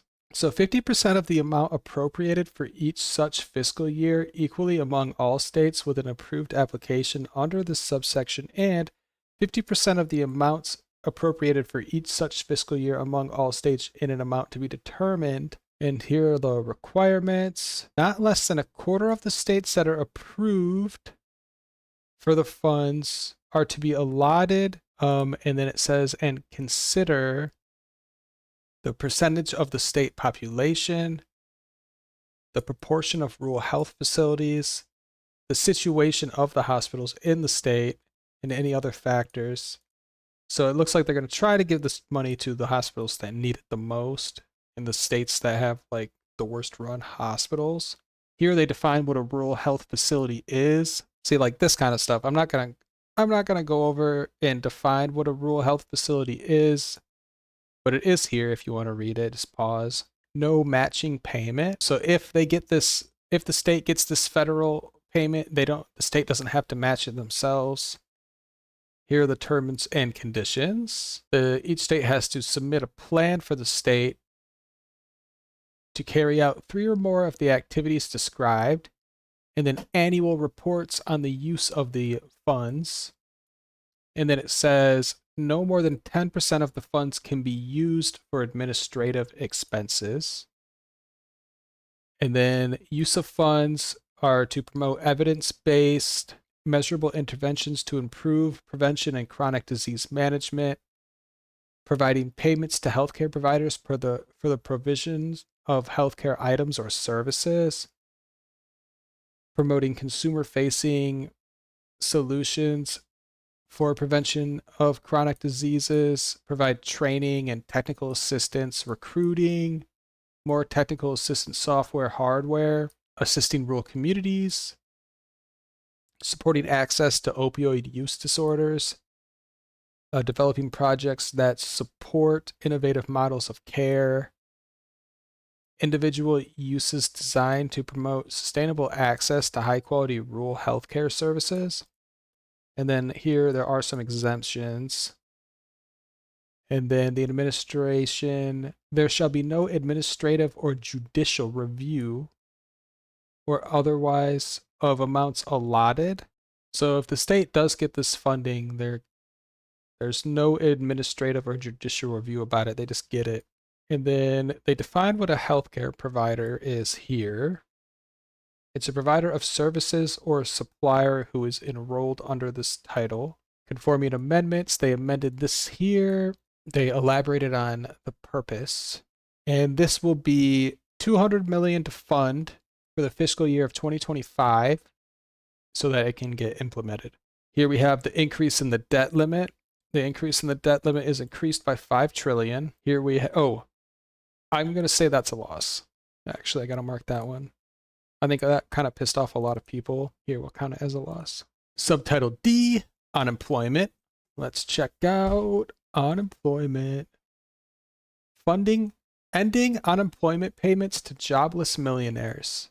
I want to be a jobless millionaire. So it says no federal funds may be used to make payments of unemployment benefits under an unemployment compensation program of the United States in a year to an individual whose wages during the individual base period are equal to or exceed $1 million. So it literally says if you're a millionaire, you can't get unemployment. That's kind of funny. No federal funds may be used for any administrative cost associated with making payments described in paragraph A. So that's funny. Compliance, there's a self-certification and verification. And then they will try to recover overpayments. So they're leaving that up to the state to do that. And that is effective. Effective date, the prohibition under paragraph 1 shall apply to weeks of unemployment beginning on or after the date of the enactment of this act. Okay, so it's effective. And then they describe they define what the unemployment compensation program is. It's unemployment compensation for federal civilian employees, for ex-service members, extended benefits under the Federal State Extended Unemployment Compensation Act, any federal temporary extension of unemployment compensations, any federal program that increases the weekly amount of unemployment compensation, any other federal program providing for the payment of unemployment compensation. So yeah, all this is saying is if you're worth over $1 million, you can't get unemployment. I feel like everyone's okay with that. We have Committee on Health, Education, Labor, and Pensions. Subtitle A, Exemption of Certain Assets. So they did a little amendment here. So they added things that are exempt. A family farm, a small business with less than 100 employees, commercial fishing businesses. So those kind of people are now exempt from certain assets. And that is effective July 1st, 2026. Next, we have loan limits. Establishment of loan limits for graduate and professional students and parent borrowers. Termination of graduate and professional plus loans. So they inserted the following here. Termination of authority to make interest subsidized loans to graduate and professional students. For any period of instruction beginning on or after July 1st, 2012, a graduate or professional student may not be eligible to receive a federal direct Stafford loan under this part, and for any period of instruction beginning on July 1st, 2012 and ending June 30th, 2026, the maximum annual amount of federal district unsubsidized Stafford loans such as a student may borrow in any academic year or its equivalent shall be the maximum annual amount for each student determined under this section here, plus an amount equal to the amount of the federal direct Stafford loans the student would have received in the absence of the subparagraph. And then it adds the following: termination of authority to make federal direct plus loans to graduate and professional students. So also the federal direct plus loans, it looks like they're not going to give those out. But they kind of change it. They're like redoing it. Subject to paragraph A, and notwithstanding any provision of this part or part B, for any period of instruction beginning on or after July 1st, 2026, a graduate or professional student shall not be eligible to receive a federal direct plus loan. And then they add graduate and professional annual and aggregate limits for federal direct unsubsidized Stafford loans beginning July 1st, 2026. So this is what they're going to do now. They have annual limits, and it looks like a graduate student who is not a professional student may borrow in any academic year or its equivalent shall be $20,500. And if you're a professional student, it will be $50,000. So that's like the max that you can borrow with federal loans now. And I think the idea here is that will kind of stop the tuition creep from universities, because if they start charging more than like $50,000 a year for a professional student, well, the student's not going to be able to get any more than $50,000 in federal like student loans. So it will be hard for the universities to do that. That's kind of the thinking here. We'll see how that works. There's aggregate limits. So a graduate student who is not a professional student may borrow for programs of study described in paragraph C shall be $100,000, or if it's a professional student, may borrow for programs of study described in paragraph C shall be an amount equal to $200,000 minus the amount such student borrowed for programs of study. Okay, a professional student who is not a graduate student may borrow up to $200,000, or a graduate student may borrow for programs of study shall be an amount equal to $200,000 minus the amount that they have already borrowed for programs. So they're like capping it. You can't get, it looks like if you're a professional student, more than like $200 in federal student loans. If you're a graduate student, no more than $100,000. Here they define what a graduate student and a professional student is. And then parent borrower annual and aggregate limits for federal direct plus loans beginning July 1st, 2026. So it looks like the parents can't borrow more than $20,000 beginning July 1st, 2026 for each dependent, like per child. And then so that's the annual limits. It looks like $20,000 a year per child. Aggregate limits. So the maximum amount they can get is $65,000 without regard to any amounts repaid, forgiven, canceled, or discharged. And then there is a lifetime maximum amount for all students, which looks like it will be $257,500. That's the maximum of federal direct plus loans that a student can get, like lifetime maximum. Additional rules regarding annual loan limits, less than full-time enrollment. Okay, so if you're not full-time, it's a little bit different. Your amount will be reduced in direct proportion to the degree to which that student is not so enrolled on a full-time basis. So if you're like a half-time student, you'll get half that basically. Institutionally determined limits, notwithstanding the annual loan limits established under this section, and for graduate students, beginning on July 1st, 2026, an institution of higher education may limit the total amount of loans made under this part of the program. So the specific university can decide to even give less. It's up to them.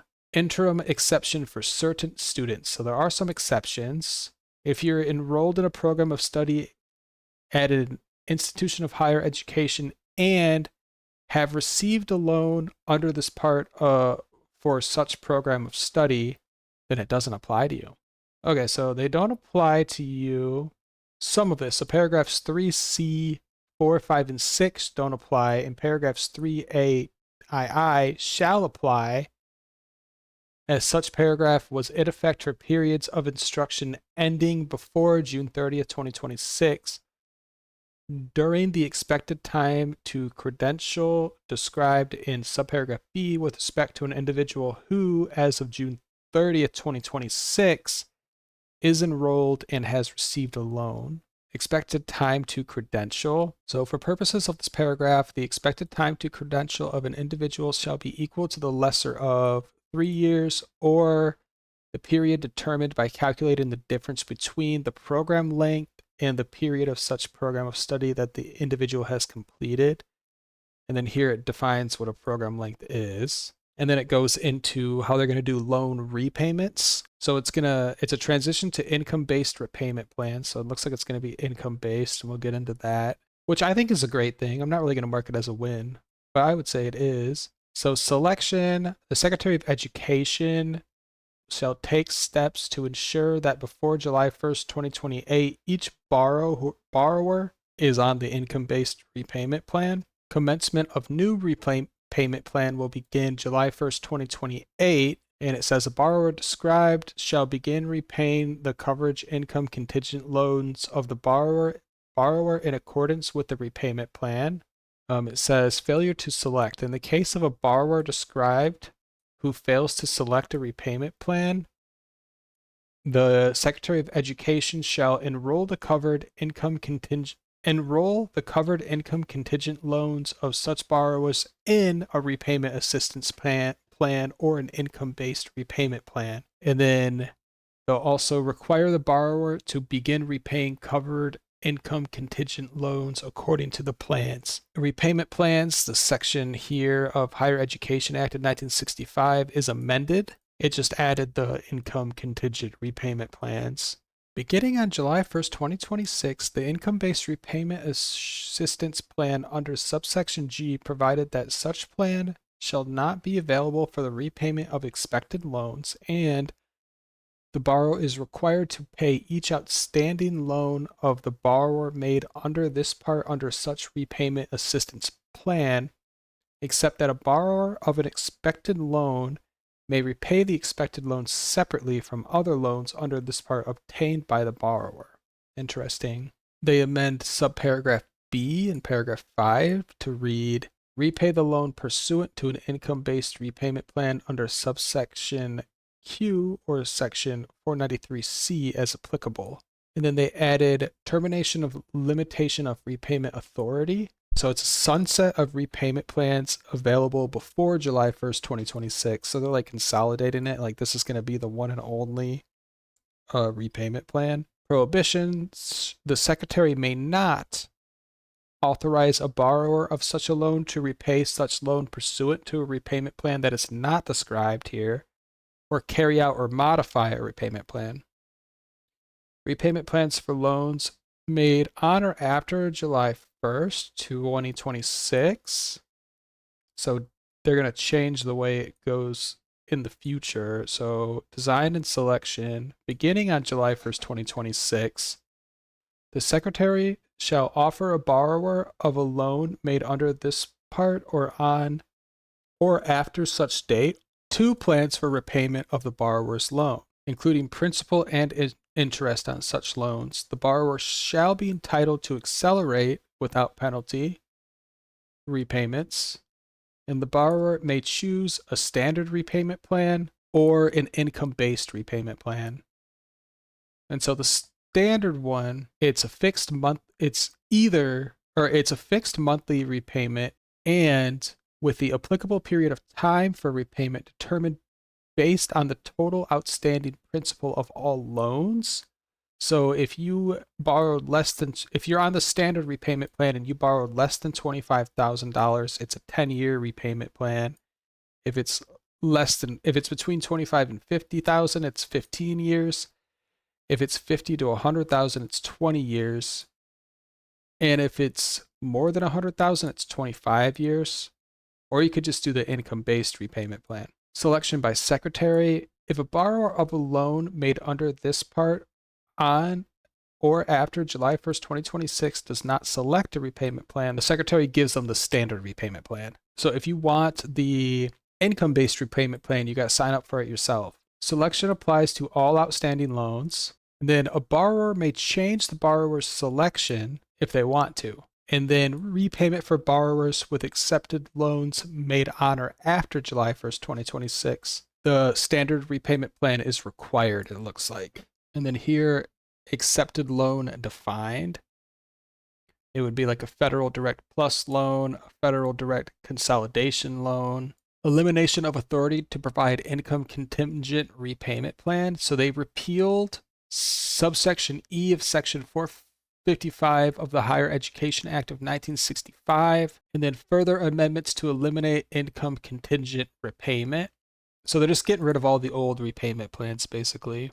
And then authority of the secretary to require. The secretary may require borrowers who have defaulted on loans to repay those loans on an income-based repayment plan. So if you default, you might get put on the income-based repayment plan. And then this is just the changes here on like the Higher Education Act and how on what it says now about that. This will be effective July 1st, 2028. And then they changed it here, the repayment assistance plan. And it starts, July 1st, 2026. That's when the secretary carries out the income-based repayment plan. And here are the terms and conditions. So a total monthly repayment amount owed by a borrower for all loans that are repaid pursuant with the plan shall be equal to the applicable monthly payment of a borrower calculated under paragraph 4B, except the borrower may not be precluded from repaying an amount that exceeds such amount for any month. So it's saying you can overpay if you want. The secretary shall apply the borrower's applicable monthly payment first toward interest due on each such loan, next toward any fees on each loan, and then the principal. So you pay off the interest first, then the fees, and then the principal. You don't get to choose that. Any principal due and not paid shall be deferred. A borrower who is not in a period of deferment or forbearance shall make an applicable monthly payment for each month until the earlier of the date on which the outstanding balance and interest due on all loans are repaid, or the date on which the borrower has made 360 qualifying monthly payments. So either you pay it off or you pay the minimum payment for 360 months and it goes away. So that's actually pretty cool. I might mark that given. I'm going to count that as a win. We're marking it. I think that's great. They do that in like the EU. And the EU also has the income-based repayment, which just makes sense. And then it defines what a qualifying monthly payment means. It needs to be an on-time monthly payment. It needs to be a one-time monthly payment. Again, monthly payment. It can't be short. It needs to hit that minimum payment that you need to make. It can't be like less than the minimum. Then they have balance assistance for distressed borrowers. So interest subsidy. So if your monthly payment is insufficient to pay the total amount of interest that accrues, then the amount of interest accrued and not paid for will not be charged to the borrower. So it's saying if your income, like minimum payments, is not even going to cover the interest on your loans, they'll cover the difference so that at least your loans aren't actually going up over time. So that's really cool. And then they have a matching principal payment for each month where the borrower makes an on-time monthly payment and such monthly payment reduces the total outstanding principal of the loan or of all loans by less than $50, the secretary shall reduce such total outstanding principal balance of the borrower by an amount that is equal to the lesser of $50 or the total amount paid by the borrower. The total amount paid by the borrower for such month pursuant to paragraph 1A. And then it says minus the total amount paid by the borrower for such month pursuant to paragraphs 1A that is applied to such total outstanding principal balance. So it looks like if you make a payment and that payment does less than $50 towards the principal, they'll fill in that gap. So at least you're covering $50 towards the principal. That's if your payment isn't just hitting the interest. If it's only hitting the interest, then they'll cover the rest of the interest. But if your payments are hitting the total amount of the loan, let me see, the principal, then they'll up it to at least $50 of principal, which is another good thing. And then if your payments do not reasonably affect your income, you can provide additional documents to the secretary so that they can determine a better repayment for you. They define an adjusted gross income here, and then they talk about applicable monthly payment. So in general, the applicable base payment of the borrower divided by 12 minus 50 for each dependent of the borrower. Okay, so if you have kids, your repayments will be smaller. For each kid, you have to pay $50 less a month. And then the minimum amount will always be 10. So you always have to pay something. And then the final payment, it says the final payment will just be the total of the outstanding balance of principal and interest on all such loans. In the case of a borrower whose total outstanding balance of principal and interest on all loans of the borrower that are repaid is less than the applicable monthly payment, then you just pay that much on your last payment. That makes sense. Base payment, the amount of applicable base payment for a borrower with adjusted gross income. So here we go. This is how much you're going to be paying. So if you make less than $10,000, the amount will be $120. If you make 10 to 20,000, it's 1% of your income. 20 to 30, it's 2%. 30 to 40, it's 3%, and it just goes on and on like that. And then if you make over 100,000, 10% of your income will be the payments. And then keep in mind also for each dependent you have, you lower that payment by $50. But it's a minimum payment of $10. Here there's a special rule. If the borrower is required by the secretary to provide additional information to determine the monthly payment, and they do not comply, then the monthly payments of the borrower will be the sum of the monthly payment amounts the borrower would have paid for each of the borrower's loan with a fixed monthly repayment amount paid over a period of 10 years. Determined pursuant to this clause until the date on which the borrower provides such information to the secretary. Okay, yeah. Federal consolidation loans section here is amended. So this is them adding the income-based repayment. And this is great stuff, honestly. There is an exclusion here. It doesn't include federal direct consolidation loans described in subparagraph A that on any date during the period beginning on the date of the enactment of the subparagraph and ending on June 30th, 2028 was being repaid. Yeah, that makes sense. And then termination of partial financial hardship eligibility. They amended that. So here's how it works now.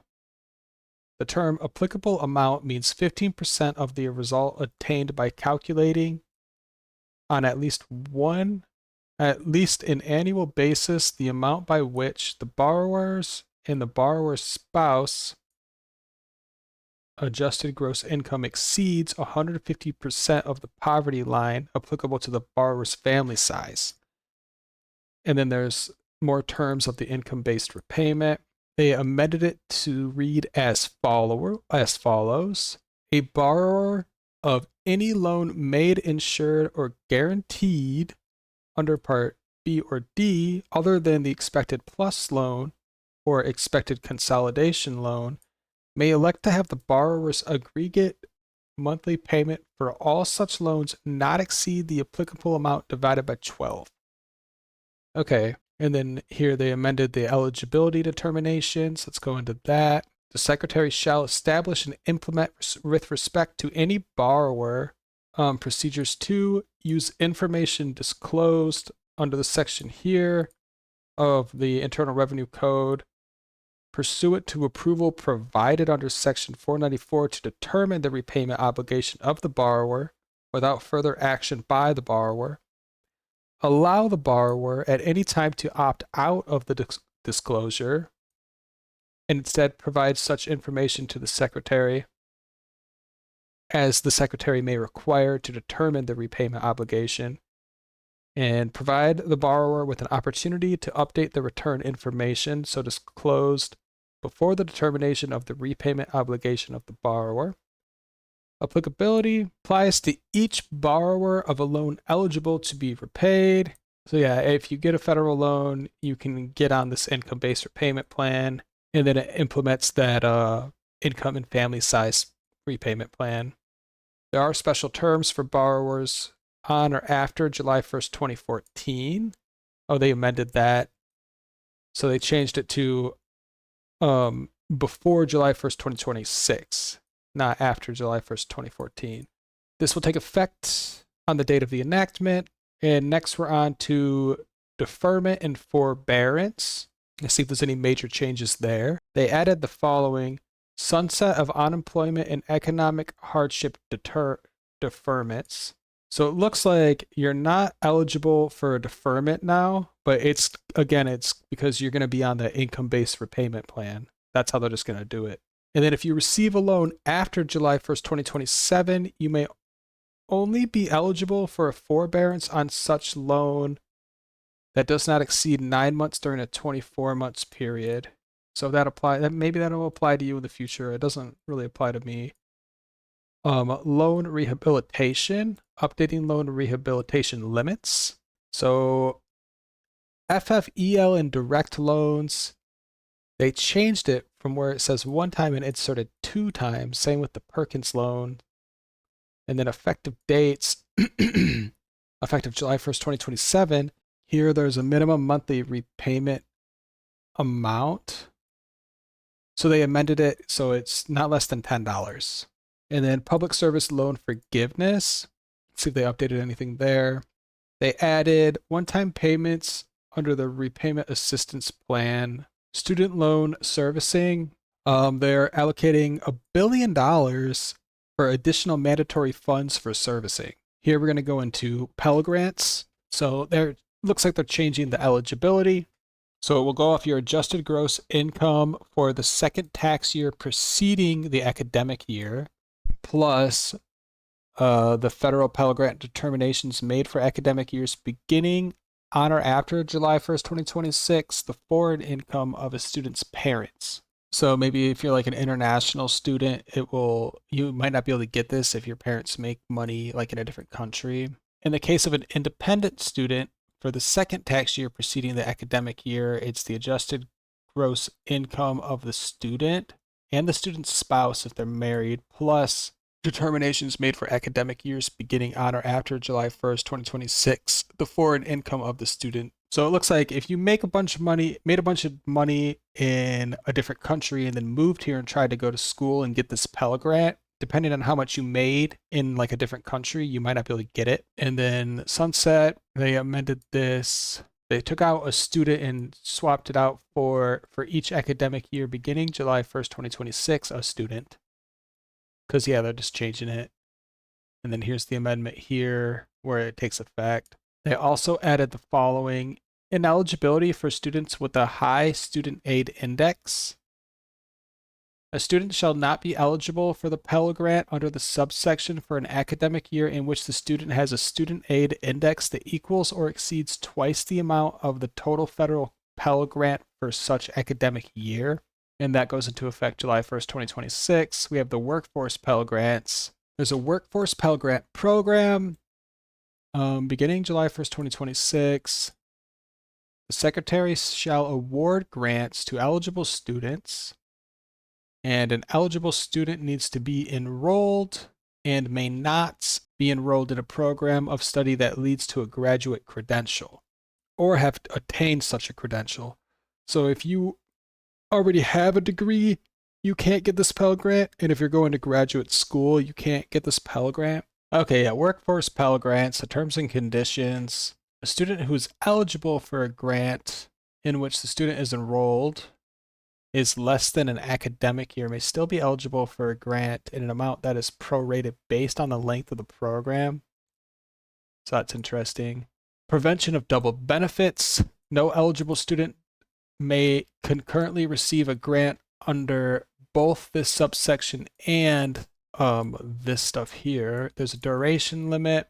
Any period of study covered by a workforce Pell Grant shall be included in determining a student's duration limit. And then here we just have the amendment of the Higher Education Act of 1965. This is where they kind of put it in. So to be eligible for this workforce Pell Grant, you need at least, it is a program of at least 150 clock hours of instructions, but not less than 600 clock hours, or an equivalent number of credit hours offered by an eligible institution. It's a minimum of 8 weeks, but no less than 15 weeks. It is not offered as a correspondence course. The governor of the state determines that the program provides an education, meets hiring requirements, either leads to a recognized credential, or with respects to students enrolled, prepares the students for employment or provides them with a credential. It needs to prepare students to pursue one or more certificate or degree programs at one or more institutions. The governor of the state makes that determination, and they just kind of define what an eligible institution is. And that is effective July 1st, 2026. Pell shortfall. So they struck out $2 billion and put in $12 billion. Federal Pell Grant exclusion relating to other grant aid. So here's an exclusion. If a student's not eligible during any period for which the student receives grant aid from non-federal sources, including states. So if you're getting like a state scholarship or something, then you can't get the Pell Grant. Here we have accountability. Ineligibility based on low earning outcomes. So they amended this part here and they added, so beginning July 1st, 2026, the institution will comply with all requirements. And then an institution of higher education shall not use these funds for student enrollment in a program that is described as a low earning outcome program. So if it's a program for like a degree that won't pay well, they're not going to give you the Pell Grant for it, which is funny. And then here's how they kind of calculate if you can get the Pell Grant for it or not. So a working adult, they need to describe a working adult is described as age 25 to 34. Like these are the people that can get this. Not enrolled in an institution of higher education. And then in the case of a determination made for a program that awards a bachelorette or lesser degree, has a high school diploma, or in the case for a graduate degree, has a bachelorette degree. Source of data. With respect to an educational program that awards a bachelor's or lesser degree, the state in which the institution is located, or if fewer than 50% of the students enrolled in the institution reside in the state, and with respect to an educational program that is a graduate or professional program, for the lowest medium earnings of a working adult in the state which the institution is located, a working adult in the same field of study, and a working adult in the same field of study. Okay, working adult in the same field of study as determined by the secretary in the state in which the institution is located, and a working adult in the same field of study in the entire United States, or if fewer than 50% of the students enrolled in the institution reside in the state where the institution is located, for the lower medium earnings of a working adult in the entire United States and a working adult in the same field in the entire United States. Small pragmatic cohorts. So if there's less than 30 individuals in the program, the secretary shall aggregate additional years of programmatic data in order to achieve a cohort of at least 30 individuals. And second, in cases in which the cohort is still fewer than 30, they'll aggregate additional cohort years of programmatic data for educational programs of equivalent length in order to achieve a cohort of at least 30. There's an appeals process. And then it looks like if your program isn't eligible, you can regain the program eligibility. But yeah, it looks like you need at least 30 people in the program, or else you could lose it. Subtitle F, regulatory relief. So delay of rule relating to borrower defense to repayment. Beginning at the date of the enactment of the section, for loans that originate before July 1st, 2035, shall not be in effect. Beginning on the date of enactment in this section with respect to loans that first originate before 2035, any regulations relating to borrower defense to repayment that took effect on July 1st, 2020 are restored and revived as such regulations were in effect on such date. Delay of rule relating to closed school discharges. For loans that originated before 2035, the provisions of these sections shall not be in effect. Beginning on the date of enactment of the section with respect to the loans that originated before 2035, the portions of the Code of Federal Regulations described by the federal regulations described here shall be in effect as if the amendments made by such final regulations had not been made. So it's a little different if your school closed down or something. Garden of Heroes. $40 million for the procurement of statues. They're doing like a Garden of Heroes somewhere. I wonder if it says the location. National Garden of American Heroes. I don't know where that's going to be. I forget. Office of Refugee Resettlement. Potential sponsor vetting for unaccompanied alien children appropriation. This might be fun. So $300 million to remain available until 2028 for the purpose of refugee resettlement to support costs associated with background checks on potential sponsors, the name of which will include the name of the sponsor and adults that live in their house, social security number, and taxpayer ID number, date of birth, validated location of the residence, in-person or virtual interview, and to get contact information and to get the results of the background and criminal checks. So yeah, they're going to do, so it looks like if you want a little refugee kid from a different country, this is what you got to go through to get one. They're going to do home studies of potential sponsors of unaccompanied alien children. They're going to determine whether an unaccompanied alien child poses a danger to the self or others. And they're going to do some data systems improvement. And they're going to coordinate and communicate with state child welfare agencies. Here they define a potential sponsor and an unaccompanied alien child. Next up, we got Committee on Homeland Security and Governmental Affairs, Subtitle A, Homeland Security Provisions. So border infrastructure and wall system. 46 billion for necessary expenses related to the following elements of the border: roads, construction, installation of barrier systems, including cameras, lights, sensors, and then to like pay contractors. They got U.S. Customs and Border Protection personnel, fleet vehicles, and facilities. So they're going to be giving money to the personnel, $4 billion up until 2029 to hire additional Border Patrol agents and stuff. $2 billion for retention, hiring, and performance bonuses. $855 million for vehicles and $5 billion for facilities. And then none of the funds in subsection A may be used to recruit, hire, or train personnel for the duties of processing coordinators after October 31st, 2028. So that's about when Trump's term's over. Detention capacity.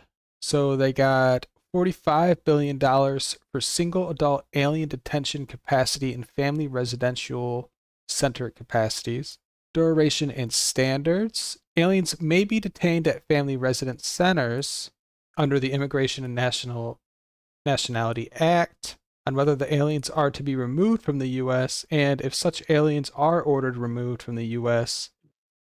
they'll be detained there until they are removed. And then they kind of describe the detention standards for a single adult and the detention standards for a family. Border security, technology, and screening. So it's going to be $6 billion for that, to procure and integrate new non-intrusive inspection equipment for air and marine operations, for upgrades, for necessary expenses, for screening persons entering or exiting the U.S., initial screenings of unaccompanied children, enhancing border security, commemorating efforts and events related to border security. Restrictions. None of the funds made available may be used for the procurement or deployment of surveillance towers along the southwest border and northern border that have not been tested and accepted by U.S. Customs and Border Protection to deliver autonomous capabilities. And then they define autonomous. State and local assistance. Up until September 30th, 2029, it looks like $50 million for state and local capabilities. $625 million for security for the FIFA World Cup, $1 billion for security for the Olympics, $450 million for Operation Stone Garden grant program. They got the terms and conditions here, and then they have a state border security reinforcement fund. So it's established, and the purpose is to make available for the fund for grants for eligible states and local government for any of the following purposes: construction or installation of a border wall, any work necessary to prepare the ground at or near land borders, detection of interdiction of illicit substances and aliens who have unlawfully entered, relocation of aliens, appropriation. So it's $10 billion to remain available up until 2034 for qualified expenses. Eligibility. The Secretary of Homeland Security gets to provide these grants, and then each state has to apply. So that's very interesting. It says the Federal Emergency Management Agency may not use more than 1% of the funds made available for the purpose of administering grants. So they got to make sure the money goes to where it's needed, not just admin fees and stuff. Presidential residence protection. So it looks like the Treasury is appropriating $30 million to remain available until 2029 for the reimbursement of extraordinary law effort personnel costs for protective activities directly and demonstratively associated with any residence of the President to be secured by the Secret Service. So the funds are appropriated shall be available only for costs that a state or local agency incurred or incurs on or after July 2024, demonstrates to the administrator of the Federal Emergency Management Agency as being in excess of typical law enforcement costs directly attributable to the prevention of protection described in this section and associated with the non-governmental property. It certifies to the administrator as compensating protection activities requested by the Secret Service, and then no more than 3% can be spent on administration. Department of Homeland Security appropriations for border support, $10 billion to remain available until September 30th, 2029 for reimbursement costs incurred in undertaking activities in support of Homeland Security's mission to safeguard the border. Subtitle B, Governmental Affairs Provision. Short title, cited as the FEHB Protection Act of 2025. They define some things here. So it should be implemented no later than 1 year. Fraud risk assessment. So I'm actually not familiar with this FEHB Protection Act of 2025. I think we covered it earlier, but this is kind of how it looks like they're doing some improvements. They're doing some fraud risk assessment, family member eligibility verification audit, and disenrollment or removal of any individual under the program who is not eligible to be enrolled. So like illegal aliens or something.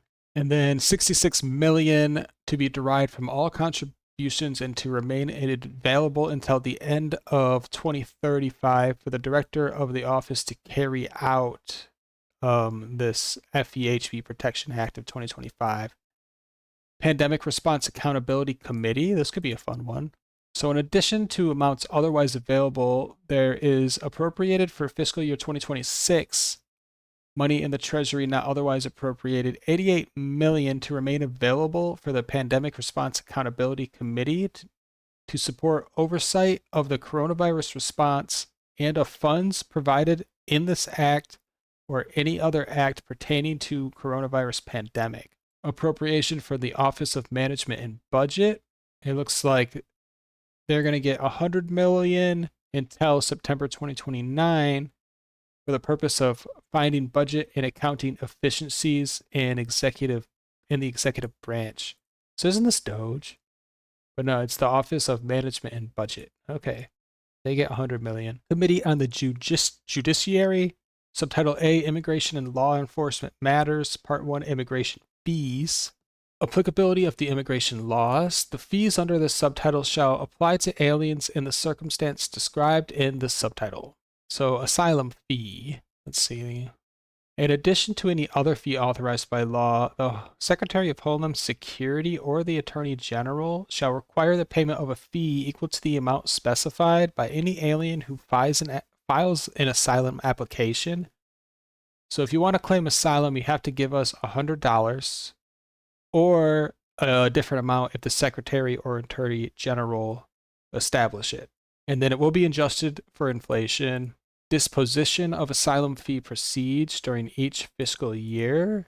So 50% of the fees will be credited to the Executive Office for Immigration Review and may be retained and expended without further appropriations. So it looks like just the Executive Office for Immigration Review just gets to use like half of it as this like profit. Oh no, here we go. So the other 50%. Oh, okay. Actually, yeah. And then, so 50% for the applications that the Secretary of Homeland Security gets shall be credited to U.S. Citizenship and Immigration Services, and then shall be deposited into the Immigration Examinations Fee account and may be retained and expended without further appropriation. Any amounts received in fees that were not credited to the Executive Office for Immigration Review or U.S. Citizenship and Immigration Services shall be deposited into the general fund of the Treasury. No fee waiver. Fees required to be paid under this sections shall not be waived or reduced. So it's a minimum of $100 to claim asylum. Employment authorization document fees. So if you're an asylum applicant, looks like you have to pay $550 if you want employment authorization. And then it talks about what they're going to use that money for, just the same stuff we went over. And then parolee, in addition to any other fee, Homeland Security shall require the payment of a fee equal to the amount specified in the subsection by an alien paroled into the United States for any initial application for employment authorization. So if you're a parolee, you also have to pay $550, and then it will be adjusted for inflation. Temporary protected status, if you want to apply for that, $550. Immigration parolee fee. Secretary of Homeland Security shall require the payment of a fee equal to the amount specified by any alien who is paroled in the United States. There are exceptions if you have a medical emergency, if you can't obtain treatment in a foreign state, if it's a life-threatening medical emergency, if you're a parent of someone that's having a medical emergency as well, if you're needed in the United States to donate an organ, if there's insufficient time for you to be admitted to the United States through a normal visa process, if you have a close family member in the United States whose death is imminent, if you could not arrive in the United States in time to see a family member alive if the alien were to be admitted to the United States through the normal process, if you're seeking to attend a funeral, if maybe you need it to make it to the funeral on time, if the alien is an adopted child who has an urgent medical condition, who is in legal custody of the petitioner for a final adoption-related visa, and whose medical treatment is required before the expected award of a final adoption-related visa. The alien is a lawful applicant and is returning to the United States after temporary travel abroad. The alien has been returned to a contiguous country pursuant and is being paroled into the United States to allow the alien to attend the alien's immigration hearing. The alien has been granted the status of Cuban and Haitian entrant, or the Secretary of Homeland Security determines that a significant public benefit will result because of it. So if you've assisted the United States government in a law enforcement matter, and if you're inadmissible or does not satisfy the eligibility requirements for admission as a non-immigrant, or for which there is insufficient time for the alien to be admitted to the United States through normal visa process, the initial amount, $1,000, will be adjusted for inflation. No fee waiver. Special immigrant juvenile fee, $250. Temporary protected status fee, $50. Oh no, that's $500. Visa integrity fee, $250. Form I-94 fee, $24, or whatever the Secretary of Homeland Security wants it to be, adjusted for inflation. And then it talks about what they're going to do with these fees. So like 20% of it is deposited to Land Border Inspection fee account and will be made available to U.S. Customs and Border Protection. Anything left over gets deposited to the Treasury, and then no fee waiver.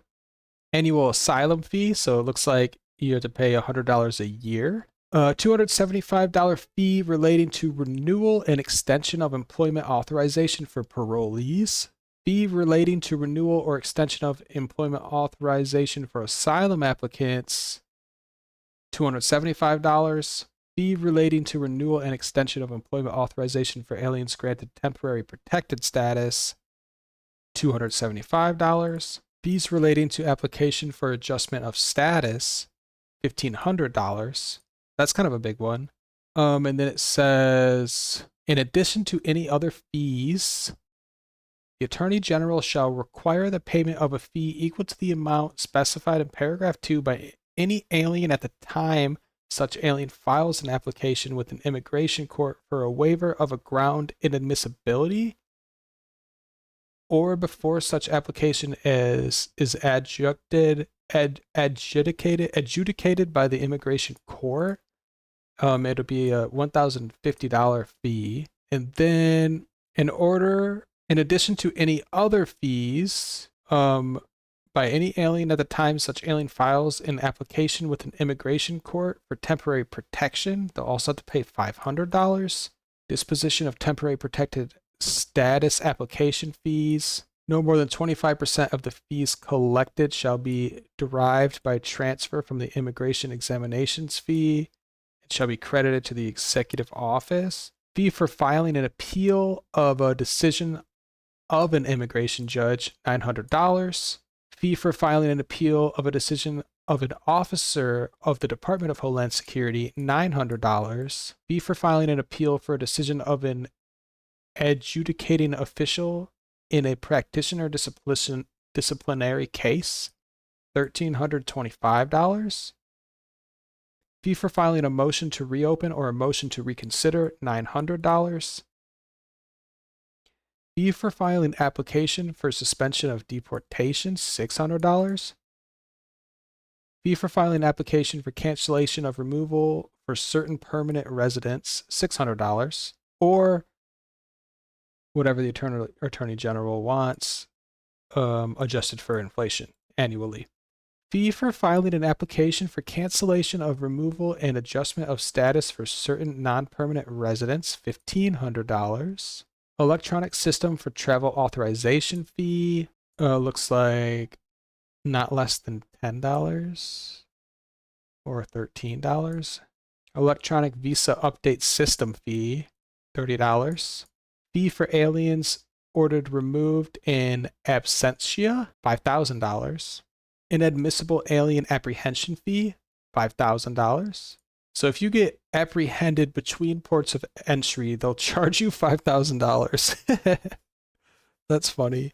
And then here it's an adjustment to authority to apply for asylum. So they scrapped the part where fees shall not exceed a certain amount.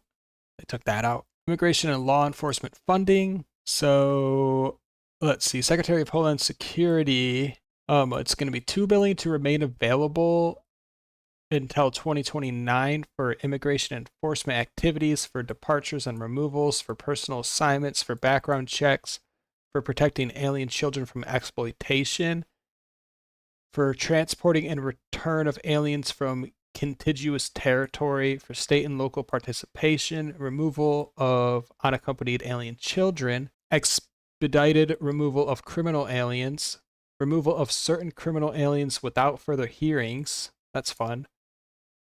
Criminal and gang checks for unaccompanied alien children, information technology, appropriation for U.S. Immigration and Customs Enforcement. So it's $29 billion through 2029 for hiring and training, performance retention signing bonuses, recruitment, transportation, IT, facility upgrades, vehicles, family unity, promoting family unity. Victims of Immigration Crime Engagement Office, Office of the Principal Legal Advisor.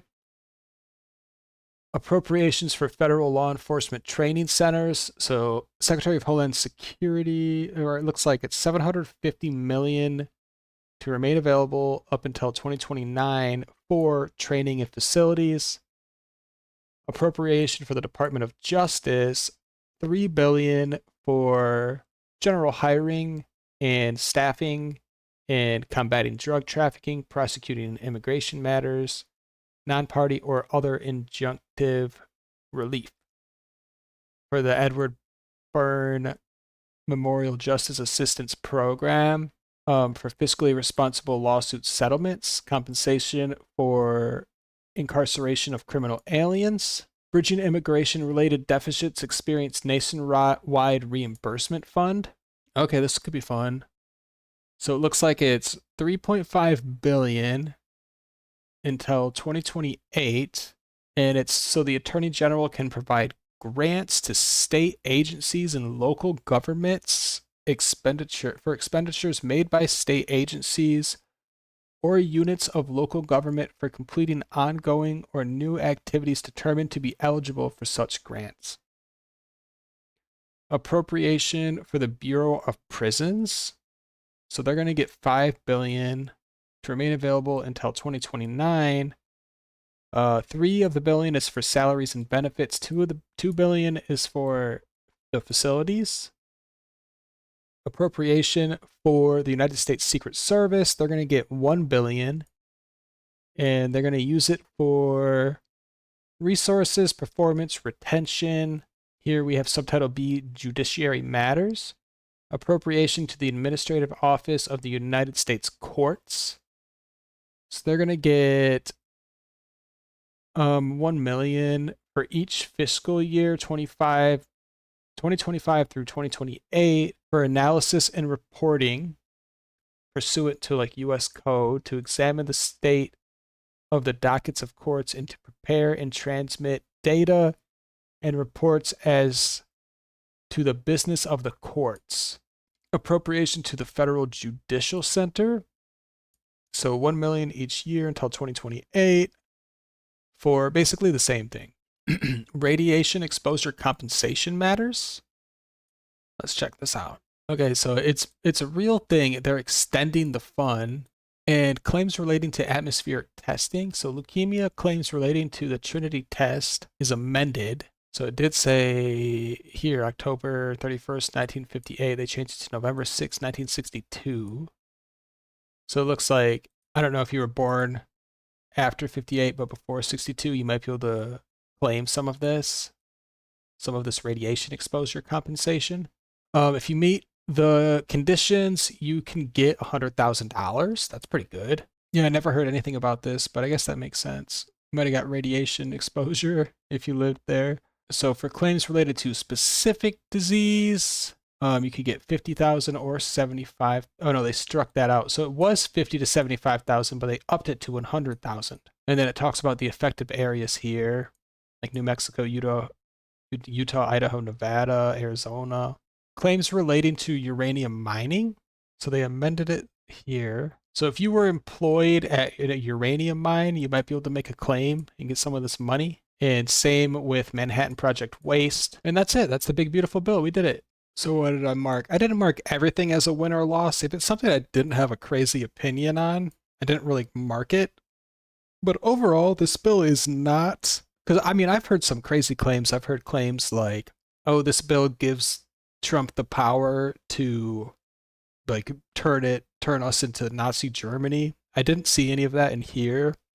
After I've read this, I've seen a lot of fake news articles about these hospitals, these rural hospitals closing.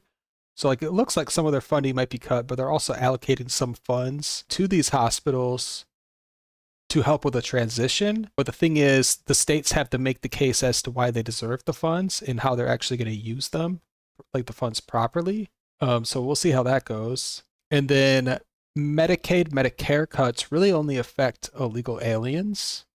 And they're not cutting your grandma's healthcare. Don't worry about that. If you fell for that, like you're actually fine. So if you have any hot takes, leave a comment, and we'll be back next week with another long form video, but it won't be this long.